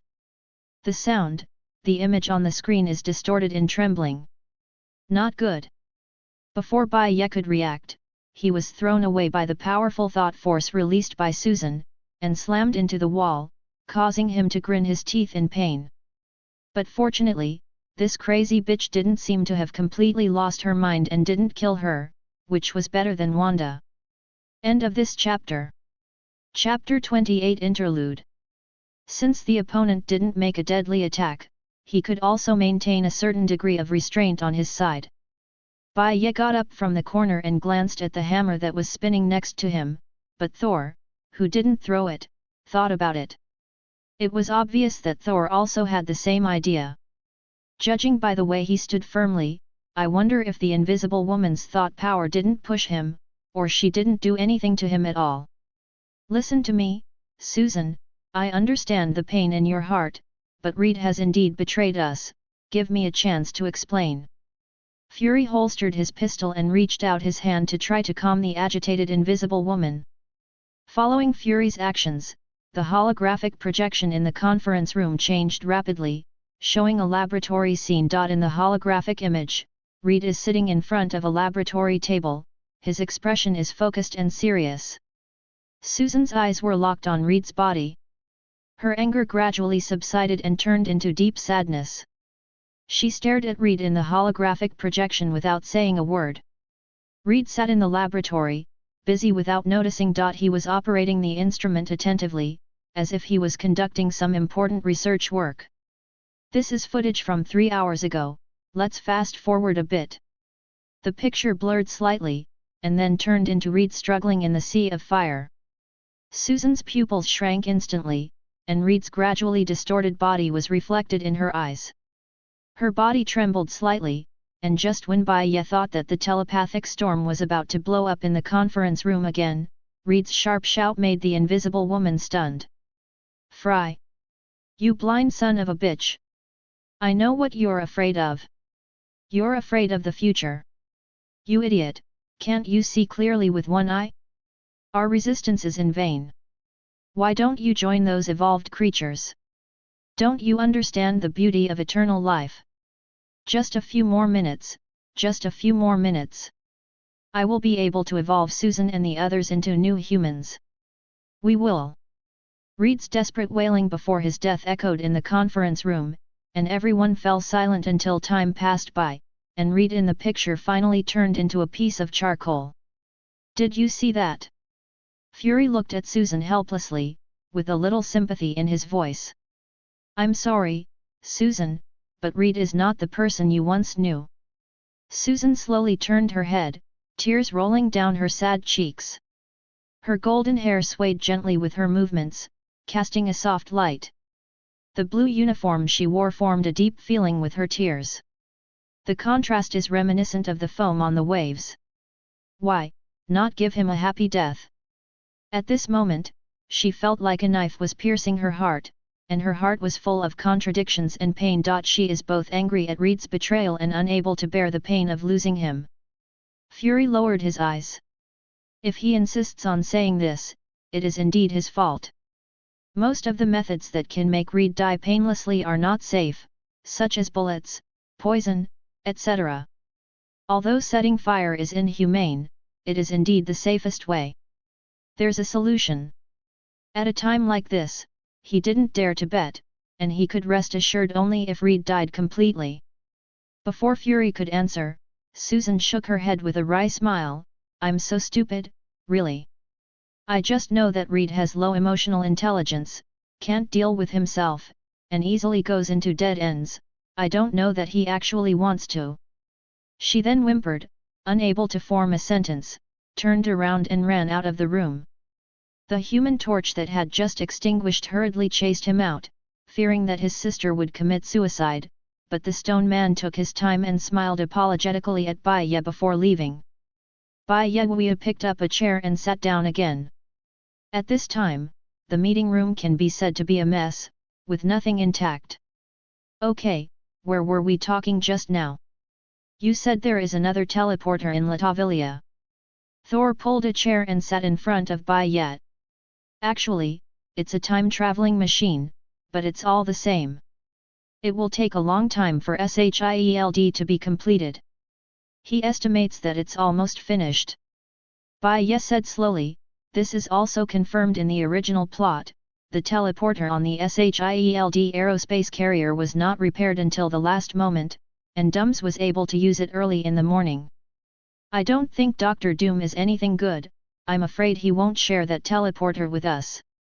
Fury shook his head, questioning Bai Ye's plan. As a world-famous supervillain and conspirator, Doom is definitely not an easy person to get along with. If I beg him now, I am afraid that I will only end up being scolded and bloody. At the same time, Doom didn't care about anyone other than Lotto Villa, he only cared about his own 1/3 of an acre of land. Cruel, intelligent, and cocky, that's how Fury would describe him. But I think we have something or someone that Doom wants. Oh? How do you say this? Victor von Doom once obtained an admission letter and scholarship to the State University of New York with excellent results. At the same time, he also met the enemy of his life and the love of his life there. Bai Ye said quietly. The enemy of my life is Reed Richards, and the love of my life just ran out of this room crying. We killed the enemy of his life for him, and saved the love of his life. This is a great kindness. In fact, the biggest reason Doom hates Reed is not because Reed is invincible, but because Reed always acts a little smarter than Doom, which makes Doom very unhappy. Now that Reed is dead, he was still killed by someone far inferior to him in intelligence, which proves that Mr. Fantastic is far inferior to Dr. Doom. Bringing this kind of good news to Doom, and bringing the invisible girl Susan along with him, is simply a double blessing, and a blessing. After listening to Bai Ye's words, Fury's eyes lit up. This method is not a bad idea. Rather than pinning all hopes on the half-repaired teleporter, it is better to separate the eggs. Just do it. The one-eyed dragon stood up excitedly and held Bai Ye's hand. In the latter's confused eyes, he said enthusiastically, Mr. Bai is really eloquent. I don't know what to do without him. Please hurry up. Let's set off, we can't delay such important matters. With that said, he pulled Bai Ye towards the door. As they stepped into the corridor, a siren suddenly blared, shaking the entire ship. The red alarm lights in the corridor kept flashing, and tension rushed over me. At the same time, Hill's voice came from a nearby radio, and she shouted anxiously, Director, an unknown signal source and a high-energy response have been detected on the deck. Looking at Fury, whose face was condensed, Bai Ye's thoughts were racing. This was not in the original plot. Could it be that the butterfly effect he brought had finally had a bad impact, causing the zombie heroes to attack here early? End of this chapter. Chapter 29 The Punisher. Everyone quickly went to the deck. Along the way, Bai Ye could see many soldiers with live ammunition rushing past, but they were not in a panic. With doubts, Bai Ye came to the deck, and the sight in front of him made his heart tighten. I saw dozens of soldiers standing in a circle with guns drawn. They exchanged glances with each other, but no one opened fire. Seeing that Bai Ye, Fury and his group had arrived, they quickly made way for the group to finally see clearly. People in the circle. Seeing the injuries on that person made people shudder. His left arm, left leg, and left half of his face were completely destroyed, exposing the bloody muscles and bones. Blood continued to flow from his wounds, forming a blood-red trail, revealing the tremendous pain he had endured. Half of his face was cruelly distorted and broken, and his once handsome appearance was unrecognizable. The skin was scorched, torn, and corroded, revealing exposed bones and shattered tissue. His eyes had completely disappeared, leaving only a black hole that seemed to swallow up the surrounding light. Only with the tattered red cloak on his back and the remaining half of his face, everyone finally recognized who he was. Strange. How did you do this? Thor looked at Doctor Strange in surprise. He couldn't understand why a powerful wizard would fall into such a situation, and couldn't help asking. Doctor Strange sighed in a low voice, and through his mutilated face, he replied, "This is because I exchanged with a demon god. Just now, I released a healing spell, with the intention of eradicating the virus in New York City, but it made a mistake. The devil is playing a word game. Not only did that spell fail to cure the zombie virus, it actually helped some zombies repair their wounds. It's really shameful. His voice was full of self-blame and regret. Such a low-level mistake should not have happened to the Supreme Mage, but the situation was really urgent today, and he never thought that such a mistake would be made. Fury frowned and said, "You are in urgent need of treatment now, but..."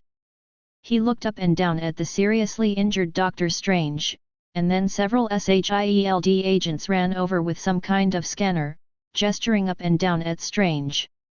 Obviously, there are too many open wounds on Doctor Strange. With the lessons learned from Mr. Fantastic, he dare not allow possible sources of infection to exist on this aerospace aircraft carrier. But soon as the scanner turned on the green light, everyone breathed a sigh of relief. The soldiers put down their guns, and several medical staff who had been prepared for a long time rushed over with a stretcher to send Doctor Strange away. Looking at the Supreme Mage lying on the stretcher and getting away, Fury said expressionlessly, "Computer, delete the plan to use magic to eliminate zombies." Then he looked at Bai Ye. "Without further delay, get ready to go to Lotto Villa, Mr. Bai, we are at the end of our rope, and we can only rely on you." "Okay, but I still need some equipment before departure, take me to the equipment department immediately." "No problem, you can take whatever you want." Still the same as before, an agent ran over temporarily and led Bai Ye around the huge aerospace aircraft carrier, and finally came to the equipment department. Bai Ye stepped into the equipment department and was immediately shocked by the sight in front of him. It's spacious and uncluttered, with tall metal shelves displaying an assortment of weapons, protective gear, and technology. A light blue display screen hangs on the wall, displaying the latest scientific and technological research results and tactical information. The lighting is bright and even, making the entire space appear vibrant. In the center of the equipment department, various terminals and monitoring equipment are placed on a large console, displaying the real-time battle situation and equipment inventory. Next to the console stood a young Asian female agent in a black tactical uniform. The female agent held an electronic device in her hand. She carefully checked Bai Ye's identity information. After confirming that it was correct, she walked towards Bai Ye with a smile. "Welcome to the equipment department, Mr. White Knight. I am Agent Sky, responsible for distributing and managing equipment. According to Director Fury's orders, I will try my best to meet your needs." Sky was stunned for a moment when he heard the name, and then carefully looked at the female agent in front of him. In the TV series Agents of SHIELD, there was a supernatural person whose real name was Sky. Is K the same name, or is it a different dimensional peer of MCU? So is she also an alien in this world, but after joining SHIELD, she didn't have the opportunity to come into contact with the Turigen crystal and gain superpowers, if... Mr. Bai. Seeing Bai Ye staring at her fascinated, the female agent couldn't help asking. "Oh, it's nothing, I want a lot of things, so let's make a list." After speaking, Bai Ye smiled and took the pen and paper that Sky handed him, and began to write and draw. Seeing Bai Ye whose hands were fast and constantly changing lines, Worker Skate suddenly shuddered. Under the sluggish eyes of Worker Skate, Bai Ye was about to leave the equipment department with a big bag almost as tall as a person. When he raised his head, he found a tall man sitting in the corner of the equipment department. He wore a black t-shirt on his upper body with a white skull pattern clearly printed on it. Bai Ye recognized him at once. It was none other than the Punisher, Frank Custer. The man sat there quietly, concentrating on assembling a firearm in his hand. His posture was tall and straight, and his muscular body exuded an aura of tenacity. Countless scars are etched on his body like medals. Bai Ye approached the Punisher and was attracted by the austere and cold aura on his body. He stared at the gun in the Punisher's hand. In the Punisher's hand, the gun was no longer just a cold metal, but an extension of his life. In the silence, Bai Ye felt the Punisher's eyes sweeping over him. According to the original plot development, the Punisher had been infected into a zombie because of the betrayal of his cheating teammate Ash Williams at this time, and finally chased him all the way to Lotto Villa. However, because of his own intervention, Ash was thrown outside New York City from the very beginning, so that the Punisher not only survived, but also came to the space carrier of SHIELD alive. The boy in front of him had been silent, and the Punisher finally couldn't help but break the silence. His voice was very low, in line with the standards of an American Western tough guy. "What do you want to do?" "Fury promised me that I can take whatever I want from the equipment department." And then Bai Ye stretched out his hand and pointed at the Punisher. Then he saw the man in front of him lower his head and mutter in his mouth. The meaning in his mouth happened to be the same as the combination of 2 of the 26 English letters. The Punisher's reaction was not surprising, but Bai Ye was not angry. He just smiled and said, "You will come with me." "Why?" "Because I'm going to make you an offer you can't refuse." End of this chapter. Chapter 30. I'll make you an offer you can't refuse? Hearing this, Frank's first reaction was to scold the guy in front of him again in his heart, and then hit the butt of his gun on him to teach this kid what is polite. Even if he has something to do with Fury, he can't speak nonsense in front of him. As an anti-hero who has killed countless villains, he knew that when those villains knelt down and begged for mercy before they died, they would often promise astronomical wealth, just to live one more day, but he never promised anyone. Just a few hours ago, Kim, the so-called underground emperor of New York City, almost knelt in front of the Punisher and begged him to let him go. To be honest, Frank knew very well that a gangster like Kingpin would never kneel down even if he died for his dignity. The reason why Kingpin knelt down was not so that he could survive in vain, but for his wife Vanessa. Jin did not die. As an ordinary person without any superpowers and a depressed patient, Vanessa had no hope of surviving this doomsday world. So he was willing to trade his dignity for the life of his lover.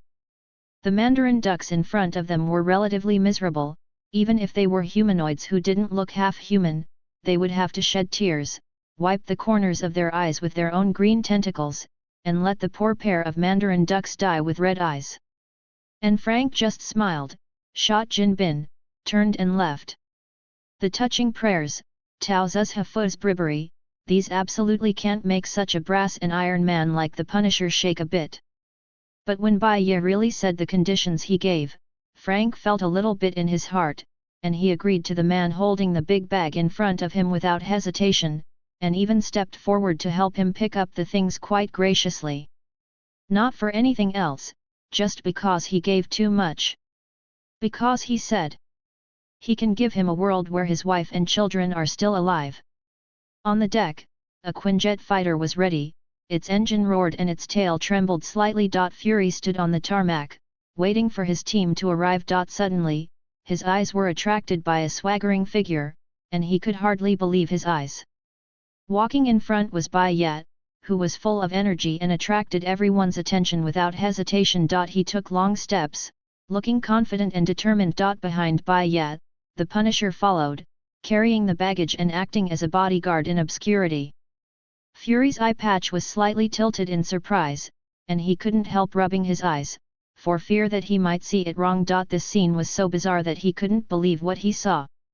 However, when he opened his eyes again and was sure that he was right, Fury felt an indescribable shock and surprise. It was beyond his imagination that people with different temperaments like Bai Ye and Punisher would walk together. Fury's one-eyed eyes widened, and he watched the Punisher carrying the package towards the Quinjet fighter intently. He couldn't help asking Bai Ye a question in a low voice. "Can you tell me how you made him listen to you?" Damn it, Hill didn't know how he would say something like this, and he dug the wall and the foot of the shield, but he didn't even know it. Looking at the Punisher's appearance, it was obvious that he didn't suddenly have a killing addiction. He wanted to meet with that peerless villain dumb for a while, and remove a scourge from the world before the world was destroyed, but he sincerely wanted to work for Bai Ye. Bai Ye didn't say anything, just patted Fury on the shoulder with a smile, and walked on the Quin-style fighter under the latter's blank eyes. As soon as they entered the cabin, they saw Quicksilver and Wanda already sitting in rows. Thor simply drank 2 wooden crates of beer to masturbate, while Frank sat far away and remained silent. It can only be said that it suited his image. And in the end, it was Susan with red eyes who brought the stone man up after Bai Ye, and sat down in a seat that was neither forward nor backward. Seeing that the cabin door began to close, Bai Ye nodded. It seemed that these were the people Furui wanted to bring with him. What, was anyone in the Fantastic Three not in the car? Where did Johnny the Human Torch go? That's absolutely normal. Fury, an old bastard, won't completely let go of anyone. As the saying goes, husband and wife are birds of the same forest, but when disaster strikes, they fly separately. However, this time it's not to prevent Bai Ye from running away, but no matter how high the character of Dumb is, he is still a supervillain, and the moral bottom line can be said to be almost non-existent. Dr. Doom is really capable. Once the teleporter was built, he left everyone in this world and ran away on the spot with his Lotto Villa people. Keeping Johnny as a proton can give the invisible woman Susan something to worry about. When the time comes, she can also blow the pillow in front of Doom, leaving some opportunities for SHIELD to teleport. The Kun-type fighter jet lifted off slowly, and the powerful thrust pushed it off the ground, slowly taking Bai Ye and his friends into the sky. Bai Ye stood in the cabin, staring at the gradually shrinking aerospace carrier below and shaking his head. If Fury thought this would hold Doom down, he was dead wrong. A bright light streamed through the windows, illuminating the cabin of the Quinjet. Bai Ye stood in the cabin, looking out at the scene through the window. The approaching dark clouds enveloped the sky, gradually engulfing the light. The dark clouds were like thick smoke, curling and moving, and seemed to contain endless power. The Kun-style fighter trembled and plunged into the clouds, and the cabin was pitch black within a few breaths, and then the dim lights came on. Crack! The sound of a beer can being pulled open is clearly audible in the quiet cabin. Bai Ye turned around, and his eyes met Thor, who had a relaxed smile on his face. Bai Ye, would you like some? Thor smiled and stretched out a big furry hand, and handed Bai Ye a can of beer. Bai Ye frowned slightly, but then relaxed his expression. He took the beer can, gently pulled the tab, and the aroma of beer permeated the air. He lifted the jar and touched Thor. Cheers! Bai Ye's voice revealed a trace of fighting spirit. Thor took a sip of his beer, licked his lips, and nodded contentedly. His eyes revealed anticipation and excitement for the battle. They raised the jar at the same time. Thor's throat continued to be heard one after another, and Bai Ye narrowed his eyes slightly, leaving only a subtle burning sensation on the tip of his tongue. Grandma's, it doesn't taste like beer at all. I'm afraid it's a custom-made alcohol specially made for Thor by SHIELD. Ordinary people will die if they drink too much. After drinking for 3 rounds, the stone man couldn't help coming over to ask for a can of wine. The atmosphere gradually became active, and Bai Ye finally found the time he wanted. He leaned over and asked Thor, who was full of alcohol and crushed a beer can. You son of Odin who drinks like a sea of alcohol, haven't you ever asked your father how to solve this crisis? Ask for a monthly pass, ask for a recommendation ticket. End of this chapter. Chapter 31 Arrival. Why are you just looking, Odin? Seeing the blonde man drinking heavily in front of him, Bai Ye was startled, and asked silently in his heart. As the protector of the 9 realms, why didn't this bad old man, Odin, take action in this crisis? This can be said to be one of the biggest doubts in the original plot. Even if we take a step back, Odin has become disheartened and no longer interested in using force, but when his son and his subordinates are chased and bitten by zombies, at least it is also possible to let Heimdall open the Rainbow Bridge and bring back the Asgardians in Midgard. But he did nothing. Hogun, Volstagg, and Fandral, as the 3 kind-hearted and upright warriors in the hearts of the Asgardian people, naturally entered the battlefield as soon as the zombie crisis broke out, but in the original in the plot, he didn't get help from Asgard until his death. Not to mention Thor, as the future god-king of Asgard, being infected into a flesh-eating zombie is simply a great shame and humiliation. The Avengers just ate and ate and ate all the way, and the aliens from all walks of life exclaimed, "We encountered fucking zombies." Odin still did nothing until Thor was incinerated by Steve's misfired cosmic power. You must know that although Odin in the comics is also a bad old man, he is different from the one in the movie universe who sticks to the golden throne almost every day from beginning to end. Although his beard is white, he does not look old at all. State. He can pick his shoulders, he can punch his hands, and he still has the heart of a 10-year-old woman who is a master of the night. How can such a strong man shrink back in the face of the end of the world? Thor grinned widely and raised his eyebrows slightly. He shook the beer can and said, "Hey? No, I don't know." His silly smile was full of innocence and carelessness, just like a child's. His smile was contagious and filled the entire cabin, making the atmosphere suddenly cheerful. Seeing Thor's silly smile, Bai Ye couldn't help but laugh. He was infected by Thor and felt a childlike innocence that he had never experienced since he grew up. Damn it! Bai Ye looked at Thor's smirk, and the corners of his mouth began to twitch involuntarily. He tried hard to control his expression, and forced a smile. He suddenly understood why almost every Loki looked at Thor as if he were a retard. By the way, where is Loki? Hearing this, Thor finally became more serious. He swallowed a few more sips of wine, scratched his hair and said, "I haven't seen Loki for a long time, at least a year or two, but my brother is very smart, illusion is also very good, he will definitely turn danger into good luck." Bai Ye shook his head, and basically got no useful information from Thor. At this stage, Thor could only hold three things in his mind: a hammer, a woman, and wine. But since it is said to be basic, there is still a little useful information.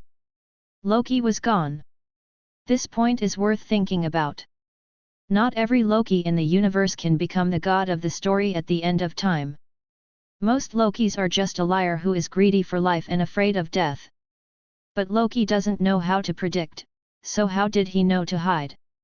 Recalling the major event of Origin of Fear, Odin of the main universe even had the idea of blowing up the earth and running away with Asgard, but he did this to protect Thor from being killed by the big snake. Odin in the 616 universe is undoubtedly a good father and cares about his son. So what if the Odin of this universe doesn't care so much about his son, but cares more about Asgard? Thinking of this, Bai Ye couldn't help but look at Thor with a hint of sympathy. If this conjecture is correct, then Thor may have been regarded as an abandoned son by Odin early on, just like a gecko's broken tail when escaping, throwing away the useless part to preserve his own safety. Although this damages a good son who can fight and drink, Asgardians have a very long lifespan.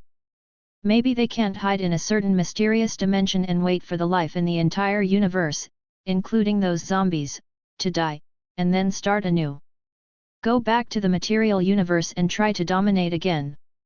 At that time, Galactus is dead, the Avengers are gone, all interstellar empires collapsed due to the invasion of zombie heroes, and the new life in the entire universe is still rolling around in pots of life soup. The vast expanse of white land is so clean. And Asgard, who had preserved his power for centuries, reappeared in the universe at this time, sowing the seeds of faith wherever primitive life sprouted, and in one fell swoop became the greatest being in the entire universe. The more he thought about it, the more he was right. Bai Ye couldn't help but sighed, how could we mess up this universe with such a cowardly person, oh no, God? Just as Bai Ye was deep in thought, a reminder from a pilot interrupted his thoughts. Ladies and gentlemen, Lotto Villa is here. Hearing this, Bai Ye immediately stood up from his seat, and immediately others also gathered by the window one after another, exclaiming incessantly. However, what they saw was completely different from what they expected. The streets of Latveria were empty of zombies, like a dead wasteland. There are no bloodthirsty monsters or raging demons, just quiet streets and lush vegetation. Because this only means that there are far more dangerous existences here than those superpower zombies. He glanced at the shifting expressions of the others and knew they realized it too. Although there were no zombies on the ground, they could all feel a vague sense of unease. Do. This is the control tower of the capital of Lotto Villa, please. ZZ your aircraft number, otherwise. ZZ shot down. Suddenly, the communication system was connected, and a voice came from the control tower claiming to be Lotto Villa, demanding that the people on the Quinjet fighter plane report their names immediately. This sudden communication made the people on the Quinjet fighter tense and alert for a while. Bai Ye immediately stepped forward and grabbed the communicator, and responded, "We are agents from SHIELD, please inform us of the landing order or other necessary information." There was silence on the tower side, and after a brief silence, another voice came, revealing a trace of dissatisfaction and depression in the voice. Lotto Villa will take strict action against any aircraft that enters the airspace without authorization. You have 30 seconds to time, immediately adjust the flight direction and leave our airspace. Rolling his eyes, Bai Ye responded. Tower, we are agents from SHIELD. We have been tasked to lead the invisible Lady Susan to Lotto Villa to carry out key operations. Our mission is to get in touch with the local leaders and implement a cooperation plan. After finishing speaking, he put down the walkie-talkie and looked at Fort Duum, which was faintly visible in the distance with a relaxed face. It was so beautiful. And the pilot stared at the numbers on the timer, full of anxiety and tension. His palms were sweating from gripping the control lever tightly, and cold sweat dripped from his forehead. Every second felt like a long, brutal torture. 30 seconds were coming, and he felt that time seemed to be slow and heavy, and his eyes were fixed on the window, looking for any signs, for fear that once the time passed, missiles would be launched towards them. His heart rate quickened and his breathing became short of breath. He swallowed hard, trying to ease his nervousness. But in any case, he couldn't avoid the fear and anxiety in his heart. At this time, a hoarse person who seemed to have some electronic tuning in it suddenly said in the communication channel, "Land down, Doom has given us permission. Ask for a recommendation ticket, ask for a monthly ticket." End of this chapter. Chapter 32. Hank Pym. Come with me, T'Challa, we're not far from my laboratory, hold on. Ant-Man slowly concentrated his strength, and within a few breaths, his body changed from its original normal size to a giant nearly 10 meters high. He gently grabbed the corner of a burned-out car with his huge palm and threw it pushing away, opened the way to the alley. When Ant-Man twisted his neck back to normal size, he turned back to Black Panther and smiled. T'Challa was breathing heavily, and the clothes on his body were badly damaged. Only the tight black leather mask on his body was intact. Fortunately, he was not injured by those monsters, and the Panther raised his head with difficulty. "Hank, did we get separated from the main force?" And Hank Pym didn't seem to hear the Black Panther's question. He poked his head around the alley, as if to check if there were infected people in the dark alley. "Oh my God, T'Challa, did you see what the American colonel looked like after he was bitten by that monster? In a few seconds, he turned into an irrational man-eating monster and ate the female reporter alive. Although I have seen it with my own eyes, until now I can't believe that the most righteous man in the world would hurt the person he wants to protect." Hearing this, T'Challa's face instantly became sad. This incident was indeed extremely strange, but he couldn't do anything now. He could only silently pray in his heart that the virus would not be transmitted to Wakanda. In this way, Wakanda's scientists will have time to develop an antidote. I believe that with the power of unparalleled high technology, we will be able to overcome this crisis. Suddenly, T'Challa's eyes fell on Ant-Man's stomach, and he was surprised to find that Hank seemed to be covering something with his hands, with faint blood oozing from between his fingers, and he couldn't help but exclaimed, "Hank! You! What happened to your stomach? Did you get bitten by those zombies?" "No, it was not a bite, but a scratch from the steel bar." "How could you think that way? My friend! I am not infected, you don't have to worry, let's move on, we are very close to the laboratory, we can take a break to save people." Hank's voice had a hint of displeasure, and the left half of his face was obscured by shadows, making it impossible to see his expression clearly. As soon as he finished speaking, he walked into the dark alley alone without waiting for the Black Panther to react. "This," Hearing this, and Hank's attitude of taking the lead, can't help dispelling T'Challa's doubts in his heart.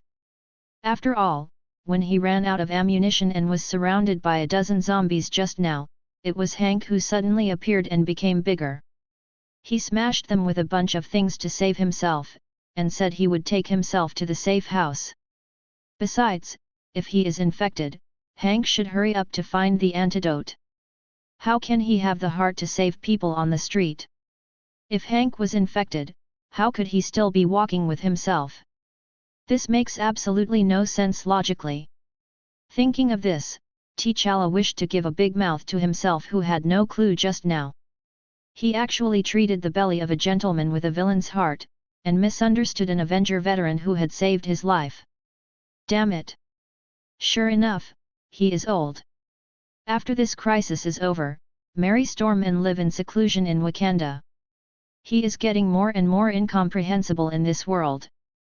As soon as he stepped into the invisible alley, he suddenly discovered that Ant-Man who had just entered the alley was missing. An ominous premonition came over him, the Panther's heartbeat quickened and his muscles tensed.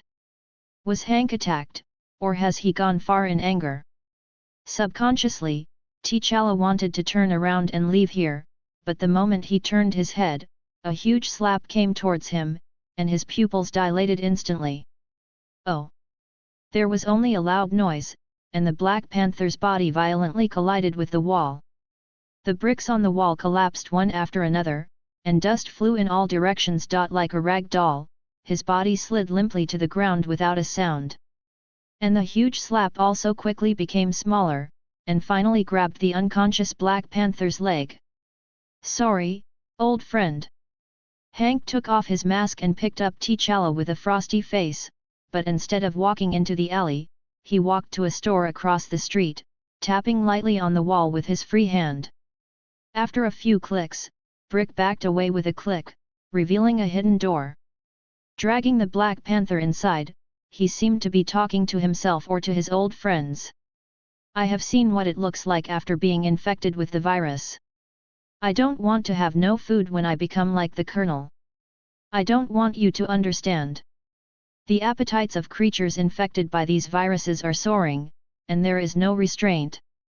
In less than a few weeks, those infected superpowers can eat up every living person in this world. I really want to turn back the clock and not be infected by that goddamn virus, but now it's done, and in a few minutes I'll be one of them. As he spoke, Ant-Man dragged the unconscious Black Panther into a secret room. In the center of the secret room was a metal operating table, the smooth surface reflecting a faint light. Ant-Man gently strapped Black Panther to the operating table, making sure he was securely held there. He stood beside the operating table, looking at the Black Panther's body, picked up a bone saw knife, and rubbed the blade lightly with his fingers.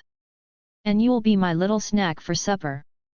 The blade of the bone saw lightly touched T'Challa's skin, leaving a shallow cut on T'Challa's left arm.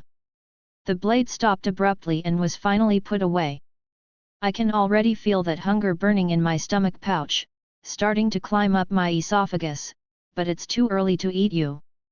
Hank Pym, whose face had turned a little livid, threw the bone saw knife into the metal bucket, rummaged through the box and found several tubes of anesthetic, and injected them all into T'Challa's body. Sleep a little longer, Your Majesty. When you wake up again, you don't have to worry about your people anymore. After that, Ant-Man put on his hood, walked out of the secret room and locked the door. His height instantly expanded several times and turned into a giant several stories tall, and he ran into the distance with long strides. He recalled the two messages he had just received.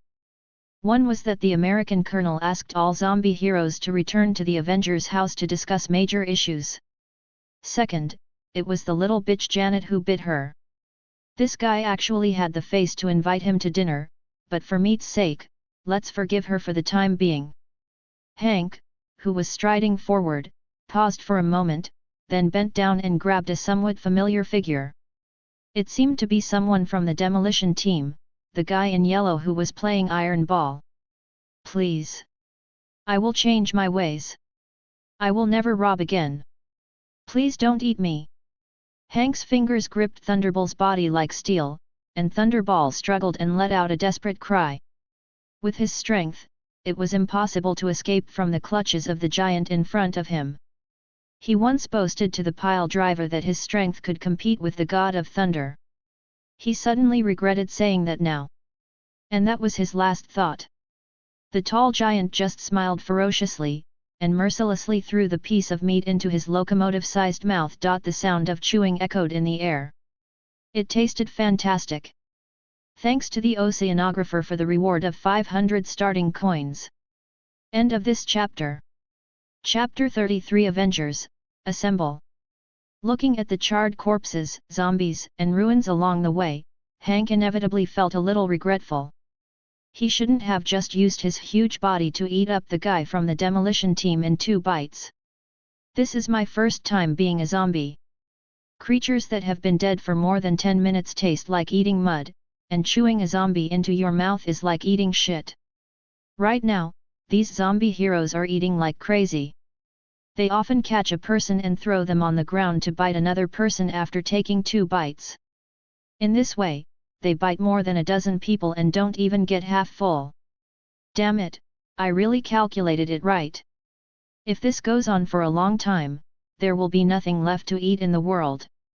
Thinking about the Black Panther imprisoned in the basement, Hank couldn't help but smile on the corner of his bloody mouth. Fortunately, he was smart and knew how to store food from the beginning, so that when these idiots had nothing to eat in the future, he could still eat food. I can sneak to the basement to have a good time. That's right, I can also become the size of an ant, so that the 2 tails of meat on T'Challa's body can be eaten for a longer time. His whole body was excited by this wonderful fantasy, and eating alone was a double satisfaction in spirit and body. Even now, I have to pretend to be a little bit different, and I must not let anyone notice that I have hidden a piece of meat, not even Janet.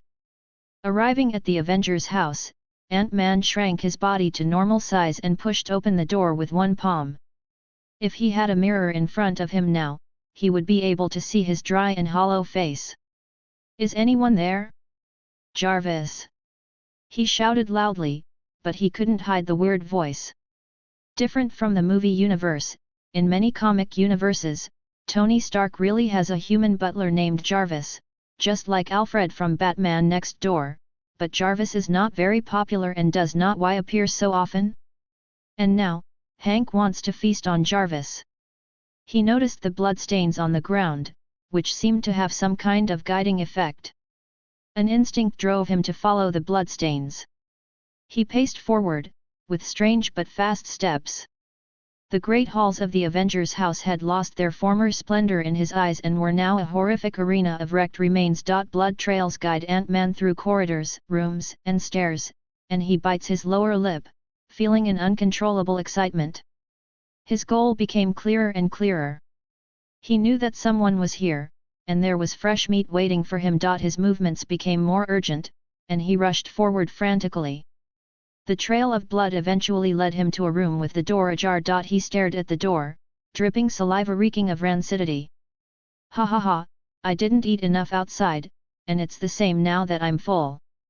He laughed wildly and kicked open the door, ready to enjoy those delicious meals. It's just that the scene in the room is a bit unsatisfactory. The American Colonel, Luke Cage, and others are enjoying a meal together. The American Colonel turned his head, eyes gleaming with excitement and hunger. He reached out his rotting arm, grabbed a piece of flesh, and slammed it into his mouth. His voice was hoarse and eager, and he almost roared, "Pim! Come on! Although you are a step late, there is fresh flesh here. Come join us in the carnival, and we will share your bite." The wasp lying on the side also turned her head and shouted happily, "Welcome home, husband! When your delicious and juicy piece of meat was turning between my teeth, I knew that you would eventually join us." It's just that Hank didn't go forward directly, he scratched his hair with bloody hands, and couldn't help asking, "Then what should we do next? Let's not make a Avengers plan or something like that. Ha! How many people have we killed just now, and we don't expect any way to redeem our mistakes." Hawkeye's expression was gloomy at first, with a little more sadness on his face, but the next second he changed back to that hungry look. See what you mean, you don't want to eat. Hank waved his hands repeatedly, indicating that he didn't mean that. What the hell? I'm hungry and I'm about to eat. Let me tell you, there's nothing wrong with this now. I agree. Several zombies in the room responded in unison. Soon, these zombie heroes ate their fill, sat on the ground with their big bellies to digest, and chatted by the way. Of course, the content of the chat now is no longer about how many good things you did today or how many people I saved, but about where you can get the softest and most tender meat. You just hiccuped and said you had a plan, Pim? Then I really have a plan. The American colonel, who had eaten and drank enough, stood up unsteadily and patted his belly.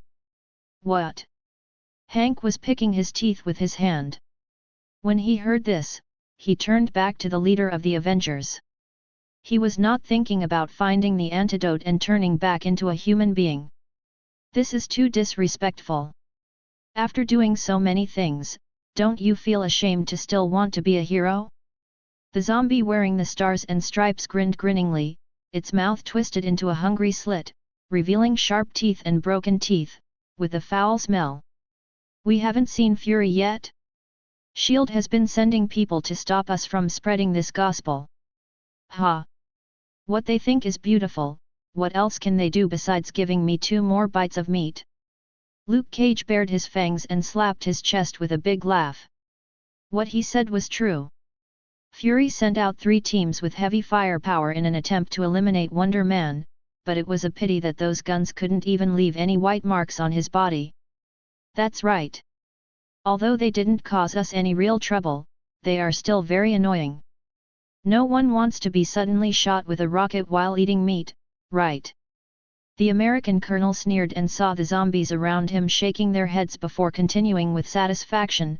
They can't deal with us now, but if they find that there are no civilians in the whole city and throw a few nuclear bombs, who of you are confident that they can survive? Now Luke Cage is silent. It is true that his skin can withstand all kinds of bullets and even missiles, but nuclear bombs? Fresh meat, he really has never tried it, and he doesn't really want to try what it feels like to be hit by a nuclear bomb on his body. It must be absolutely uncomfortable. Come on, Colonel, what can you do? We all listen to you. Hawkeye threw away the bones with a few shreds of meat in his hand, stood up and clenched his fists, shouting. Even if they become zombies, the status among the Avengers has not changed much. The Colonel is still the leader of the team, and he has to listen to everything that happens. Go and find Nightcrawler. I saw him eating people in Central Park back then, and all the guys who can fly and fight. Find them all. Tell them it's time. The American colonel bent slowly and grasped his shield with rotten fingers. Most of the red, white, and blue coating on the shield's surface has peeled off, exposing the shiny metal underneath. It made a dull metallic friction sound when it was picked up, as if it was the last resistance in the dead silence. Avengers, assemble! Ask for a recommendation ticket, ask for a monthly ticket. End of this chapter. Chapter 34 Astral Projection. The Quinjet slowly landed in a temporarily cleared open space. The strong airflow blew up dust and confetti all over the ground. The hatch opened and Bai Ye and his group stepped out of the plane. Susan's eyes were still red, and she obviously still couldn't get over the fact that her husband was dead. The stone man scratched his head and didn't know what to do. He wanted to comfort him but couldn't say anything. He had never lost his husband, so he really didn't know what to say. Since Ben Grimm became a stone man, except that his skin has turned into a layer of indestructible cocky stone, there is nothing different about him before. He is still so warm-hearted and has such a sense of humor. It was this layer of stone that turned him into a superhero and turned his life into a mess. Unlike Colossus or Sandman, who can freely change forms, Ben has to do this for the rest of his life, whether it's going to the toilet, eating, or anything else. When the Fantastic Four were still in college together, he still liked Susan a little bit, but how dare he confess it when he became like this? he didn't even dare to think about it. On the day of Reed and Susan's wedding, Ben got really angry and smashed the laboratory. Don't get me wrong, as an honest man, he had no thoughts about his friend's wife. He just looked at everyone in the four heroes except himself. It's really hard for everyone to have a happy and wonderful life. Susan is beautiful, can become invisible, and can use telekinesis. Johnny used to have a high level of flirting with girls, but now that he has become a superhero, he is even more out of control. Reed, let's put it this way, his flexibility is very useful in various aspects, and the married life is very harmonious. As for Ben, the neighbors who have been familiar with him since he was a child now think he is a monster, and I can't blame them. After all, his appearance is too weird. Sometimes he even laughs at himself inwardly. This combination is the Fantastic Three and their stone monsters who are responsible for beating people. And now that Reed is dead, apart from feeling a little empty in his heart, Ben is not too sad and even feels a little bit like it's a good death. The first moment this idea came up, Ben smashed his stone head hard twice. How can I say that Reed can be regarded as his teammate for many years, so I really shouldn't think so. But looking at Susan's sad look, Ben couldn't help scolding Reed in his heart. How come this bastard couldn't turn around today after being so smart for so many years? I don't even want to think about how Franklin and Varia died. A few hours earlier, the infected She-Hulk had opened the Chamber of Secrets in the Baxter Tower, and she used that bloody mouth. In the end, the stone man reached out and patted Susan on the shoulder and said, "Stop thinking, Sue, let the past be bygones. We have to learn to look forward."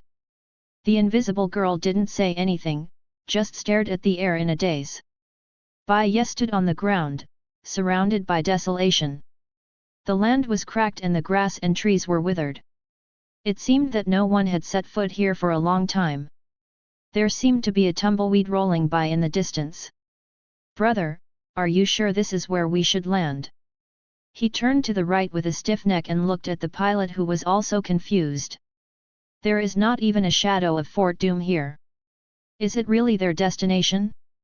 The pilot hurriedly replied, "Yes, Mr. Bai, these are the coordinates that Dr. Doom told me, absolutely correct." Looking at the innocent look on the pilot's face, and looking around, he saw a desert in the distance, without any traces of people or buildings. Bai Ye sighed helplessly. "Wanda, tell everyone to come to me." Soon, a group of 7 people gathered around Bai Ye, waiting for his order. "With me as the center, gather into a defensive formation, I want to see what's going on." After finishing speaking, Bai Ye lightly touched the pendant on his neck. The situation was really wrong. There were many European-style buildings on the ground when the plane passed by just now, but now none of them were there. "There are tricks." A warm energy came from the amulet around his neck, and then his soul began to slowly leave the body. At first, he felt a light floating sensation, as if being blown by a gentle wind. He looked up and saw his still body, as if lost in thought. This is the astral projection stored in the pendant. Most mages use this spell to travel around the outer space and improve their knowledge of the magic world. At this moment, it is a bit overkill to play as a simple soul out of body. But it's just right to use it here to explore. Anyway, if you save it, you won't be able to lay eggs and produce astral projections a few times. Bai Ye's soul was suspended quietly in mid-air, looking up and down, staring at his petrified body. His face seemed to be frozen in a dazed expression, and his eyes were empty and blurred. If it wasn't for the slight trembling of his nose, he would almost have thought that he had become a dead person in front of him. And Thor and the others are posing their respective postures, forming a circle and placing themselves in the circle. With a swing of his arms, he chose a direction and floated out. As his soul gradually moved away from his body, a cold feeling began to spread, as if his connection with the real world was gradually estranged. As the distance drifted farther and farther away, Bai Ye could feel this icy breath more and more, reminding him to be vigilant at all times. Bai Ye's soul struggled to drift a few hundred meters outward against the cold feeling. His eyes passed through nothingness, looked around, and suddenly found that the wasteland just now had completely disappeared, replaced by a pitch-black void space. In this boundless darkness, a strange man with a metal mask wearing a green cloak and a hood tilted his head to look at Bai Ye's soul state. At this moment, although Bai Ye had no sweat glands, he still subconsciously felt cold sweat pouring out. His soul seemed to be stared at by a terrifying evil beast, and a chill that was 100 times stronger than when the soul was separated from the body penetrated into the bone marrow. He slapped his chest, and his soul turned into a stream of light, returning to his body almost instantly. Bai Ye suddenly opened his eyes, and the real body on his body was instantly soaked in cold sweat. The cold sweat gushed out from his forehead and dripped down on his cheeks, forming a string of clear drops. He clenched his fist tightly and felt the sweat in his palm. "Thor, at 10 o'clock, throw the hammer gently." "Ah? What do you mean?" Thor looked at the sweaty guy in front of him, a little confused. "What is the way to throw it gently? Where did the gentle talk about fighting come from?" Bai Ye wiped off his sweat, thought for a while and then hurriedly added, "Don't use too much force, you throw it like you usually do when you quarrel with Tony, throw it now." "Oh. I understand when you say that." Thor smiled heartily and flicked his hand away. The hammer flew out crookedly, jumping up and down in the air like a bird drunk on fake wine. The hammer drifts to the left sometimes, shakes to the right sometimes, bumps up and down for a while, and swings left and right for a while. On the surface of the hammer, although the electric spark still shone faintly, it lost its former sharpness. The frequency of their beating slowed down significantly, and their movements became slow and soft, as if some meandering figure was dancing on them. He usually uses this strength to fight Iron Man. Ask for a recommendation ticket, ask for a monthly ticket. End of this chapter. Chapter 35. The soft hammer floated in the air for a while, and then a few hundred meters away from Thor, it suddenly made a loud noise, as if it had hit a solid wall. As the rumbling sound came out, a cloud of dust rose up in the air and diffused. There doesn't appear to be a clear point of impact for the dust to form, but the entire region is shrouded in a haze. There should have been an empty wasteland there, but now there is only a vast amount of dust left, making it difficult to see the specific scene. Thor frowned, confused by this sudden change. He looked through the dust, trying to discern the truth. However, no matter how hard he stared, he could not see the details in the dust. He could only see fuzzy particles flying in the sky. "Yeah, it's a little hot." Bai Ye calmly took a sip of the water the pilot handed him. He was not surprised. From what he saw just now, this place probably wasn't any Lotto Villa tarmac or wasteland at all. It's some kind of place like the X-Men's Extremis room. Suddenly a weird buzzing sound sounded from all directions and the land under their feet began to gradually become illusory, as if they were in a dream. The scene in front of him began to distort and change, and quickly transformed into a metal ground. This piece of metal ground shimmered, reflecting the dazzling metal light. They are like countless small squares spliced together to form the structure of the entire ground. This scene made everyone feel extremely shocked, and they watched the changes around them dumbfounded. "What the hell is this place? Should I move? Oh wait! I'm still wearing a restraint, damn fury!" Pietro screamed for the first time, but he pulled the metal ring around his neck and muttered softly. The use of mind power, the clenched fist, the loaded gun, and several other obviously well-trained superheroes are ready to fight. It's just that the changes on the ground have not stopped. The metal ground seems to be controlled by invisible forces, as if a huge scroll is rolling and changing. The sand and dust in the desert are flying, the cold wind is howling on the snow-capped mountains, the neon lights are flickering in the city, the waves are rough in the ocean, all kinds of elements are coming, and every transformation is vivid. Finally, the buzzing sound dissipated, and the ground solidified into a silver-white metal as smooth as a mirror, reflecting the scorching light and making it dazzling. As soon as the squinting pilot raised his head, he screamed, "Look at the sky, look at the sky! Is that a bird? Is that a plane? That's it! I saw countless metal robots as dense as black clouds flying down from the sky at an unknown time. They were wearing green hooded cloaks and exuded a silvery luster. After landing, the robots lined up in rows and moved forward at the same time. With each step, the metal footsteps made a steady and powerful metal collision sound, which seemed to shake the entire space. The palm cannons of the robots shone with green energy and made a low buzzing sound, like the battle roar of a machine. Energy flows in it, exuding a chilling aura of destruction. Their eyes locked on everyone indifferently, and the sound of charging and discharging the palm cannon seemed to announce the approach of death. It seems that a fierce battle is about to kick off. Thor has already held Mjolnir back in his hand, and as soon as Bai Ye speaks, he will let the destruction robots created by Dum in front of him enter the cyber hell and meet the cyber Buddha. Son of Odin, if you dare to take action, Doom will never let you off lightly. Just when the scene was about to explode, there was only a low-pitched threat from the crowd, and then, among a large number of robots that looked exactly the same, a metal strongman with a more powerful figure and a stronger armor appeared. As he floated higher, the other robots stepped back one after another, as if leaving a passage for him, leaving him alone floating in midair and approaching. After glancing around at everyone present, especially taking a second look at Bai Ye, Dr. Doom slowly said, "Why did you come to Doom's territory?" After hearing what Dr. Doom said, the Punisher couldn't help but cursed, "Damn the iron-faced bastard!" Clenching the gun in his hand, Frank's intentions are obvious. He intends to raise the gun and attack Dr. Doom. In this doomsday world, killing one more villain is a profit, and killing two is even more enjoyable. However, the moment he was about to pull the trigger, Bai Ye quickly reached out and tightly grasped the barrel of the Punisher, pressing down. "Do not worry."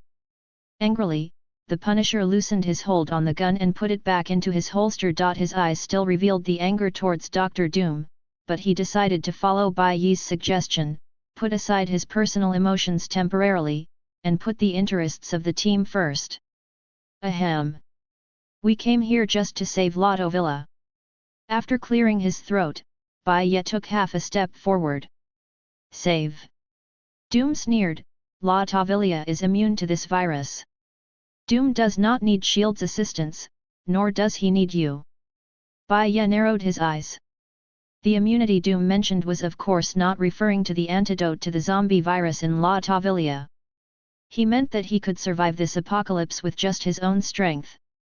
This is of course nonsense. No matter how easy it is to defend and attack Fort Doom, it is still no match for those zombie heroes.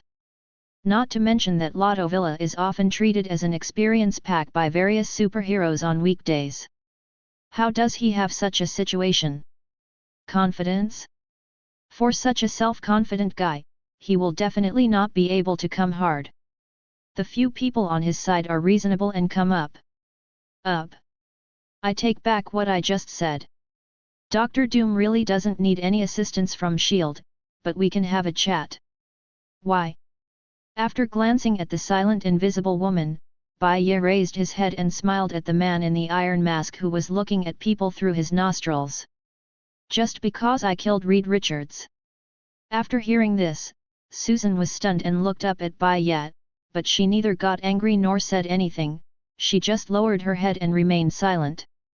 Now she has calmed down, there is no doubt that Reed is indeed damned, but she doesn't want to face this fact, but she can't hate anyone. She could only hate herself for not being able to recognize the beast in his heart after so many years with Reed. After all, she is still an old-fashioned superhero, and she can't do such things as helping relatives or not. Humph! Only Doom can kill Doom's enemies. As soon as Doom said this, everyone was shocked, not because they were surprised by his pride, but because when he said this, he probably didn't want to talk about it. However, Doom looked at the self-pitying Susan through the iron mask, and his steely tone finally softened. "Dom can listen to how that idiot Reed died. Come in, Doom will entertain you." As soon as the words fell, those robots gave way again, looking at the people looking at each other. Bai Ye shrugged and walked over. "Ask for a monthly pass, ask for a recommendation ticket. End of this chapter. Chapter 36 Meals. Dr. Doom led a group of people into Fort Doom, and he walked in front, majestic. The interior of the castle looked a little dark, but the lit candles emitted a faint light, barely illuminating the surrounding environment. The walls are made of solid stone with clear grains, revealing traces of time. The texture of the stones highlights the ancient and solid atmosphere, as if it carries countless historical deposits. Under the candlelight, the textures and stone patterns on the walls are clearly visible, forming fine patterns. There is an ancient atmosphere in Doomburg, exuding a strong sense of mystery. The walls are carved with exquisite patterns and sculptures, showing the beauty of craftsmanship and art. Bai Ye glanced at the flashing green light on the wall. The murals and stone statues carved in Doom Castle are probably not just for looking good. I mean, Vic, why are you taking us around here? Ben couldn't help shouting. He had been fighting zombies all afternoon, and he didn't even eat anything on the aircraft carrier. He was already very hungry. Without saying a word, Doom led the crowd through every corner of the castle, and finally came to a spacious room. The atmosphere of this room is slightly different from the previous gloomy, it exudes a solemn and gorgeous atmosphere. A huge glass chandelier hangs on the top of the room, like a shining gem. The glass on the chandelier is crystal clear, delicate patterns intertwined with light. Emanates a soft and warm glow. In the center of the room is a huge and narrow wooden dining table, its width taking up almost half of the entire room. The dining table is covered with a gorgeous tablecloth, and the golden patterns complement the lights in the room. Candles in metal trays were placed on the table. When they were lit, they emitted a soft light that reflected the contours of everyone's faces. Sit. Doom flung his cloak and sat on the large main seat. The moment he sat down, the room seemed to become even colder. Several people exchanged glances and each found a place to sit down. Shaking the bell in his hand made a slight ringing. This simple action seemed to declare Doom's control and dominance over everything. The waiters standing around knew it immediately and began to act quickly. Soon, the waiters in neat black tuxedos walked lightly towards Dr. Doom's seat with silver trays in their hands. Their demeanor was solemn, elegant, and silent, as if actors on the stage were performing a wonderful pantomime. Golden and crispy roasted suckling pig, creamy mushroom soup sprinkled with a pinch of crispy bread crumbs as a garnish, tender steaks, juicy grilled chicken and tender fish were placed in front of the host. After serving Doom, the waiters walked out of the room and served delicious food to the guests. A huge hand grasped the front of the yellow bus and easily crushed it into a group of metal fragments, making a piercing clicking sound, and there were endless screams in the car. It's easier to eat when you're smaller, but it's so fun to eat like this. Ant-Man stared inward through the opening with eyes the size of car tires, and let out a wild laugh, with a low and hoarse voice, and stretched out his huge arms. Picking up a few bright red berries with her fingers, Bai Ye put them into her mouth without hesitation, her teeth gently crushed the pulp, and a strong sweet smell rolled on her tongue. Each fruit is like a small world, broken into countless fine particles in his mouth, and a few drops of bright red juice spilled from the corner of his mouth, forming a few drops of crystal clear blood. I said, Doom, are you still eating at this time? Don't you have the slightest concern about the end of the world? Pietro was sitting at the dining table, looking at the full banquet in front of him, but in the end he couldn't speak, but looked at Doom who was eating in doubt, with a little puzzlement in his voice. Dr. Doom put down the fork in his hand, his eyes were cold and proud. He slowly raised his head and responded, being able to eat peacefully is not just to satisfy the needs of the stomach, but a symbol of dignity. In this doomsday moment, it is when Doom's status as emperor is most prominent. Frowning, Quicksilver was confused and dissatisfied with Dr. Doom's attitude, and he muttered softly, but, we are facing thousands of superpowered zombies. Don't you feel nervous and anxious? Dr. Doom smiled coldly, glanced at the others, and continued calmly, since you are here, something must happen. So, are you here to ask Doom for help, or are you going to challenge Doom? Kuei Yin was silent for a while, silently thinking about how to answer, but the food on the table was still neatly arranged. Dr. Doom seemed to be indifferent to his question, and began to eat gracefully. Bai Ye wiped the corners of his mouth, looked at Doom and asked softly, "Do you want to know how Reed died?" Dr. Doom raised his head, his deep eyes met Bai Ye's gaze. Although he didn't answer directly, at that moment, Dr. Doom's message to Bai Ye was clear and clear speak. Looking at Dr. Doom, Bai Ye took a deep breath and began to tell the cause of Reed's death. Dr. Doom listened quietly, his eyes gradually became deep, he put down the fork in his hand, his body trembled slightly. After listening to the process, Doom, who could no longer suppress his inner excitement and ridicule, suddenly threw his head back and laughed. This laughter did not sound cheerful. His voice was hoarse and distorted, like some evil beast from the depths of hell. Roared. "Ha ha ha ha! I didn't expect Richards to be so stupid." After a while, Doom stopped laughing wildly, and the smile under the mask gradually froze, and replaced it with coldness and contempt. "It's ridiculous that I have fought against such a mentally handicapped person for so many years." Rarely, Doom did not use his habit of referring to himself in the third person, but spoke like a normal person. When Susan heard this, she immediately glared at Doom, but within a few seconds she lowered her head and remained silent. She knew in her heart that Doom was absolutely right. Reed had successfully proved his intelligence level with his life. "What's your name?" "Richards is stupid, but Doom should know the name of the person who killed him. Such a person should not be unknown in Lotto Villa." "White Knight." "Very good, Bai Ye, you presented an extremely interesting joke to Doom. You are now Lotto Villa's guest, so you can talk about whatever you want." Bai Ye glanced at Thor, who was busy eating and drinking, smiled slightly, and said lightly, "Why don't we move around and talk?" Thor raised his wine glass, a trace of confusion flashed in his eyes. He didn't seem to fully understand Bai Ye's meaning. He put down his glass and replied in a somewhat vague tone, "Move? Where? I haven't had enough." There was a hint of helplessness in Bai Ye's eyes, and he was not surprised by Thor's attitude. After all, Thor at this stage is a pleasure-loving person, and the priority of talking about things is definitely not as high as cooking.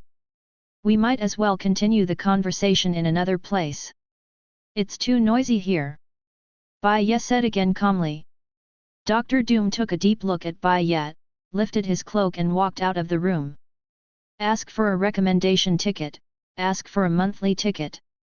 End of this chapter. Chapter 37, discussing important matters. In front is Doom's study, we can chat there. Following Doom, Bai Ye looked at the corridor he had walked through before, which was somewhat similar to when he entered Fort Doom, but it was spacious. After a few more glances, he found that just tens of meters behind him, the ground and walls seemed to be slowly creeping, and a corner he just passed disappeared. It seemed that Dr. Doom used magic to make this place look like in the existence of a kind of moving maze. Dr. Doom pushed open the wooden door with a creak and entered his study. Bai Ye followed behind him, and a huge oak desk occupied the center of the room, on which were placed golden stationery and an old magic book. There are countless thick scrolls and books on the bookshelf by the wall, which should be used to record Dr. Doom's years of research results, whether it is technology or magic. In one corner of the room is a gorgeous coffee table with exquisite tea sets and various rare tea leaves. A comfortable leather sofa and several luxurious chairs are scattered in different corners of the room, providing visitors with a comfortable resting space. Dr. Doom is indeed a world-famous supervillain, but he is also the head of Lotto Villa. Naturally, he also needs a place to receive some high-status visitors on weekdays. The study is a good place. Dr. Doom walked slowly to the desk. He sat down and looked at Bai Ye, who was scanning everything in the office with his eyes. A satisfied and proud smile appeared under his mask. Although he never said it, he enjoyed the moments when others were surprised by his wealth and status. After admiring Bai Ye's expression of observing the study room enough, Doom slowly said, "Let's talk. Let's get straight to the point." Bai Ye sat down on the guest seat, twisted his neck and said, "Your firepower here is not enough to deal with the countless superpower zombies that are about to attack. You need our help." "What? How dare you humiliate Doom like this?"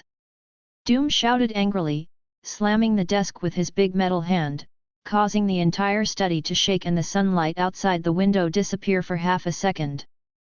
Bai Ye was not frightened by the movement, watched the darkness spreading to the chandelier fade away, and said before Doom got angry again, "You can take off your disguise at any time, Dr. Doom.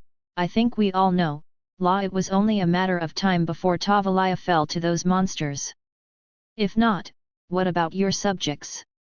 I don't think we saw anyone but some servants along the way. Where are the men, women, old people, and children of Lataflia?"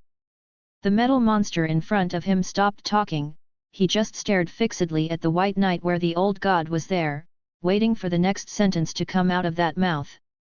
Doom would then decide whether to continue listening or tear the offending creature to pieces. "I know you are building a teleporter, but it will take time to complete." As soon as these words came out, Bai Ye felt a huge pressure on his shoulders in an instant, as if the whole world was tilting towards him, and it was like a sharp blade clinging to his back. Bai Ye's heartbeat accelerated, but he still remained calm. Dr. Doom was sitting behind his desk, staring at Bai Ye indifferently. There was no expression on his iron face, but it was obvious that he was murderous. "You know Doom's secret, give Doom a reason to let you live." "Because I know you're not as stupid as Reed Richards, that's why I came to you to cooperate." The huge pressure disappeared as instantly as it came, and his words had a certain effect, at least able to arouse Dr. Destruction's interest. Dr. Doom observed Bai Ye silently, his eyes were deep and indifferent, and he looked at Bai Ye without showing any weakness. After a while, he said blankly, "Go ahead. It must be some days before your teleporter is completed, otherwise you have taken the civilians of Lotto Villa to another universe. The superheroes from SHIELD can help you build it, and at the same time defend Doomburg with you.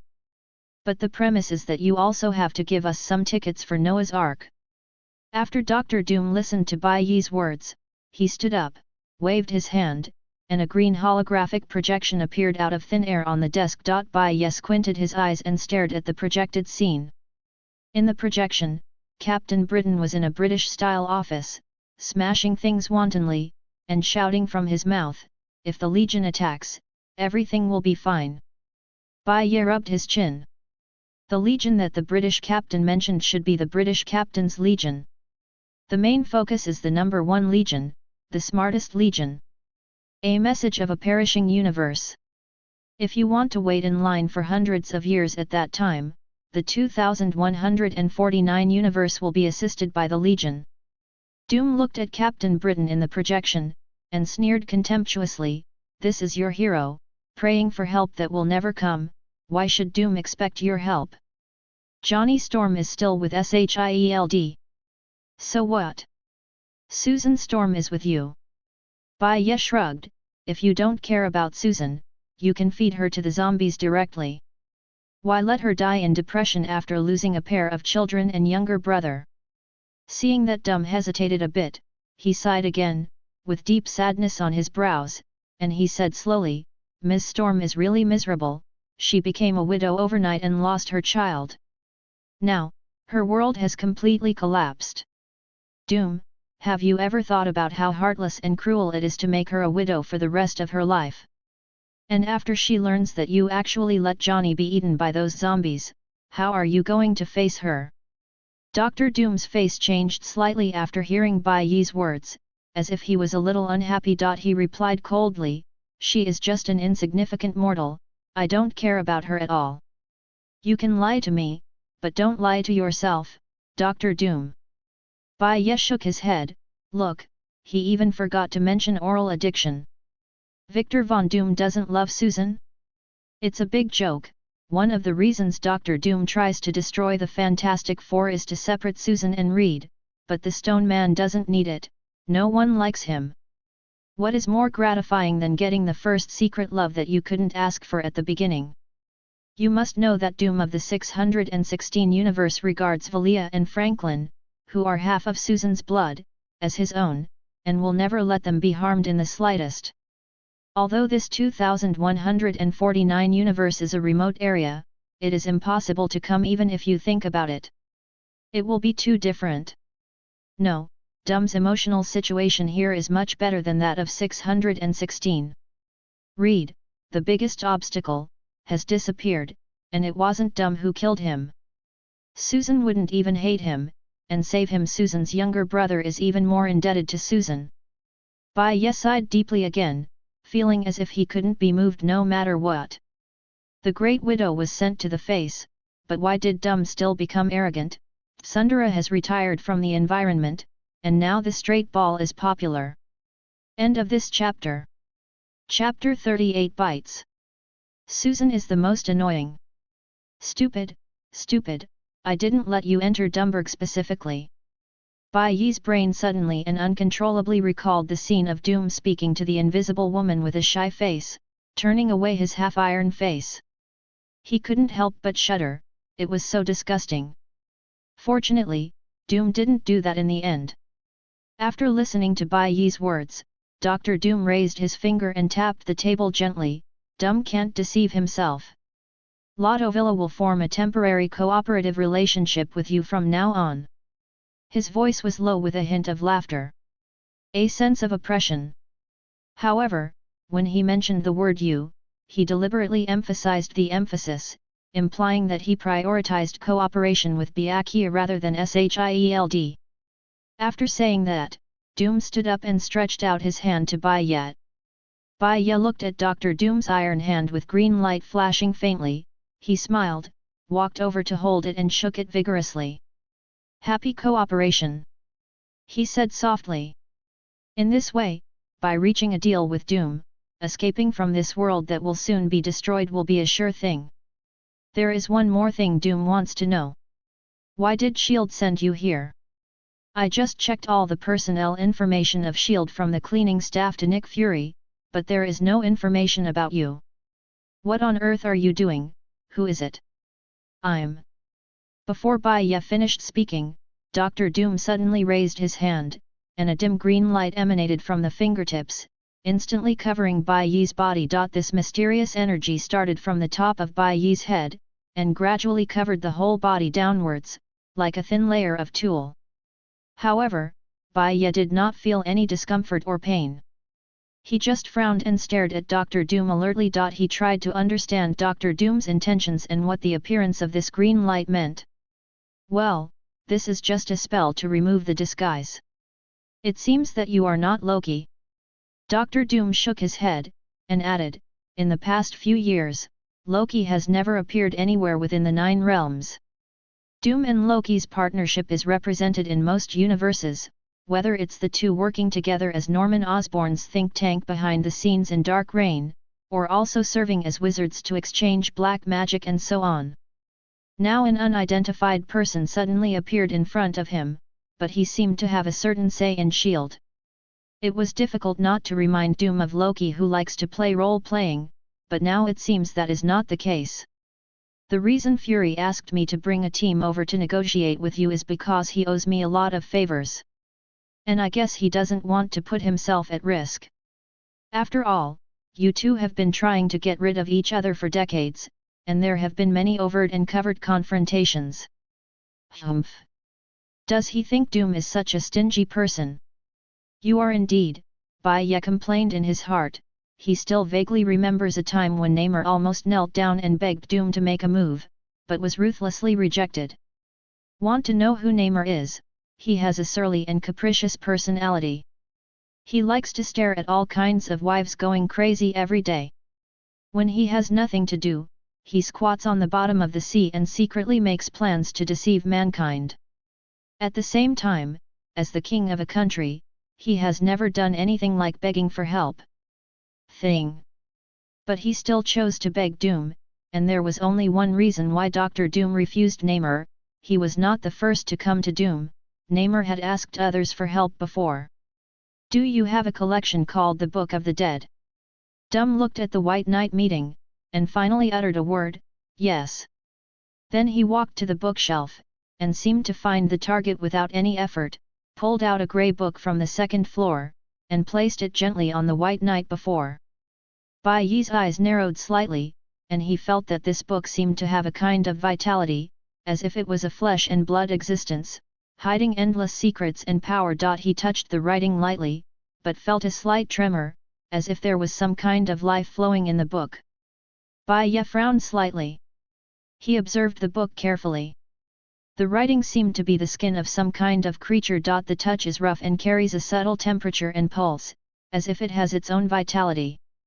He wasn't sure if it was his imagination, but he seemed to see two small gaps in the writing, slightly cracked, like closed human eyes. This is the book you want? Doom has never used this book. It contains powerful black magic. Glancing at Bai Ye, who was stroking the book, Dr. Doom spoke. Hearing this, Bai Ye felt a little speechless, because it's black magic, so why not use it?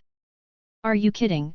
Dr. Doom is a person who often goes to hell to make deals with demons, so why would he be afraid of a small human skin book? But what he said sounded like he was reminding himself to be cautious in contact with black magic. After all, these things are powerful, but the conditions for casting them are often sinister and treacherous. There are countless conditions, such as offering a heart, tongue, and lung slices. The incident of losing half of my body just now is still fresh in my mind. I will keep it in my heart. Thank you, doctor, for your gift. Bai Ye stood up and put the book under his arm, then nodded slightly as a gesture. Dum nodded slightly, and raised his hand to indicate that Bai Ye could go back. Aerospace aircraft carrier. On the tarmac, a janitor known only as Old Jack was hosing a Quinjet that had just returned for half an hour. Old Jack was humming a little tune with a cheerful expression. It has been number 13 years since he has been in this industry, and he is very familiar with this job. He is nearly years old and has no children. When the entire aerospace aircraft carrier was immersed in the grief of losing his family, although he was also affected by the atmosphere and shed a few tears, he soon became happy again, like a normal person. Because there is really no one in his family, his wife died of a heart attack a few years ago, his parents have been dead for almost 20 years, and his only friends are some colleagues, and they are all on the aerospace aircraft carrier.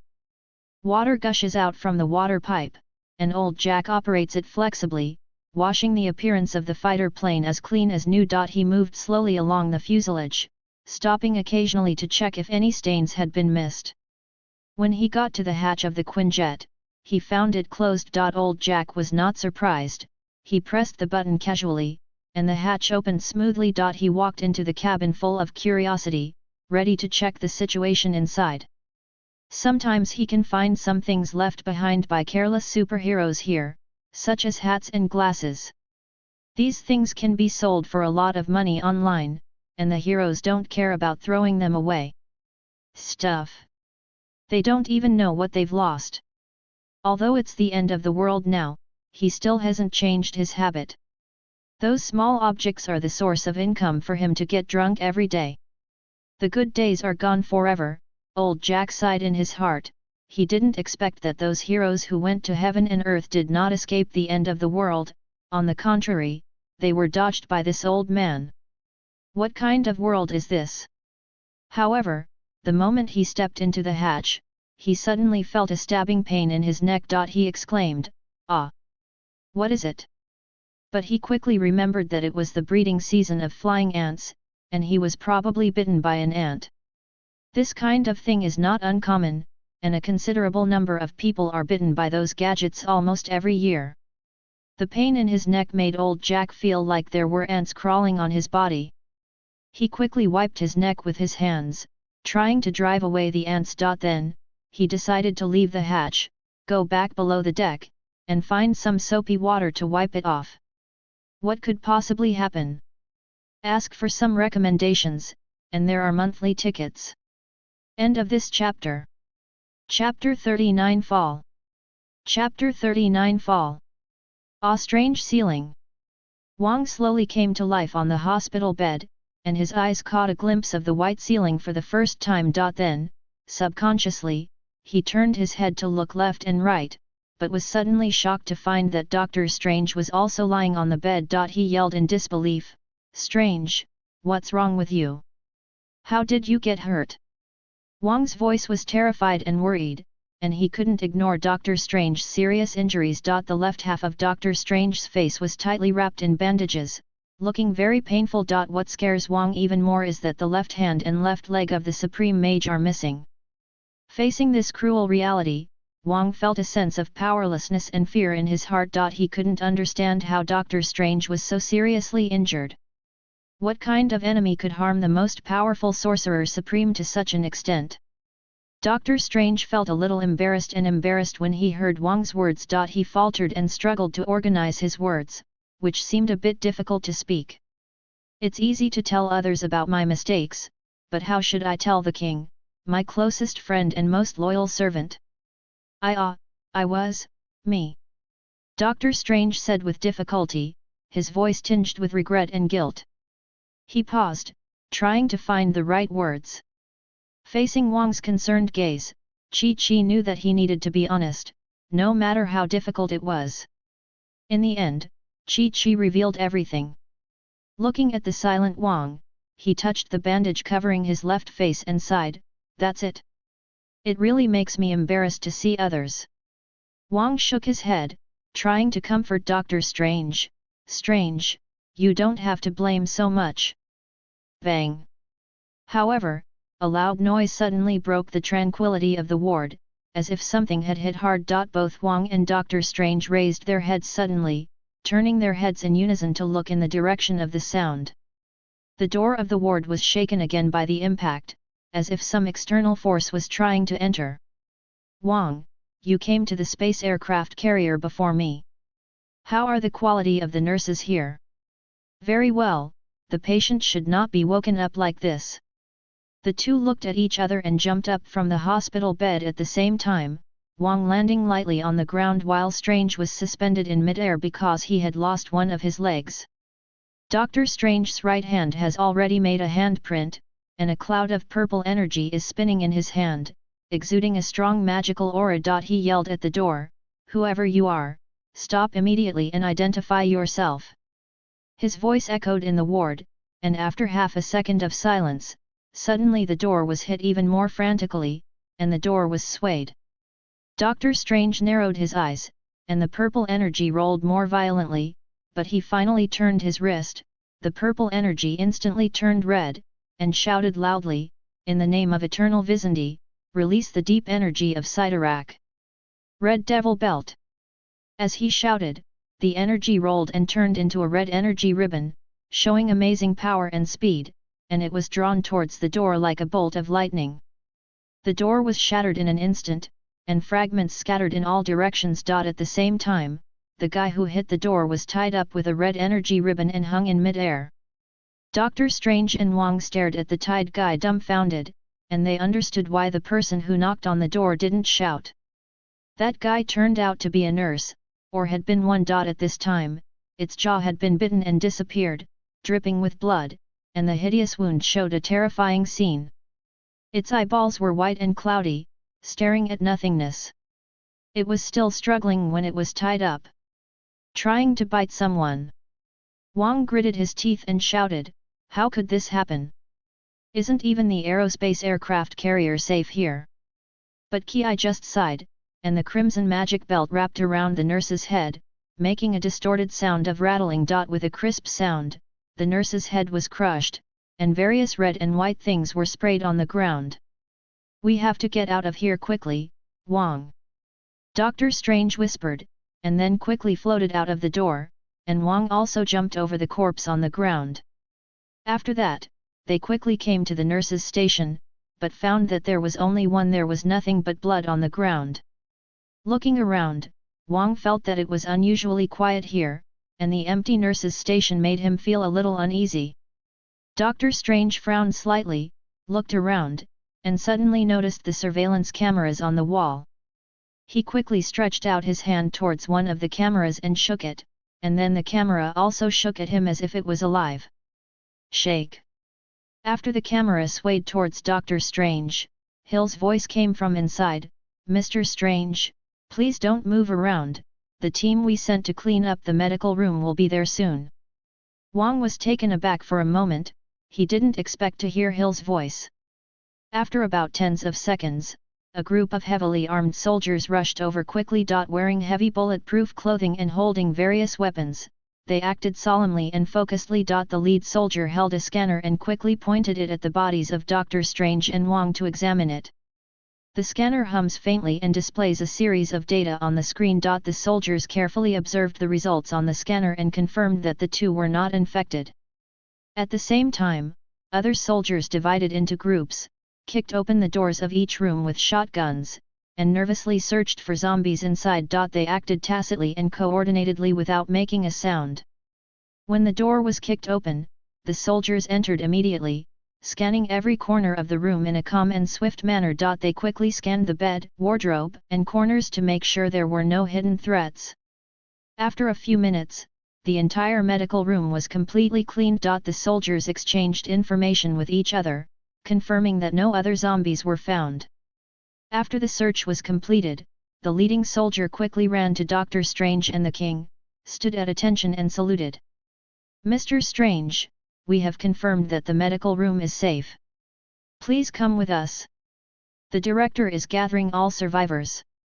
Wang was eager to understand the situation, so he quickly asked, "What happened on the aerospace aircraft carrier?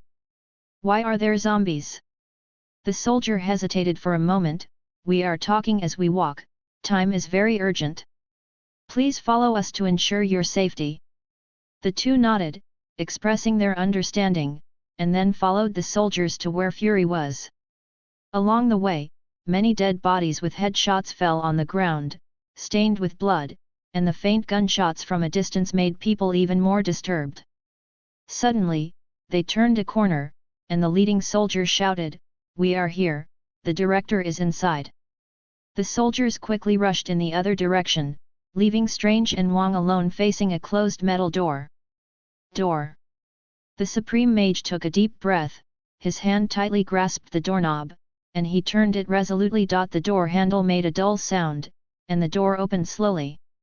"Ask for a recommendation ticket, ask for a monthly ticket." End of this chapter.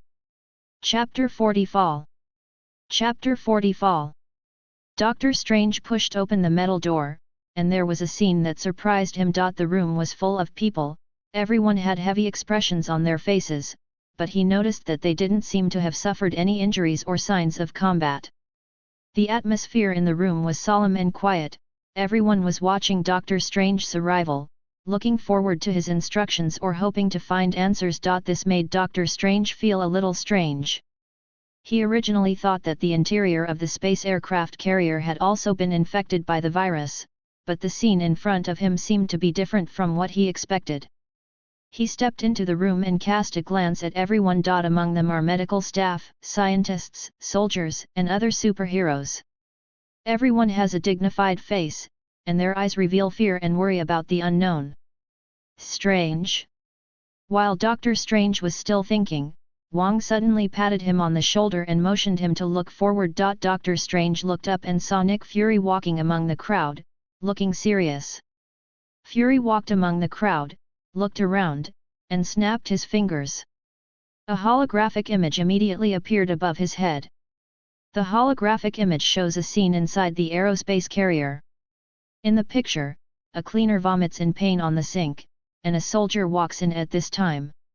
Seeing this scene, the soldier quickly put the gun on the sink and gently patted the cleaner on the back. "What's wrong, old man? Did you drink too much last night?" However, the next second, the cleaner suddenly turned around and said, biting the soldier's throat. Fury's voice echoed throughout the audience, "Just 10 minutes ago, an infection occurred on the space aircraft carrier. Subsequently, several infection incidents occurred in different places one after another, but when we were investigating, the source of the infection showed up on its own initiative." He waved his arm, and the holographic image changed, showing the body of an agent lying on the ground. Standing next to the corpse was a short-haired sorrel-haired female zombie, with a pair of transparent wings spreading out from her back. After everyone saw it clearly, they all recognized the identity of the zombie, the wasp girl. The wasp chewed the meat in her mouth and raised her head while shouting angrily, "I've had enough. You're allowed to bite but not eat. Why don't you turn yourself into the size of an ant and fly thousands of meters high to grab a plane, Pim?"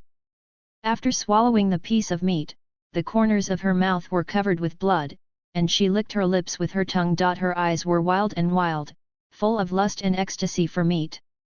"First eat 10 to fill your stomach, and then talk about the plan," she roared. Her transparent wings flapped slightly, and she was about to rush out of the room. Just as the wasp was about to rush out of the room, an extremely intense red laser flashed from the toilet door, hitting her directly on the wall. In an instant, the flames blazed, and Wasp's body burned instantly under the high temperature, turning into ashes, leaving only a scorched black mark. Immediately afterwards, a man touching the corners of his eyes slowly walked in. He was wearing an X-Men battle suit, and the unique red eye patch revealed his identity, Cyclops. Looking at the messy bathroom, the skinny man, almost 2 meters tall, sighed helplessly, pressed his headset. "Fury, where is the other toilet closest to me?" "Wait, I don't understand," Doctor Strange suddenly asked. "Since the source of infection has been eliminated, these 10 minutes should be enough for you to eliminate the remaining infected people. Why are there still zombies in the medical room?" Fury listened quietly to Doctor Strange's words without saying anything. "It's just that the holographic projection changes again, and now the deck image of the aerospace carrier is presented. This is a real-time image. The infection inside the aerospace carrier just now is probably just a smoke bomb they used to disrupt our sight." In the projection, 2 clouds of blue and red smoke appeared and disappeared on the deck. Whenever smoke appears, they are accompanied by the appearance of a zombie hero. And on the edge of the aerospace aircraft carrier, an angel infected into a zombie suddenly appeared. His rotting wings gave off a stench, his body was covered in black carrion and blood, and he carried an infected Colonel in his left hand and an infected Luke Cage in his right. He flicked his hands, and the 2 zombies hit the deck steadily, and then swooped down again, obviously to meet other flightless zombies. And there are definitely not a few zombies like him. Falcon, Ms. Marvel and others are constantly flying up with various zombie heroes. There are more and more zombies on the deck, and they continue to emerge in various ways, gathering a terrifying tide. Hundreds of soldiers rushed out from all over to pick up heavy firearms, bravely suppressing the impact of these zombies. The firepower of the machine gun formed a dense storm of bullets in the air, and the screeching gunshots and bullet rain intertwined. The soldiers gripped the handles of their guns, stabilized their muzzles, stood fearlessly in front of the tide of zombies, and shot with all their might. The flamethrower spit out scorching flames, incinerating a piece of zombies into scorched earth. The burning flames formed barriers, temporarily blocking the zombies from advancing. "Fire! Fire! Knock them down! Put them down!" A squad leader held the gun tightly and pulled the trigger at the zombies without flinching, but a shield swept past as fast as lightning. He passed by and cut off him and several surrounding soldiers. The soldiers didn't have time to react, their bodies split into 2 in an instant, and the screams even overwhelmed the friendly gunshots for an instant. The squad leader with only his upper body left was struggling hard. His hands were painfully grasping at the gun that fell on the ground. With the last bit of strength, he stretched out his trembling arm, and his fingertips touched the weapon not far from him. Every inch of movement made him feel excruciating pain. Whoosh! Several arrows flew over suddenly, and the arrowheads accurately penetrated the heads of those soldiers, completely ending their lives. SHHHHHH Colonel's shield is not clean, if you also turn into zombies, the smell will be terrible. Hawkeye winked at the dead body on the ground, then drew another arrow and put it on the bow and shot it. Damn it, are we just going to watch those people die? Is this what a hero should do? Wolverine popped out his shiny steel claws angrily, the cold light of the steel claws flickered, and his voice was full of anger and unwillingness. He was unwilling to stand by and sit idly by. No, I'm afraid it will only have the opposite effect if you go. Today is different from the past. Your style of play that hurts the enemy 800 and self-damages 2000 will only make you die faster, Logan. Fury whispered. In addition, all the Quinjet fighters that can take off directly are on the deck. If we want to get on the plane, we have to go through those zombies. Hearing this, Logan felt discouraged for a while. He retracted his steel claws, and his eyes showed a trace of helplessness. Then wait here to die? Do not exercise to make our flesh more muscular. No, never. Fury's eyes flashed brightly. Although time is tight and no antidote can be developed for the virus, I still found a few strong people who can fight against the zombie virus.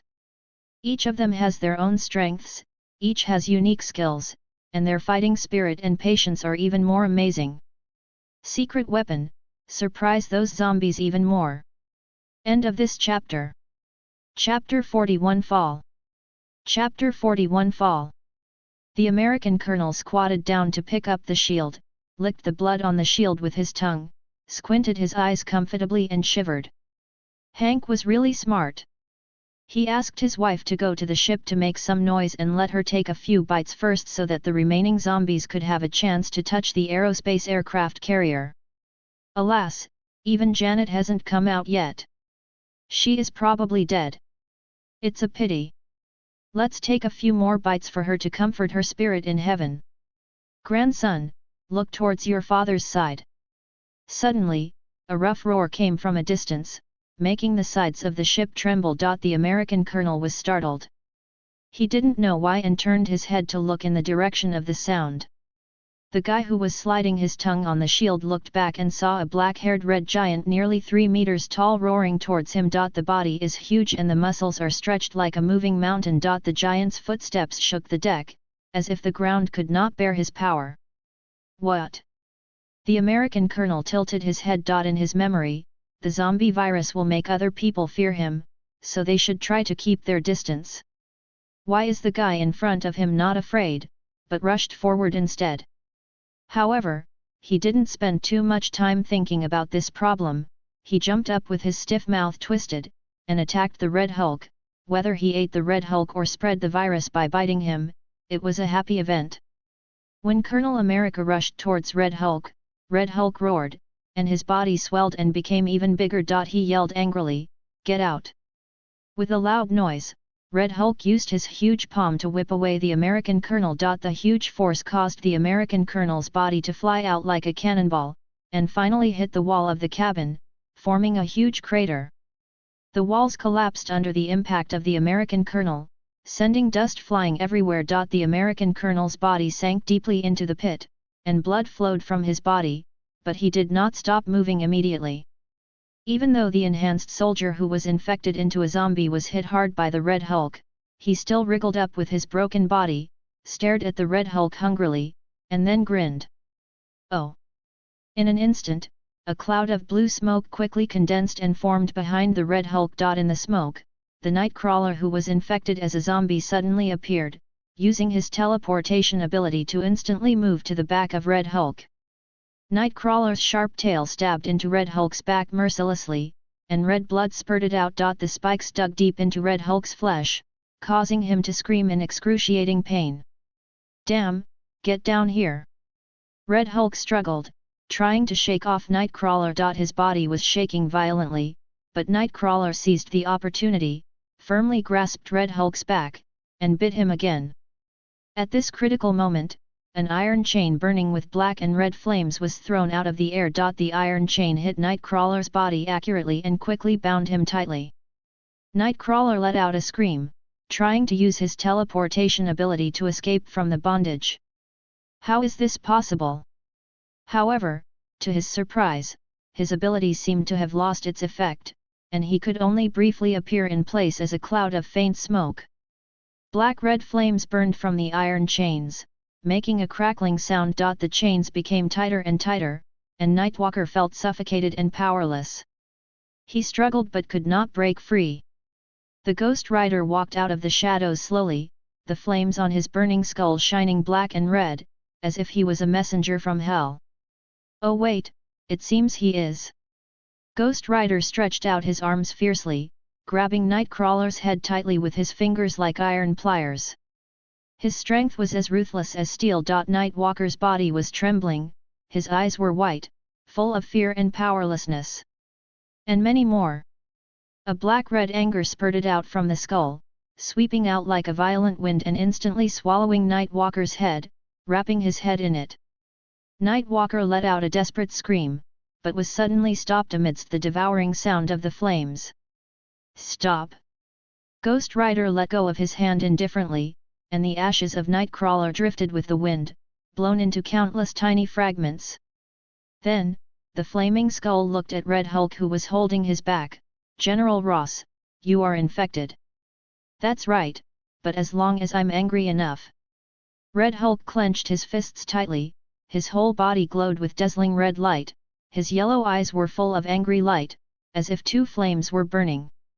Anger made Red Hulk's strength grow, and he felt raging rage churning in his body, as if it was going to tear the whole world to pieces.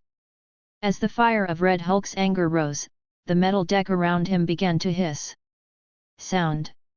The temperature rose sharply, and the metal began to melt, flowing like lava, and his rage turned the metal into a hot liquid that swallowed everything around it. The burning skull silently took 2 steps back. He was not afraid of the temperature, but the molten metal was about to flow onto his feet. Melt them. The best thing to do when you get sick is to have a fever, especially if you can heat yourself to gamma-ray temperatures. As he said that, Red Hulk laughed and patted his back. The wound there had completely healed, and there was no trace of any injury at all. Okay, Steve, what about you, little bitch? Looking back, he realized that the American colonel who was lying there watching the play just now had slipped away without knowing when. Hurry up and release Fury's potted plants. You shouldn't be able to do this a few times. Our task is to open the way for the large troops. The Ghost Rider retracted the iron chain and came to Red Hulk, patted him.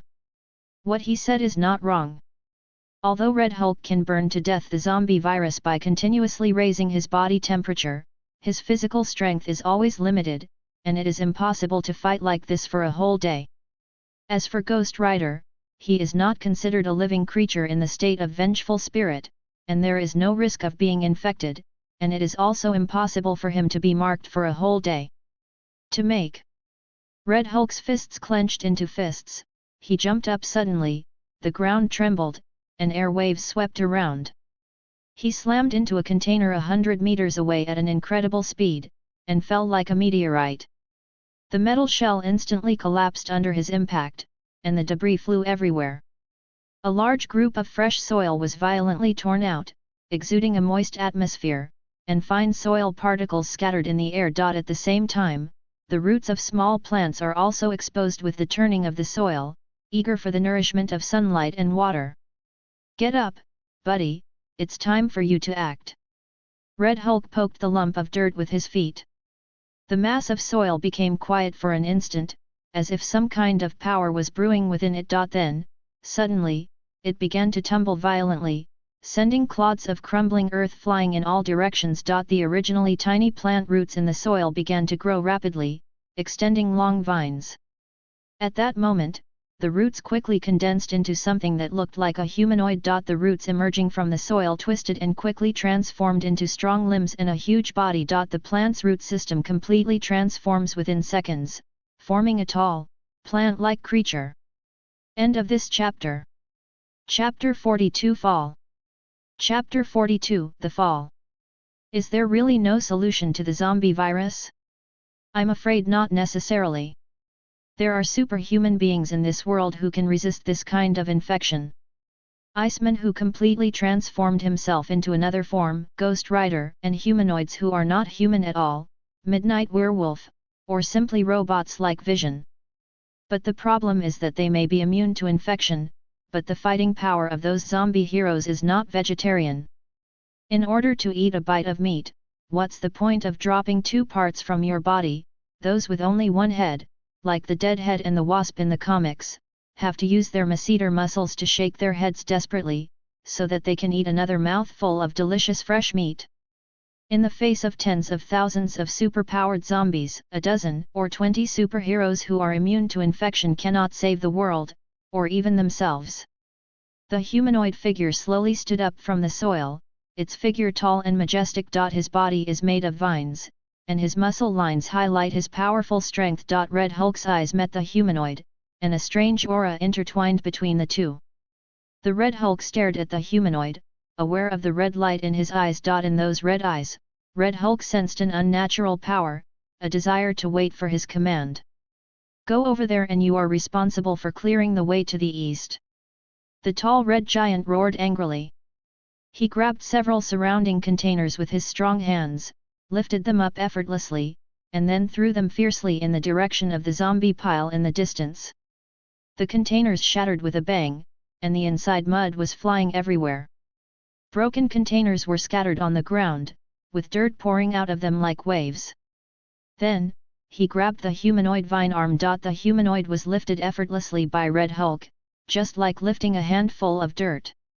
Red Hulk vigorously shook his arm and threw the humanoid towards the distant mound. The humanoid whizzed through the air like a green lightning bolt. The earth splashed everywhere, and for a while the dust filled the air, with ripples of mud surging on the mound.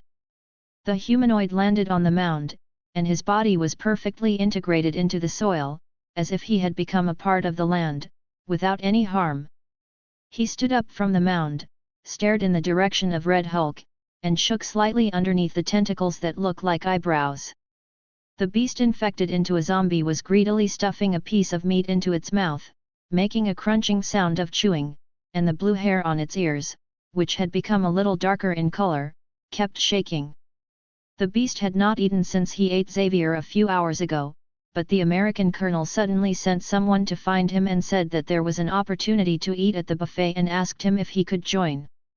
Do you still need to ask? For sure, there are not many people alive in New York City now. If you want to eat meat, you have to run out of the state, but his short blue-haired legs can't outrun those speedsters. So the beast responded on the spot, and the colonel fulfilled his promise. The aerospace carrier indeed has countless fresh meat for everyone to enjoy. Squeak!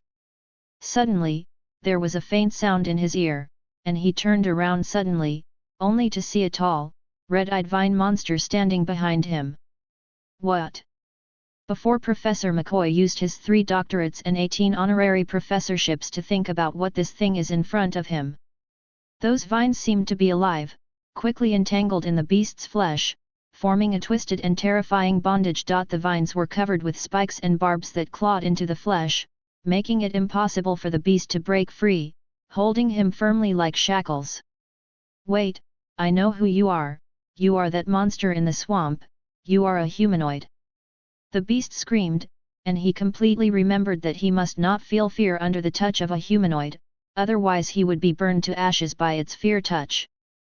But at this time, he fell into a self-circulating thinking trap, like don't think about an elephant. Even though he knew he should stay calm, the more he learned about humanoids, the more terrified he became. I can no longer see the sun, can no longer let my thoughts spread out in my brain, and can no longer eat a mouthful of delicious meat. Countless worries and anxieties circulated and transformed in his rotten and smelly mind, each thought was like a sharp hook, piercing deeply into his heart, and finally turned into fear. As the beast's fear reaches its peak, flames slowly rise from his body. At first, there were only faint sparks flickering around him, like stars in the dark, almost imperceptible. However, those little sparks gradually merged. Finally, in an instant, the flame suddenly expanded like an exploding star. It instantly filled the surrounding space of the beast, enveloping him completely. The blazing flame burned extremely violently, releasing a dazzling light. In his final moments, he let out a shrill cry, "I'm sorry, Xavier."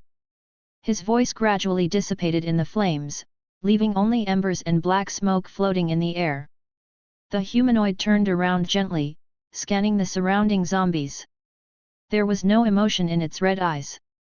Step by step, the humanoid walked towards other zombies, each step was steady and powerful. As he walked forward, the residue of the soil was scattered, and his vines stretched out like demonic tentacles, grabbing the approaching zombies and mercilessly igniting them. The zombies let out shrill screams, and their bodies burned in the flames, quickly turning into ashes. Go over there. Those are the people sent by the director. A large group of soldiers shouted and rushed towards the humanoids. They had just received an order from Fury in the communication channel, asking them to launch Quinjet fighters under the leadership of these heroes and begin to evacuate. The humanoid sensed the approach of the soldiers, and its red eyes shone fiercely. He rushed forward without hesitation. The vines grew rapidly and condensed into hard fists, smashing away the angel who was rushing towards him. Red Hulk clenched his fist and crushed a zombie's head with huge force, causing blood and bone fragments to scatter everywhere. Boom! There was a loud noise from behind, as if an extremely large and heavy object had slammed into the open space behind him violently. The ground shook violently, and debris flew around, hitting his broad back. What kind of stuff? The red giant turned around cursingly, and his pupils shrank instantly when he saw the person coming. The visitor was wearing a solid red armor and a large helmet, only his mouth and eyes were exposed, like a red iron pot was folded upside down on his face. Even in front of the Red Hulk, who was nearly 3 meters tall, the figure is also very large. I have only fought with Banner before, not with a perverted Hulk like you. He wheezed and wheezed, making a creepy sound, but this wheezing was not because of exhaustion, but because of hunger. His mouth opened, revealing sharp teeth, and blood flowed out of the bloody mouth from time to time, forming bright red liquid texture. Of course it wouldn't be the blood of the red tank. Ask for a recommendation ticket, ask for a monthly ticket. End of this chapter. Chapter 43 Fall. Chapter 43 Fall. Red Tank's skin had rotted and turned black, and the dark red blood slowly solidified on his body surface, forming disgusting blood clots. His body exuded the stench of rotting corpses, which was unbearable. But compared to those, your meat looks chewy. After saying this, Red Tank punched Red Hulk with a fierce momentum and amazing power. Hulk, smash! Red Hulk did not retreat but advanced. He also clenched his fists. The surging blood vessels were clearly visible on his arms, winding like rivers. The fists of the two collided, causing a deafening bang. The powerful impact visible to the naked eye spread to all directions, forming a terrifying shock wave. The shock wave brought up huge air waves, and the metal plates on the deck were instantly shattered, and the fragments scattered like rain. Large air waves carried debris and sparks and spread around the space aircraft carrier. The running soldiers were violently pushed to the ground by the shock wave, with horrified expressions frozen on their faces. The structure of the aerospace aircraft carrier began to tremble, under tremendous pressure, and seemed to be shattered at any time. The remaining zombies also noticed the battlefield here, and their attention was gradually diverted. In the explosion of the shock wave, Red Hulk and Red Tank paused, and then retracted their fists. Red Hulk's muscles were brimming, and he tried his best to resist the impact of the shock wave with his strong body. But the Red Tank was as steady as a mountain, only taking half a step back. The red armor surface shimmered slightly, as if it was strong enough to withstand everything. His body withstood the force brought by the shock wave, but always remained stable without any wavering. One side is a monster giant created by gamma rays, and the other side is a zombie injected with energy in the back of the ass by the dimensional demon god. The soldiers witnessed this fierce battle and tried their best to aim their weapons at the red tanks in an attempt to interfere in the battle. Bullets and energy beams kept flying, but the red tank's armor was nearly invulnerable, and it withstood all attacks, remaining as solid as a rock. A soldier watched the pair of monsters pounce on each other again and swallowed. How about we leave first? General Ross doesn't seem to need our help. I agree. That's right. General Ross is invincible in the world. Then they turned and ran. Amidst the chaos and gunpowder smoke, a floor suddenly rose, revealing a door, and then the door opened, and a large group of people poured out from it. The fierce duel between Red Hulk and Red Tank. Fury shouted loudly, "Evacuate quickly, Red Hulk and the others can withstand it." They scurried across the battlefield, dodging flying debris and blast waves. Fury's expression was solemn, and there was a hint of anxiety in his eyes. This battle was far beyond their capabilities. Among the evacuation team, the most eye-catching person was a man lying on a stretcher. His body was tightly fixed and surrounded by 4 or 5 hanging bottles. Through the infusion tube, medicine was continuously injected into his body. The thin patient's face was pale, with fine beads of sweat oozing from his forehead, and his eyelids twitched slightly, as if there was some kind of strong reaction in the depths of his consciousness. Occasionally, a green gleam flashed in his eyes. Medical staff surrounded him closely and monitored his condition closely. Their expressions were serious and focused, trying to keep his vital signs stable. The patient's status was obviously extraordinary and his body required special care. In a corner of the tarmac, Ghost Rider rode a motorcycle he got from nowhere, quickly circling the Quinjet like a black whirlwind, the chain dancing skillfully in his hands. Whenever he found a zombie approaching, the chain would be whipped out like a flexible whip. The lighter ones were beaten to pieces and fell to the ground, while the more serious ones were simply whipped away or burned into a ball of ashes. The power confrontation between Red Hulk and Red Tank continued to escalate. Their fists collided fiercely. Each collision caused huge damage. The aftermath of the fight spread like a hurricane sweeping across the deck of an aerospace aircraft carrier. The steel and metal structures on the deck were under tremendous pressure and made a grinding sound, as if shouting out pain. The sound of twisted metal echoed across the battlefield like a wailing symphony. The structure of the aerospace carrier was completely overturned, the solid steel bars were squeezed and bent, and debris flew everywhere. Red Tank waved his fists angrily and roared at Red Hulk, "Ross, you should give up. I just need to take a small bite on you, and then you can share this feast with us." Red Hulk's black hair danced wildly in the fierce battle, and was disheveled by the strong wind. They are like burning flames, swaying and releasing a wild breath with every powerful punch of Red Hulk. However, Red Hulk's yellow eyes appear extremely cunning. Unlike his son-in-law Banner, General Ross was able to maintain complete sanity after the transformation, and even became smarter because he got rid of his old body. He smiled, with a playful gleam in his eyes, and replied, "Okay."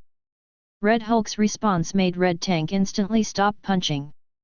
He blinked in confusion and asked in disbelief, Are you serious? You really want me to bite you?" Ross sneered, "Retarded, Ted, let me catch him." In an instant, the ground shook violently, a large area of land cracked, and thick vines spread out from the ground and quickly wrapped around the Red Tank's body. These vines may seem ordinary, but they contain extremely powerful power.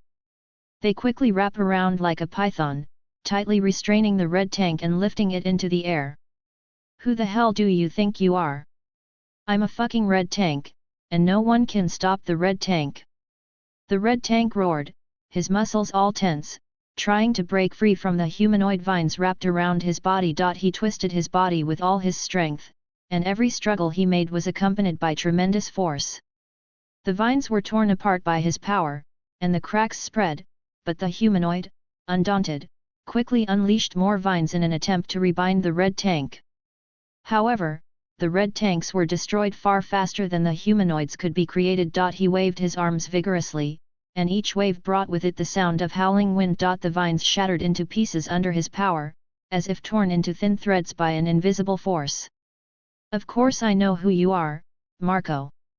Red Hulk grinned, slowly moved his right arm, his fingers clenched tightly into a fist, his knuckles were raised, and his skin became tight. "I also know that you only weigh 862 kilograms and that I can blow up a fucking mountain with one punch." He quickly waved his huge fist, aimed at the Red Tank that was lifted in the air, and punched it out. The Red Tank's body was instantly knocked away, and the humanoid vines on his body were also destroyed by the power of the Red Hulk. Flying in all directions, its huge body drew a red arc in the air and quickly broke away from the deck of the aerospace aircraft carrier, causing strong airflow and explosions. It flew out like a meteor and disappeared into the sky. "Ask for a recommendation ticket, ask for a monthly ticket." End of this chapter. Chapter 44, The Fall. Fury stood on the Quinjet fighter, wearing a black suit, and stared firmly into the distance. The hatch was wide open, and the bitter wind howled in, ruffling his hair. He stood motionless by the porthole, looking out through the glass. In his sight, the Quinjet fighters had taken off, forming a spectacular flight formation. Their engines roared, and the jet flames at their tails burned, leaving bright trails across the sky. He gently pressed the headset. "We are preparing to evacuate, General Ross, where are you?" "Here we come.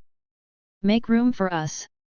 There was only a shout from outside the cabin, and the Red Hulk jumped into the cabin of the Quinjet fighter, carrying the Ghost Rider, who had turned into an ordinary person, on his shoulders, and the humanoid body was hung on his lap, and the Red Giant, his body seemed to fill the cabin. "You're overweight. It's a bit. It takes up too much space, Red Hulk groaned. His originally tall and mighty figure gradually became smaller, his muscles receded, his sense of strength disappeared, his skin became loose, wrinkles appeared on his forehead, and his hair also changed from black to grizzled. If the old man in front of him wasn't still wearing those elastic tights, no one would associate him with the world-destroying Red Hulk.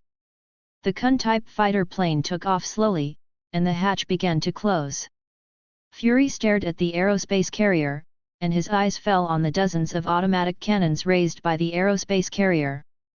These cannons deployed rapidly, flashing with icy metal light. Their barrels were spinning, firing at full blast. As the shooting began, the bullets rained down, forming a dense barrage. Each bullet carries the power of death, roaring through the air, finding the target, and knocking down the zombies one by one.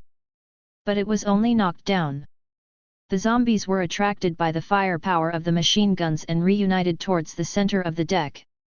The huge aerospace aircraft carrier also began to gradually collapse and explode, with flames and debris from the explosion flying everywhere. Its structure began to collapse.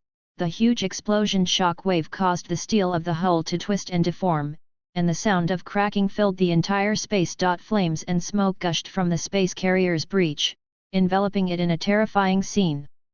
The man with only one eye stood silently at the hatch, watching the torn air carrier disappear into the last crack of the hatch. Sad. Hill came over and stood beside Fury. Fury took a deep breath, then turned to look at Hill. He wiped the corners of his eyes and lowered his head with a smile, "As sad as if my wife died. Maybe this is what people often call a midlife crisis." Hill silently reached out and patted Fury on the shoulder. She understood what all this meant to him. The space carrier was once a symbol of their faith and hope. The Skrull invasion did not destroy it, nor did the Kree. Neither did the Dark Phoenix. Until today. "Okay, let's call our Mr. Bai. I hope he has reached an agreement with Dr. Doom." Fury readjusted his emotions and became the calm agent leader again. "Hello? Well, it's me. Has I crashed? How many of you are still alive over there?" Bai Ye was sitting in front of the dining table, with the phone tucked between his shoulders, and he was stirring a cup of coffee with a spoon in his hand, and the spoon made a slight stirring sound in the cup. "So many? I thought. No, it's nothing. You can come here anytime. I've already discussed with Doom, and he will let you in." Putting the phone gently on the table, he raised his hand to pick up the white porcelain cup. The aroma of coffee filled the air around him, and he took a sip.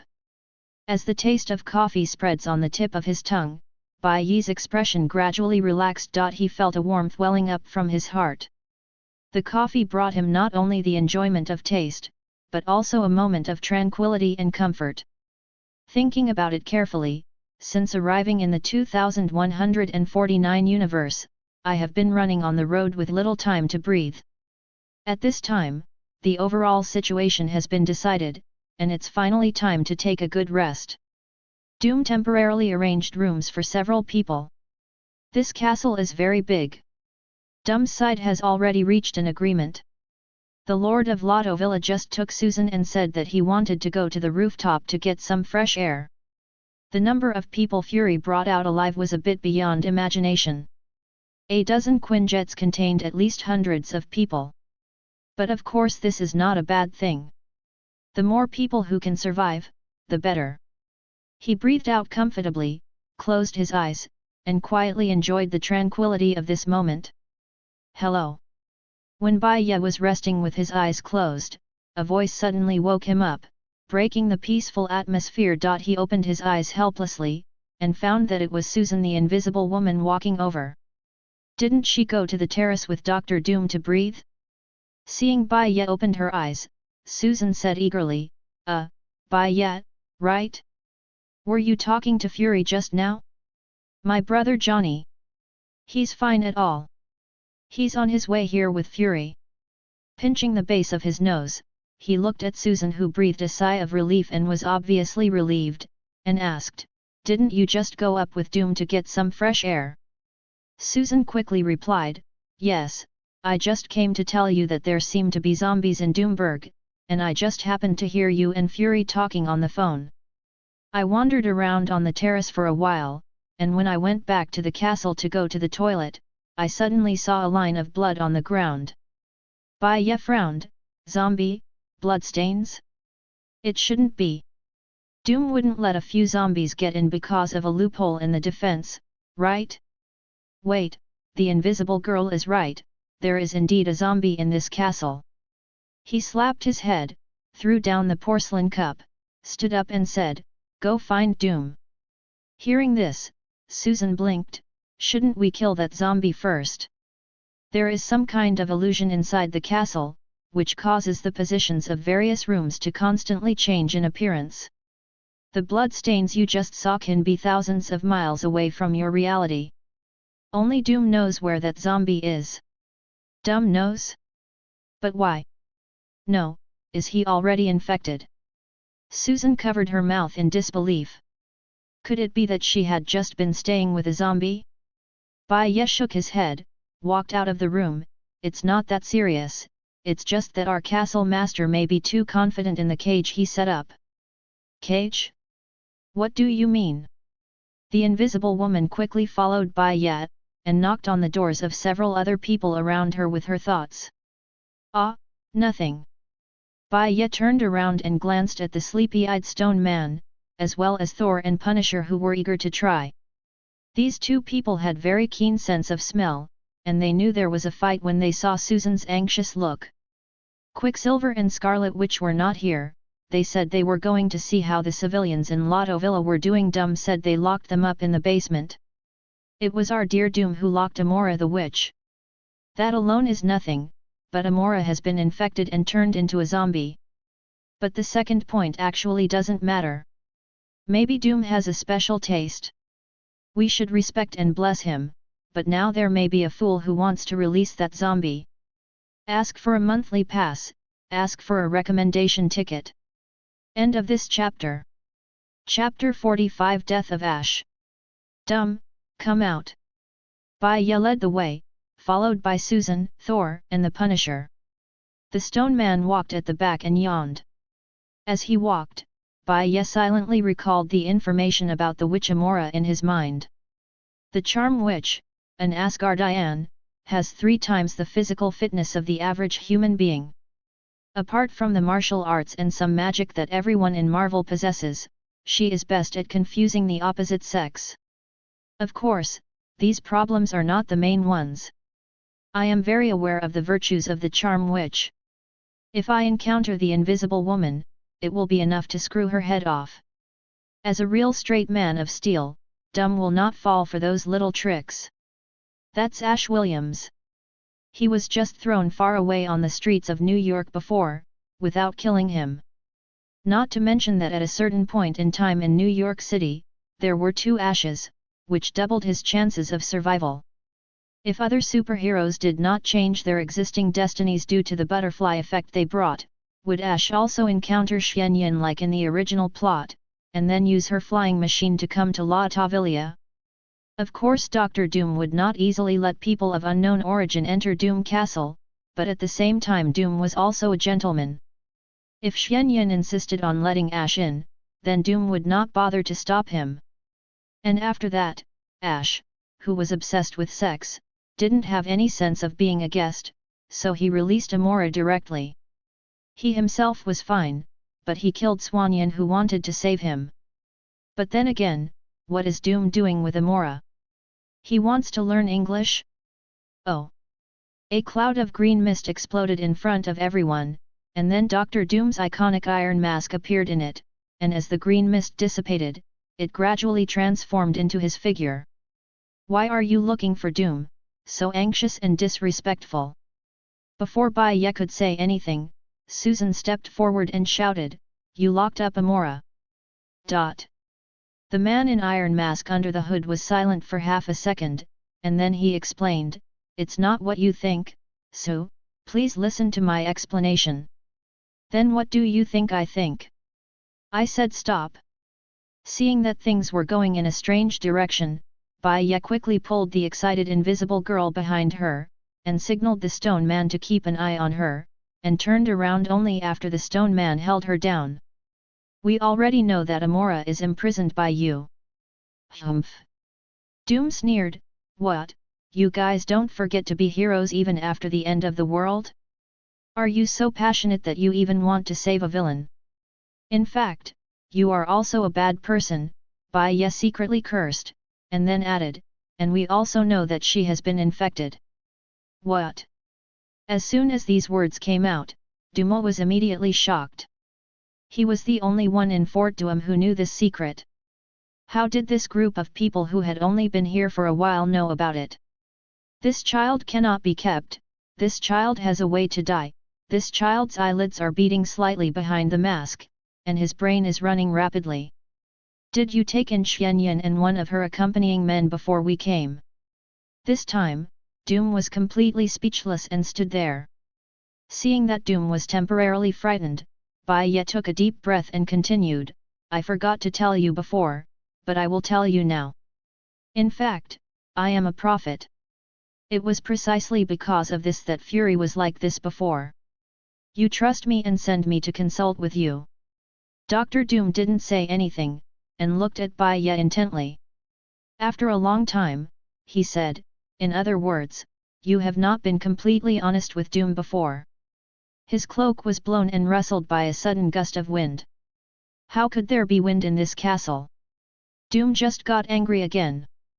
As the monarch of Latavilia, what he hates most in his life is others lying to him and disrespecting him. Most of the time, the two can be interchanged or appear at the same time. "Dear Lord of Latavilia, I have no intention of offending you at all."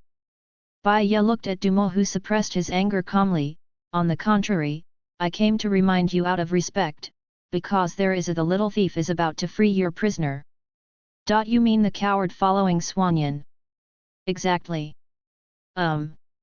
Dr. Doom was silent for a moment, turned to face the depths of the corridor, and stepped forward firmly. Bai Ye followed without hesitation. He believed that Dr. Doom had already made a judgment. The others looked at each other, then followed suit. Although they didn't understand Dr. Destruction's intentions, they firmly believed in Bai Ye's choice. Bai Ye asked casually, "Why, don't you have surveillance here? Can't you just see where Ash is?" Dr. Doom thought for a moment, and then replied, "All the electricity is used to charge the portal, including the energy in the spell circuit. I could hear you talking before because it left a mark here." Dum also stayed in Amora, but there was no movement at this time. "Either what you said is false, or that person hasn't gotten there yet." Bai Ye pretended to be surprised and said, "You mean you are monitoring us?" This time Doom said nothing, just moved on, neither denying nor admitting. The group of people turned around and walked through a complicated corridor, and finally came to a long corridor. At the end of this corridor are several cages composed of pink energy beams from top to bottom. There seems to be a blonde figure shaking inside the cage. Everyone stopped and stared at the blonde figure in the cage. The figure seemed to be struggling, but was trapped in a cage, unable to escape. The pink energy beam shines with mysterious light, giving people a powerful feeling. At the same time, at the end of the corridor outside the cage, there was a figure whose back looked quite similar to Dr. Doom. But they only looked similar at first glance. The man was a head shorter than Doom, and he was stooped. He didn't look like the Lord of Latvelia. Doom stared at the back, his expression solemn and indifferent. He slowly raised a palm, and blue light flashed and sizzled in his palm. This is not magic, but a palm cannon similar to Iron Man. It is cheap and does good damage. It is simply a must-have product for home travel in the Marvel Universe. Bai Ye cleared his throat, and his voice echoed in the corridor, Ash Williams, are you looking for the Book of Death? When the figure from behind heard this, he immediately turned around, ah! Who are you? However, in the next second, a blue energy beam shot quickly, magnified in his eyes instantly, and hit him and the blonde figure behind him on the head.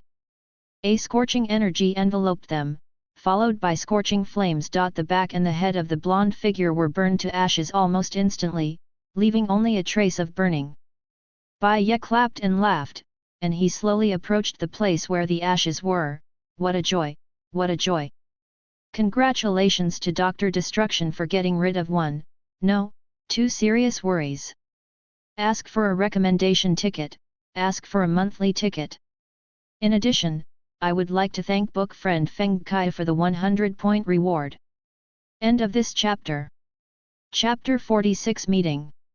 Let's not talk about the charm witch. Can this sneaky thing that steals my clothes be called a serious problem? Dum folded his arms and sneered. It's a big worry to make people feel unhappy. Bai Ye said absent-mindedly, and then took a closer look. The heads of Charming Witch and Ash were completely turned into a pile of ashes, and they were so dead that they couldn't die anymore. But the male lead of a half-comedy movie like Ash usually won't die so utterly. When Ash in this universe dies, another one may pop up somewhere in the Ghost universe. It is precisely this principle that two Ash Williams appeared in New York City at the same time as mentioned earlier. While Bai Ye was watching Ash turn into ashes, a man rushed out from behind the crowd and screamed in amazement, "What did you all do? You killed him!" The visitor's blonde hair was scattered on his shoulders, shimmering, wearing a tight white tights, and wearing a blue mask similar to the Pleasure Prince. Dr. Doom turned around, looked at Swanyan who was offended in front of him, and said indifferently, "The clown you brought is not only about to release Doom's prisoners, but also blatantly pretending to be Doom, which is undoubtedly a great disrespect and disrespect. Insult. Death is the punishment he deserves. Do you have any objections?" Swanyan, who was turning green and white at first, was about to say something when Susan quickly stepped forward to pull her aside, stretched out her hands and gently put them on her shoulders to comfort the impulsive little girl. Swanyan is a mutant, she can transform her beautiful singing voice into strong light and release it. Gone. If Dum, a small character of the TH line, wants to kill it, it will definitely not be much harder than crushing a small bug. The invisible girl is helping her. Although Doom is a gentleman and is very friendly to ladies, he is absolutely impossible to be lenient when it is time to make a move. Maybe he will not kill Swanyan directly, but it is still easy to lock up or drive out of Fort Doom. Although the second option seems more cruel than killing directly. Humph, it's not enough, Fury and the others have arrived in Lotto Villa, let's go. Seeing that Swanyan lowered his head and didn't dare to speak any more, Doom snorted coldly, then turned his head and led the crowd out. At this time, Fury was standing by the window of the Quinjet fighter, looking through the glass at Fort Doom, which was getting closer and closer in front of him, calmly. "The tower in Lotto Villa has indicated that we can land. Do we need to send a few fighters to land first to check the situation?" Hill walked to Fury and asked softly. "No need, Dr. Doom won't play tricks on this kind of thing. If he wants to harm us, there's no need to wait until he lands. Also, are your things ready?" At this, Hill nodded, took a suitcase from the agent beside him, and handed it to the director of S.H.I.E.L.D. The appearance of the box is simple and sturdy. It is made of black high-quality leather. The surface is smooth without any patterns. Only a small metal logo of S.H.I.E.L.D. falls in the center. After taking the box, Fury looked down, and there was already a Quinjet fighter parked on the wide airport. He recognized at a glance that it was the one that Bai Ye and the others took before. As his Quinjet slowly descended, Fury felt his body sink. The hatch slowly opened, a bright light shone out, and strong winds roared in, making his coat rustle. There are people coming and going on the tarmac, and someone is welcoming their arrival. Welcome to Lotto Villa. Feeling the strong wind when the fighter plane landed, the corners of Bai Ye's mouth curled up, and he opened his arms towards Fury and his group who were walking out of the fighter plane. There are more than a dozen Kun-style fighter planes landing slowly at the same time, and many people even hugged and cried after stepping out of the plane. The scene when the aerospace aircraft carrier crashed was too terrifying, and many of them even fought with those zombies. Face-to-face, almost eaten. The group of people who got off the plane now can be said to be the luckiest handful in the world. Not only did they escape the initial virus outbreak, but they also escaped the second crash of an aerospace carrier. Hearing this, the corner of Fury's mouth twitched, but he still went up to hug Bai Ye, and then teased, "We haven't seen each other for a few hours, and you have become a Latveria person." "I didn't say, this is all your own thinking." Bai Ye shrugged. Before the two of them finished speaking, the figure of Dr. Doom suddenly appeared in front of them. The green cloak on his body was fluttering with the breeze, and his face was covered by the iron mask, making it impossible to see his expression clearly. Doom first took a look at Johnny, Susan, and the stone man in the distance. The three of them hugged each other happily. The Fantastic Three were their last support in this world. Later, the Lord of Latveria mocked the one-eyed dragon in front of him. "Where are the American colonels and other Avengers? I heard that they seem to be revenge on those civilians." Fury's face darkened when he heard this, and he turned around and said, "Mr. Bai, your new friend is not very friendly." Before Bai Ye could answer, he said again, "Dom, although they were infected and turned into zombies, it wasn't their fault, nor is it a reason for you to insult the heroes who fought for this world." Hero. As soon as these two words came out, Dr. Doom snorted immediately. "Isn't Reed the boss of your Fantastic Four? Isn't it that he wants to turn himself into a zombie to complete some shit evolution? In my opinion, your Avenger is not a fart. IDOM, will eventually become the savior of mankind and the greatest hero in human history. Mommy Falker." Fury gritted his teeth, and the veins on his forehead popped violently. As a 10th level agent who had carried a gun in World War II and fought in the Cold War, he rarely put anger on his face. Okay, everyone will calm down if they don't say a word." Bai Ye reluctantly stepped forward to smooth things over. "Why are these two people just like children? They are busy bickering at the end of the world." Dr. Doom, might as well show the tolerance and kindness of the Lord of Lotto Villa. These people have just gone through a big battle and need to rest. I believe they will also repay their kindness and become a force to protect Fort Doom. And Fury, let the past be bygones. The important thing is to take care of those who are still alive." After staring at Doom's iron face for a few seconds, Fury finally lowered his head and let out a deep breath. Although he didn't want to admit defeat, what Bai Ye said made sense. No matter how much you argue for it, when hungry zombies such as the former American colonel attack, they will never show mercy because of their old friendship. Those who are alive have to continue to find a way to live, no matter whether it is humiliated or not. Seeing that Fury seemed to calm down, and Doom did not continue to confront each other, Bai Ye nodded calmly. The most important thing for the enemy at the moment is to be consistent with the outside world. It's time to let go of the love-hate relationship between superheroes and supervillains in the past. No matter what, everyone is still human and should be on the same side. He turned his head and planned to go back to the castle and rest for a while.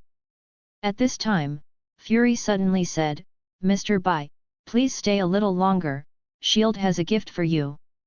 Bai Ye, who hadn't walked a few meters away, looked back at Furui, raised her eyebrows and asked curiously, "What gift?" "Ask for a monthly pass, ask for a recommendation ticket." End of this chapter. Chapter 47 Banquet. Sitting in front of the desk, Bai Ye absent-mindedly pushed the half-cold cup of coffee to the corner of the desk, apparently no longer interested in it. Instead, he gently placed a suitcase on the desk. The small table was immediately filled with boxes, and its surface was covered with a layer of black leather, which looked low-key and steady. And in the center, a shiny metal logo highlights the identity of SHIELD. This was the gift Fury had just said he would give him. He lightly pressed the handle of the suitcase, and the front of the suitcase popped up instantly, revealing a small screen. An input interface was displayed on the screen. Bai Ye was not surprised.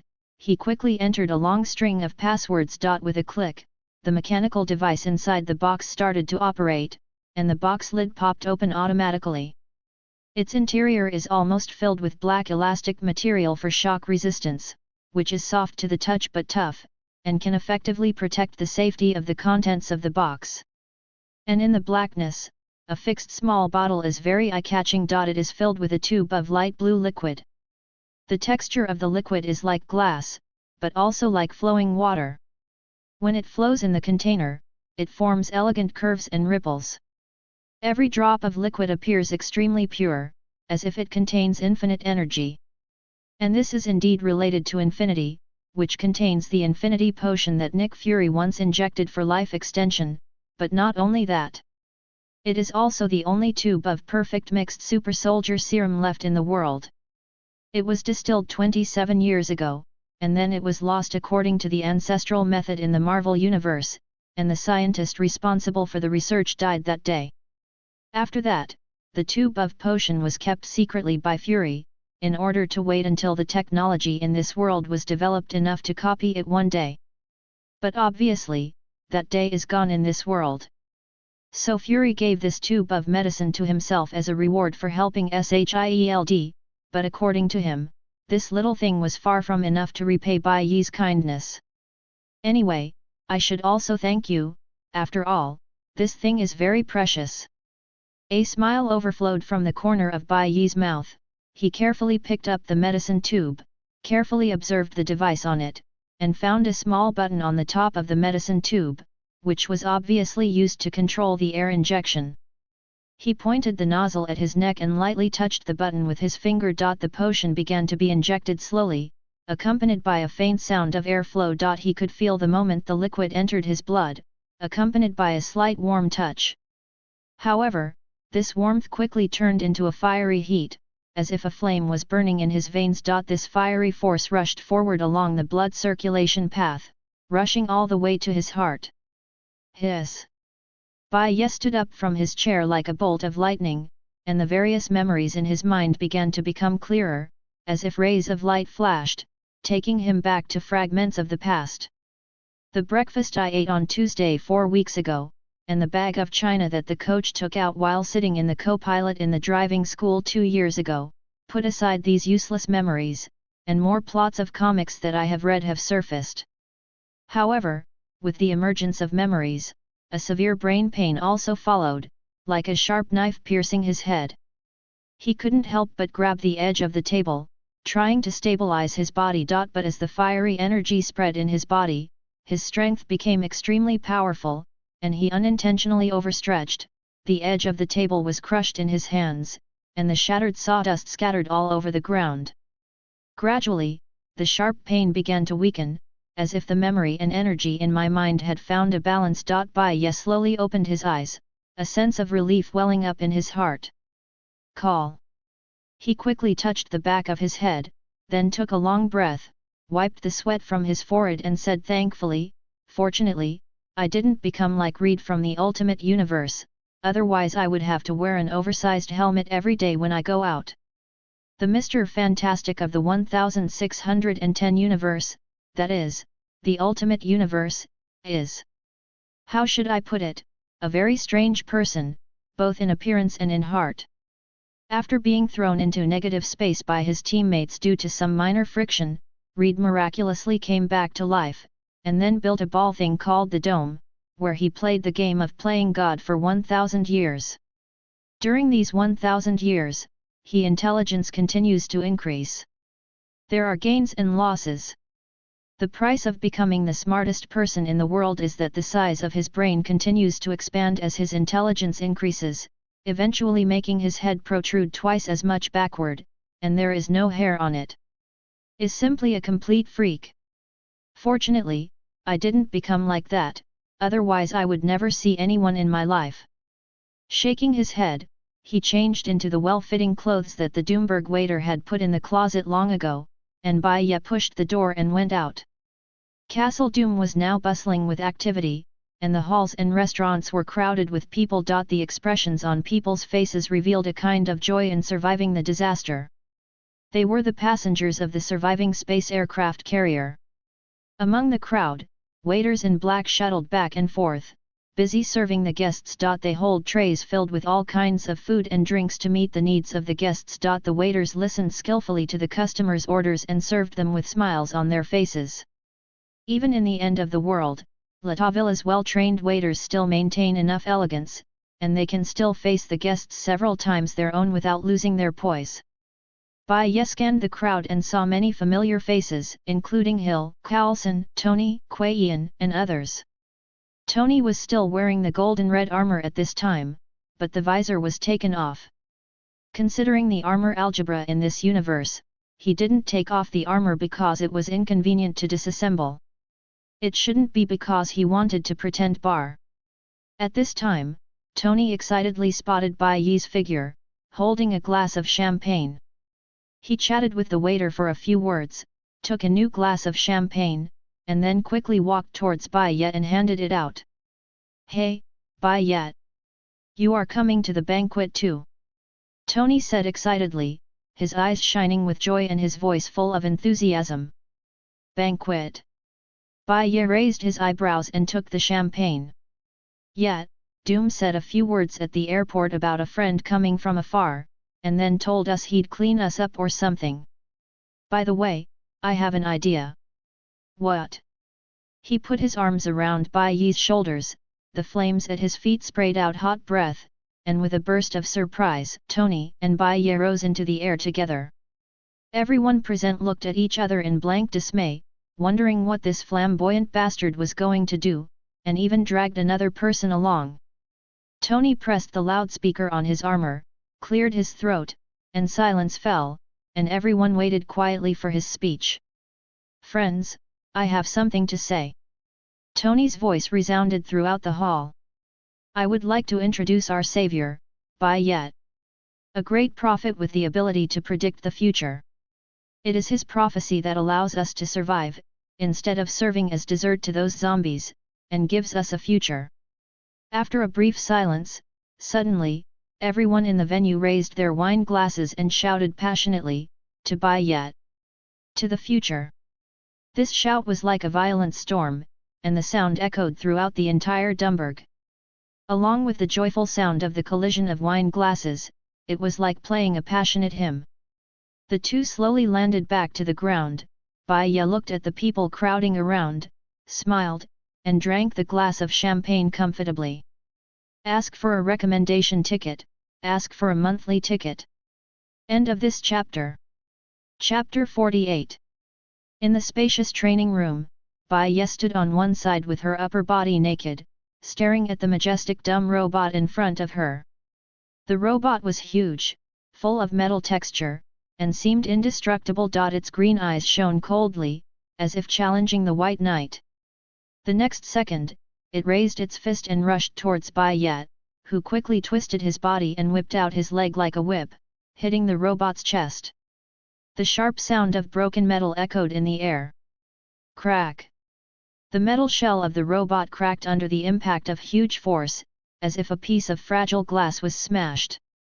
This sound was accompanied by the shaking of the robot's body, as if responding to the powerful blow it received. Metal fragments scattered in the air, flashing a cold light. The mechanical structure fell into chaos, as if it had been damaged beyond repair. The repelled robot stood staggeringly, and the electric circuit made a whistling sound. Its metal shell was damaged in the impact, but it still seemed to want to continue attacking White Knight. However, at the moment it was struggling to rush towards Bai Ye again, he had already quickly circled behind it. Bai Ye grabbed the robot's shoulder and forcefully performed the throat-locking and strangulation technique in martial arts. His arms clung tightly around the robot's neck like steel, preventing it from moving. The robot desperately grabbed Bai Ye's arm, trying to break free from his control. Bai Ye narrowed his eyes, feeling the resistance of the robot, his muscles tensed up, he let out a loud shout, gathered all the strength in his body, and suddenly exerted pressure with his arms. There was a horrible metal twisting sound from the robot's neck, its shell began to deform, and the taut metal made a fragile cracking sound. After a violent sound of metal breaking, the robot's head and neck were completely separated. Bai Ye let go of his hand, and the robot's remains fell to the ground without any movement. It is strangled. Bai Ye looked at the light in the eyes of the mechanical head on the ground gradually dimming, he exhaled lightly, looked up and looked around, looking at the wreckage of more than a dozen robots scattered around. These robots fell to the ground in different postures, some were broken into several pieces, and the circuits were scattered all over the ground, some had dented chests and cracked metal surfaces, some had twisted heads beyond recognition. After attending the banquet for a while, Bai Ye hurriedly asked the waiter where the training room was. Unexpectedly, the waiter actually knew about it. After taking him to the training room, he went back to continue serving the guests. Clap clap clap clap. Fury walked in from outside the room with a smile and applauded, and handed Bai Ye a form. Congratulations, Mr. Bai, you did not insult the gift I gave you. What is this? Bai Ye took the list and asked curiously. Dr. Doom's training room has observation equipment that can map the physical data of the subject through the movement of the subject. It is estimated that the bench press is 550 kilograms, the clean and jerk is 370 kilograms, and the limit speed is 97 kilometers per hour. Looking at the various numbers and symbols on the list, Bai Ye whispered the few lines he could understand. Your stats are slightly higher than Steve's back then. I have no doubt that if he was dueling with you now, then he can't beat me. Bai Ye raised the corners of his mouth, folded the list and put it in his pocket. Fury looked at the somewhat complacent guy in front of him and finished the second half of the sentence with an expressionless expression, only a % chance of winning. Steve Rogers not only has the world's top martial arts fighting skills, but also a brilliant tactician and an excellent battlefield commander, not to mention his indestructible shield. With these points, he can even beat the Hulk to the ground with his fists, or go for more than a dozen rounds with the fully armed Thanos, which can be described as a real split. And I don't think he's trying to strangle a robot, you know they don't breathe, Fury added. While putting on his shirt, Bai Ye laughed dryly, thinking that you, a blind man, just happened to be on the head of the right master, and this can only be regarded as a small tribute from me. The Avengers are fighting the hordes of Ultron, and guess who's trying to strangle a robot? The two walked out of the room and handed over the mess in the training room to the dumb robot who was still alive. On the way, Bai Ye turned around and asked, how is the preparation for the portal? According to Dumb, it will take some time to recharge, and we are still discussing some details. Oh! Each person needs to consume an astronomical amount of energy, and it is even more difficult to accurately lock a safe target parallel universe. Considering that this zombie crisis originated from an invasion from the outer universe, if you choose to teleport quickly in order to save energy, you may fall directly into the hometown of the zombies, or a similar place. At that time, the gain will outweigh the loss, and I will die before dawn. Bai Ye's face changed slightly, and he nodded slowly while rubbing his chin. There is some truth to what Fury said. The Earth 2149 they are currently in and the Earth 91126, the home of the zombie sentinel, are in a closed-loop state. To put it simply, the zombie sentinels in the 91,126 universe spread the virus to the 2,149 universe, infecting the superheroes here, and then the zombie heroes here passed the virus to the uninfected sentinels in the 91,126 universe. In this reciprocating cycle, the behavior of myself and others is breaking the original fixed cycle. If you are unlucky enough to land on Earth 91126, you will not encounter a dead world where zombies have been killed by zombie Spider-Man, but will only be another zombie universe that has just entered the end of the world. And that universe is experiencing the big event of the Hulk World War, with the terrifying Green War and Sentinel. For example, Ash Williams was also unlucky in the original plot. He stopped without switching a few parallel universe portals, and finally threw him into a zombie universe where everyone is a werewolf. Thinking of this, Bai Ye said sternly, let's go find Doom and see how long it will take. Calculating the time, those zombie heroes are probably going to target Lotto Villa with their mouths. Dr. Doom stood at the door of the laboratory, staring at a metal platform in the center of the laboratory. The platform was wide and sturdy, and seemed to hold 5 or 6 people on it with ease. It shone with silver-white light, exuding a high-tech atmosphere. Around the platform is a group of busy experimenters. They were dressed in white lab coats, holding various instruments, and were busy operating and debugging. They shuttled back and forth, conducting experiments in a focused and orderly manner. It's just that under Doom's cold gaze, they were all trembling, for fear that something wrong would make the monarch angry. Even in the end of the world, Doom will not forget to protect his people, but this does not mean that he is a very tolerant king to his subordinates. One of the reasons why the quality of the waiters here is so high is that the death rate is quite high. Snapped. There was silence in the laboratory, only the sound of shattering cups reverberating in the air, as if time had also stopped. People around all focused their attention on an experimenter with broken glass at his feet. Dr. Doom's gaze was also cast over. His eyes were cold and sharp, revealing an elusive sense of oppression. The experimenter felt a chill running down his spine. His muscles were tense and he was trembling all over, like a frightened animal. Little beast! Crunch! Bai Ye suddenly pushed open the door, stepped into the room, saw Dr. Doom standing there, smiled lightly, and said, "The dinner was pretty good, Doom. Ask for a monthly pass, ask for a recommendation ticket." End of this chapter. Chapter 49 The Eve of the Storm. The standard of hospitality at Doom Castle is world-class, and anyone who is lucky enough to be a guest will only be full of praise for it. Dr. Doom turned around and smiled boldly at Bai Ye. Seeing that the Lord of Latavilia's attention was diverted, the experimenter hurriedly picked up the glass fragments on the ground and threw them into the trash can. He cast a grateful look at Bai Ye and quickly returned to his post. Bai Ye nodded, "Indeed, this tastes much better than the fast food on the SHIELD aerospace carrier." Ha ha ha ha ha, well, put the flattery aside, what are you looking for with Doom? Dr. Doom's laughter stopped abruptly, and he returned to his cold look. "I heard that teleportation needs more preparation time?" Bai Ye asked, and Fury also walked in at this time. "Good." Doom nodded, and then brought the two of them to the metal platform and explained, "Doom selected 200 Lotto Villas, and you brought about 150, which greatly increased their burden.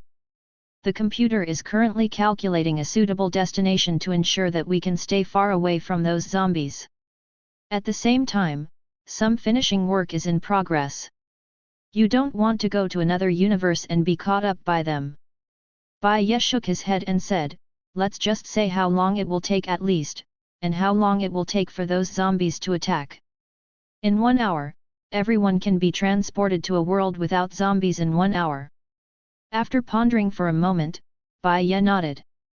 The time advantage he gained from injuring Kuei Yan from the beginning was gradually being wiped out, and he could basically match the original plot in 1 hour. Also, the people from Lotto Villa must go first. After glancing at Fury, who wanted to say something else, Bai Ye shook his head imperceptibly, and then replied, "That's not a problem. Then start preparing. Fort Doom must not fall within an hour. Those zombie heroes are already on the way to assemble." After speaking, Doom raised his hand, and a holographic image appeared in the air, showing the familiar Eiffel Tower. The Iron Tower was filled with ordinary people who had been infected and turned into zombies. They were struggling unconsciously, making low roars from their mouths, and there were more or less traces of bites on their bodies. The American colonel stood under the iron tower, furiously hitting the ground with his shield, while a crowd of zombie heroes stood in front of him. "Fuck, you idiots! Why did you throw it away after taking a bite? Don't you know that a little contact with bodily fluids can infect them? Don't you know how unpalatable our meat is? And which mental retardation polluted the tap water? Now we don't even have to bite to eat." His voice was full of anger and dissatisfaction, and his eyes revealed disappointment and disgust for these zombie heroes. "You are so stupid and incompetent. How can you eat delicious meat with this bunch of trash?" The other zombie heroes bowed their heads and remained silent. They had lost their minds under the influence of the zombie virus, leaving only their fierce appetite and instinctive desire to attack. Although they still retain the ability to think, they have become bloodthirsty zombies after all. Therefore, it is difficult to act frugally, and when faced with more than a dozen pieces of fresh meat, it is difficult to finish one before eating the others. It was probably Liquid Man who did it. I saw him dangling in the water." Among the crowd, Daredevil raised his left hand with 3 fingers missing and whispered. "What? You are slandering me. I did it to force the female mutant in the water who can walk through walls to come out, and didn't you get a piece of her meat in the end?" As soon as these words came out, the Liquid Man who was not far from Lawyer Ma was startled and defended loudly. But the other zombie heroes looked at him more and more unkindly. The Liquid Man cursed secretly, and he quickly sprayed the water from his legs, and rushed towards the nearby pool at an alarming speed. As long as he falls into the water, he can climb along the water pipe to a safe place. Don Tico. However, at this moment, a strong sound wave suddenly came, directly hitting the Liquid Man's body. His body was instantly distorted, turning into a pile of small water droplets, which quickly evaporated and disappeared into the air. The strong sound waves completely destroyed the structure of the Liquid Man, completely crushing him. The perspective slowly pulled back, Black Bolt's eyes were hollow and fierce, and the tuning fork on his forehead still glowed faintly. Then, he looked at the American colonel and said, "Now that the traitors have been eliminated, you might as well tell us what we are brought together for, otherwise I will go looking for meat elsewhere with my tetanus. Trust me, we're looking for fresh meat far faster than you." The zombie virus inadvertently gave Black Bolt King the ability to speak normally, and the big zombie pug beside him also barked twice, as if agreeing with his master. Hey, don't be anxious, His Majesty the King, I was just about to say it." The American colonel let out a vicious laugh, revealing a bloody tooth. "I think you all know that the survivors everywhere are dead, infected, and it will be difficult for the remaining big cats and kittens to hide and find them, but I happen to know a place full of living people." Place. Black Bolt's blind eyes narrowed, and he directly pointed out the unspoken part of the American colonel's words. "If that's true, I think you went to eat early in the morning? Why did you invite us?" "You're right, I don't think you would have invited us."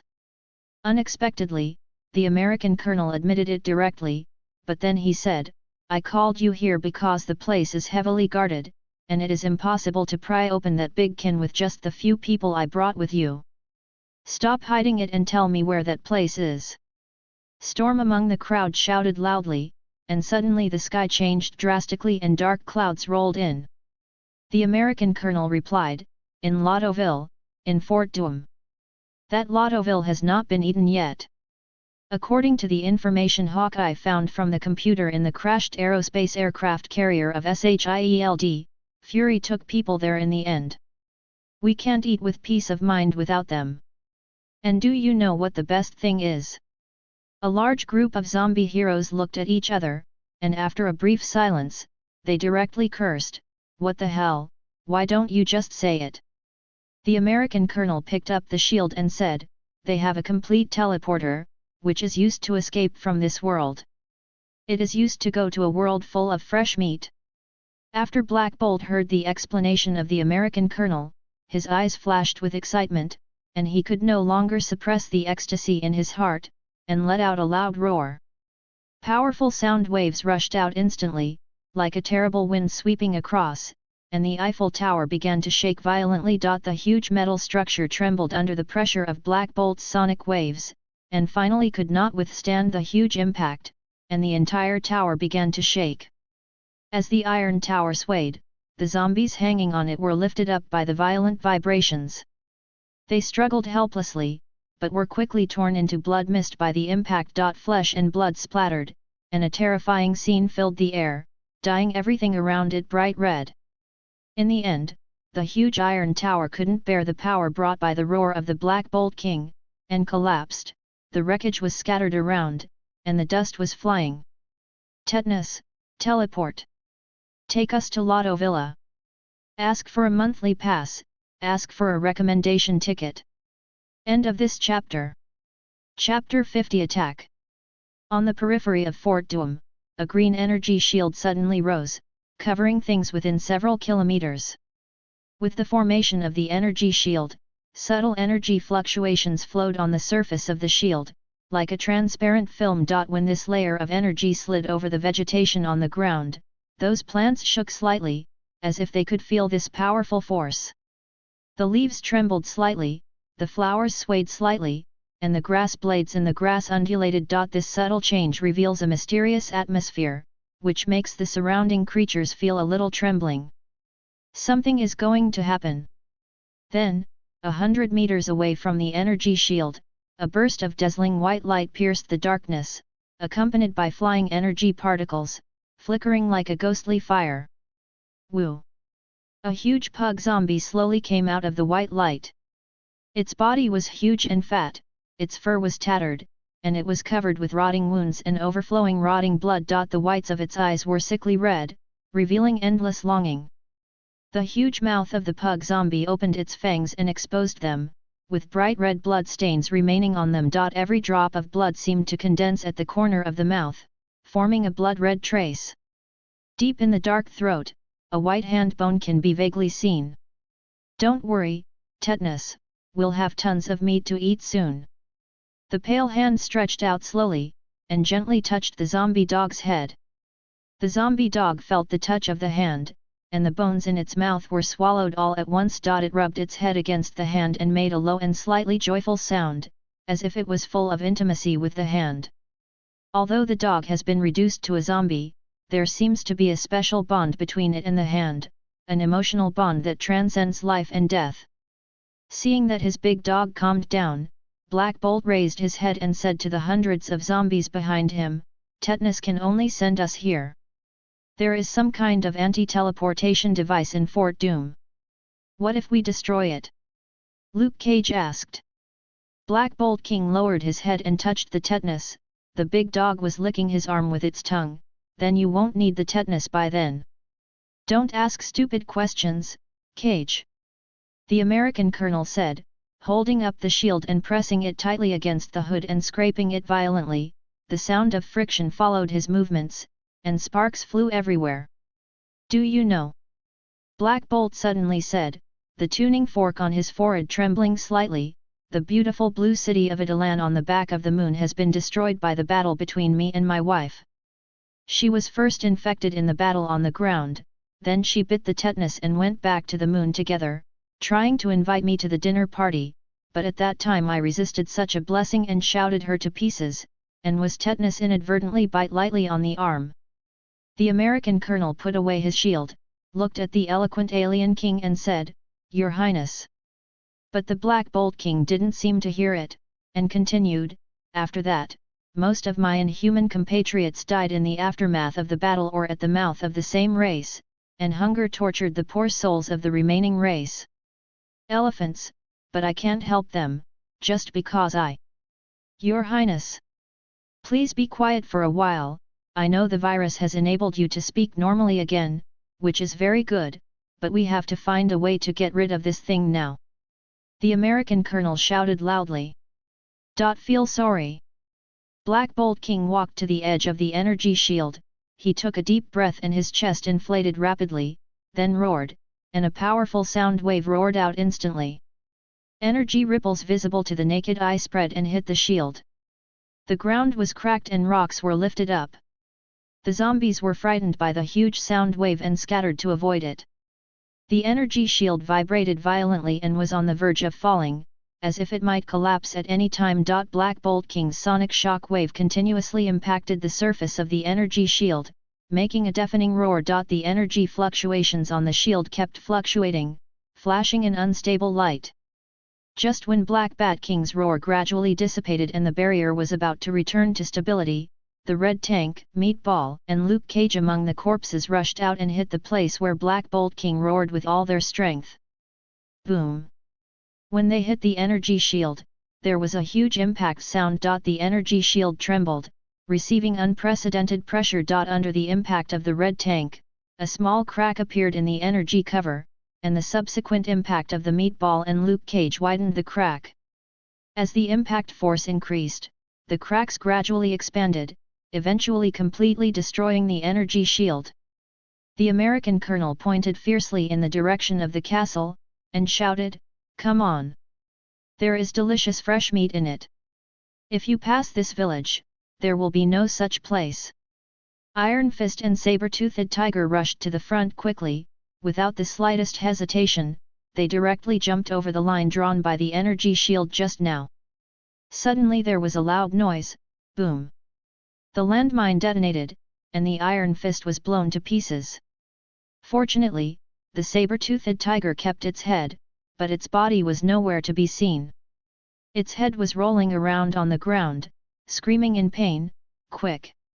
Someone put my body on the ground! Come on, I can still heal myself!" The zombies around looked at each other, and the dead woman rubbed her inch-long nails, shook her head slightly, and said with a trace of helplessness, "Don't dream, Victor, our self-healing ability has long since failed." What she said is not wrong. Even Wolverine, Deadpool and other people with extremely strong self-healing ability can't last long for this virus. Bai Ye on the castle in the distance put down his telescope, and he just took in everything in front of him. "Thor, do you see that over there? Do what the God of Thunder should do."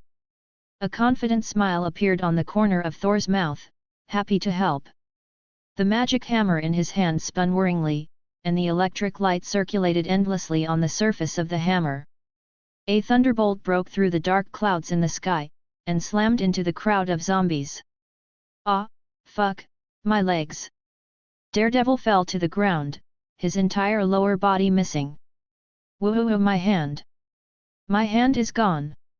Another zombie howled mournfully. His arm was shattered by lightning, leaving only mutilated limbs, dripping with blood. "Stop yelling! Isn't it just missing arms and legs? Isn't the saber-toothed tiger still healthy with only one head left?" the American colonel shouted angrily while holding up his shield. "Actually, I'm not very good." "Shut up! The red tanks go forward and open the way first. Make sure that nothing will explode under our feet, and those who can fly will go from the sky to distract them, and the rest will follow me." As soon as the Colonel of the United States finished speaking, he saw Colossus, Red Tank, Luke Cage, and other thick-skinned men rushing towards Fort Doom. The remaining zombies followed closely behind, led by Colonel America. Ask for a monthly ticket, ask for a recommendation ticket. End of this chapter. Like and subscribe to my channel for more novels like this.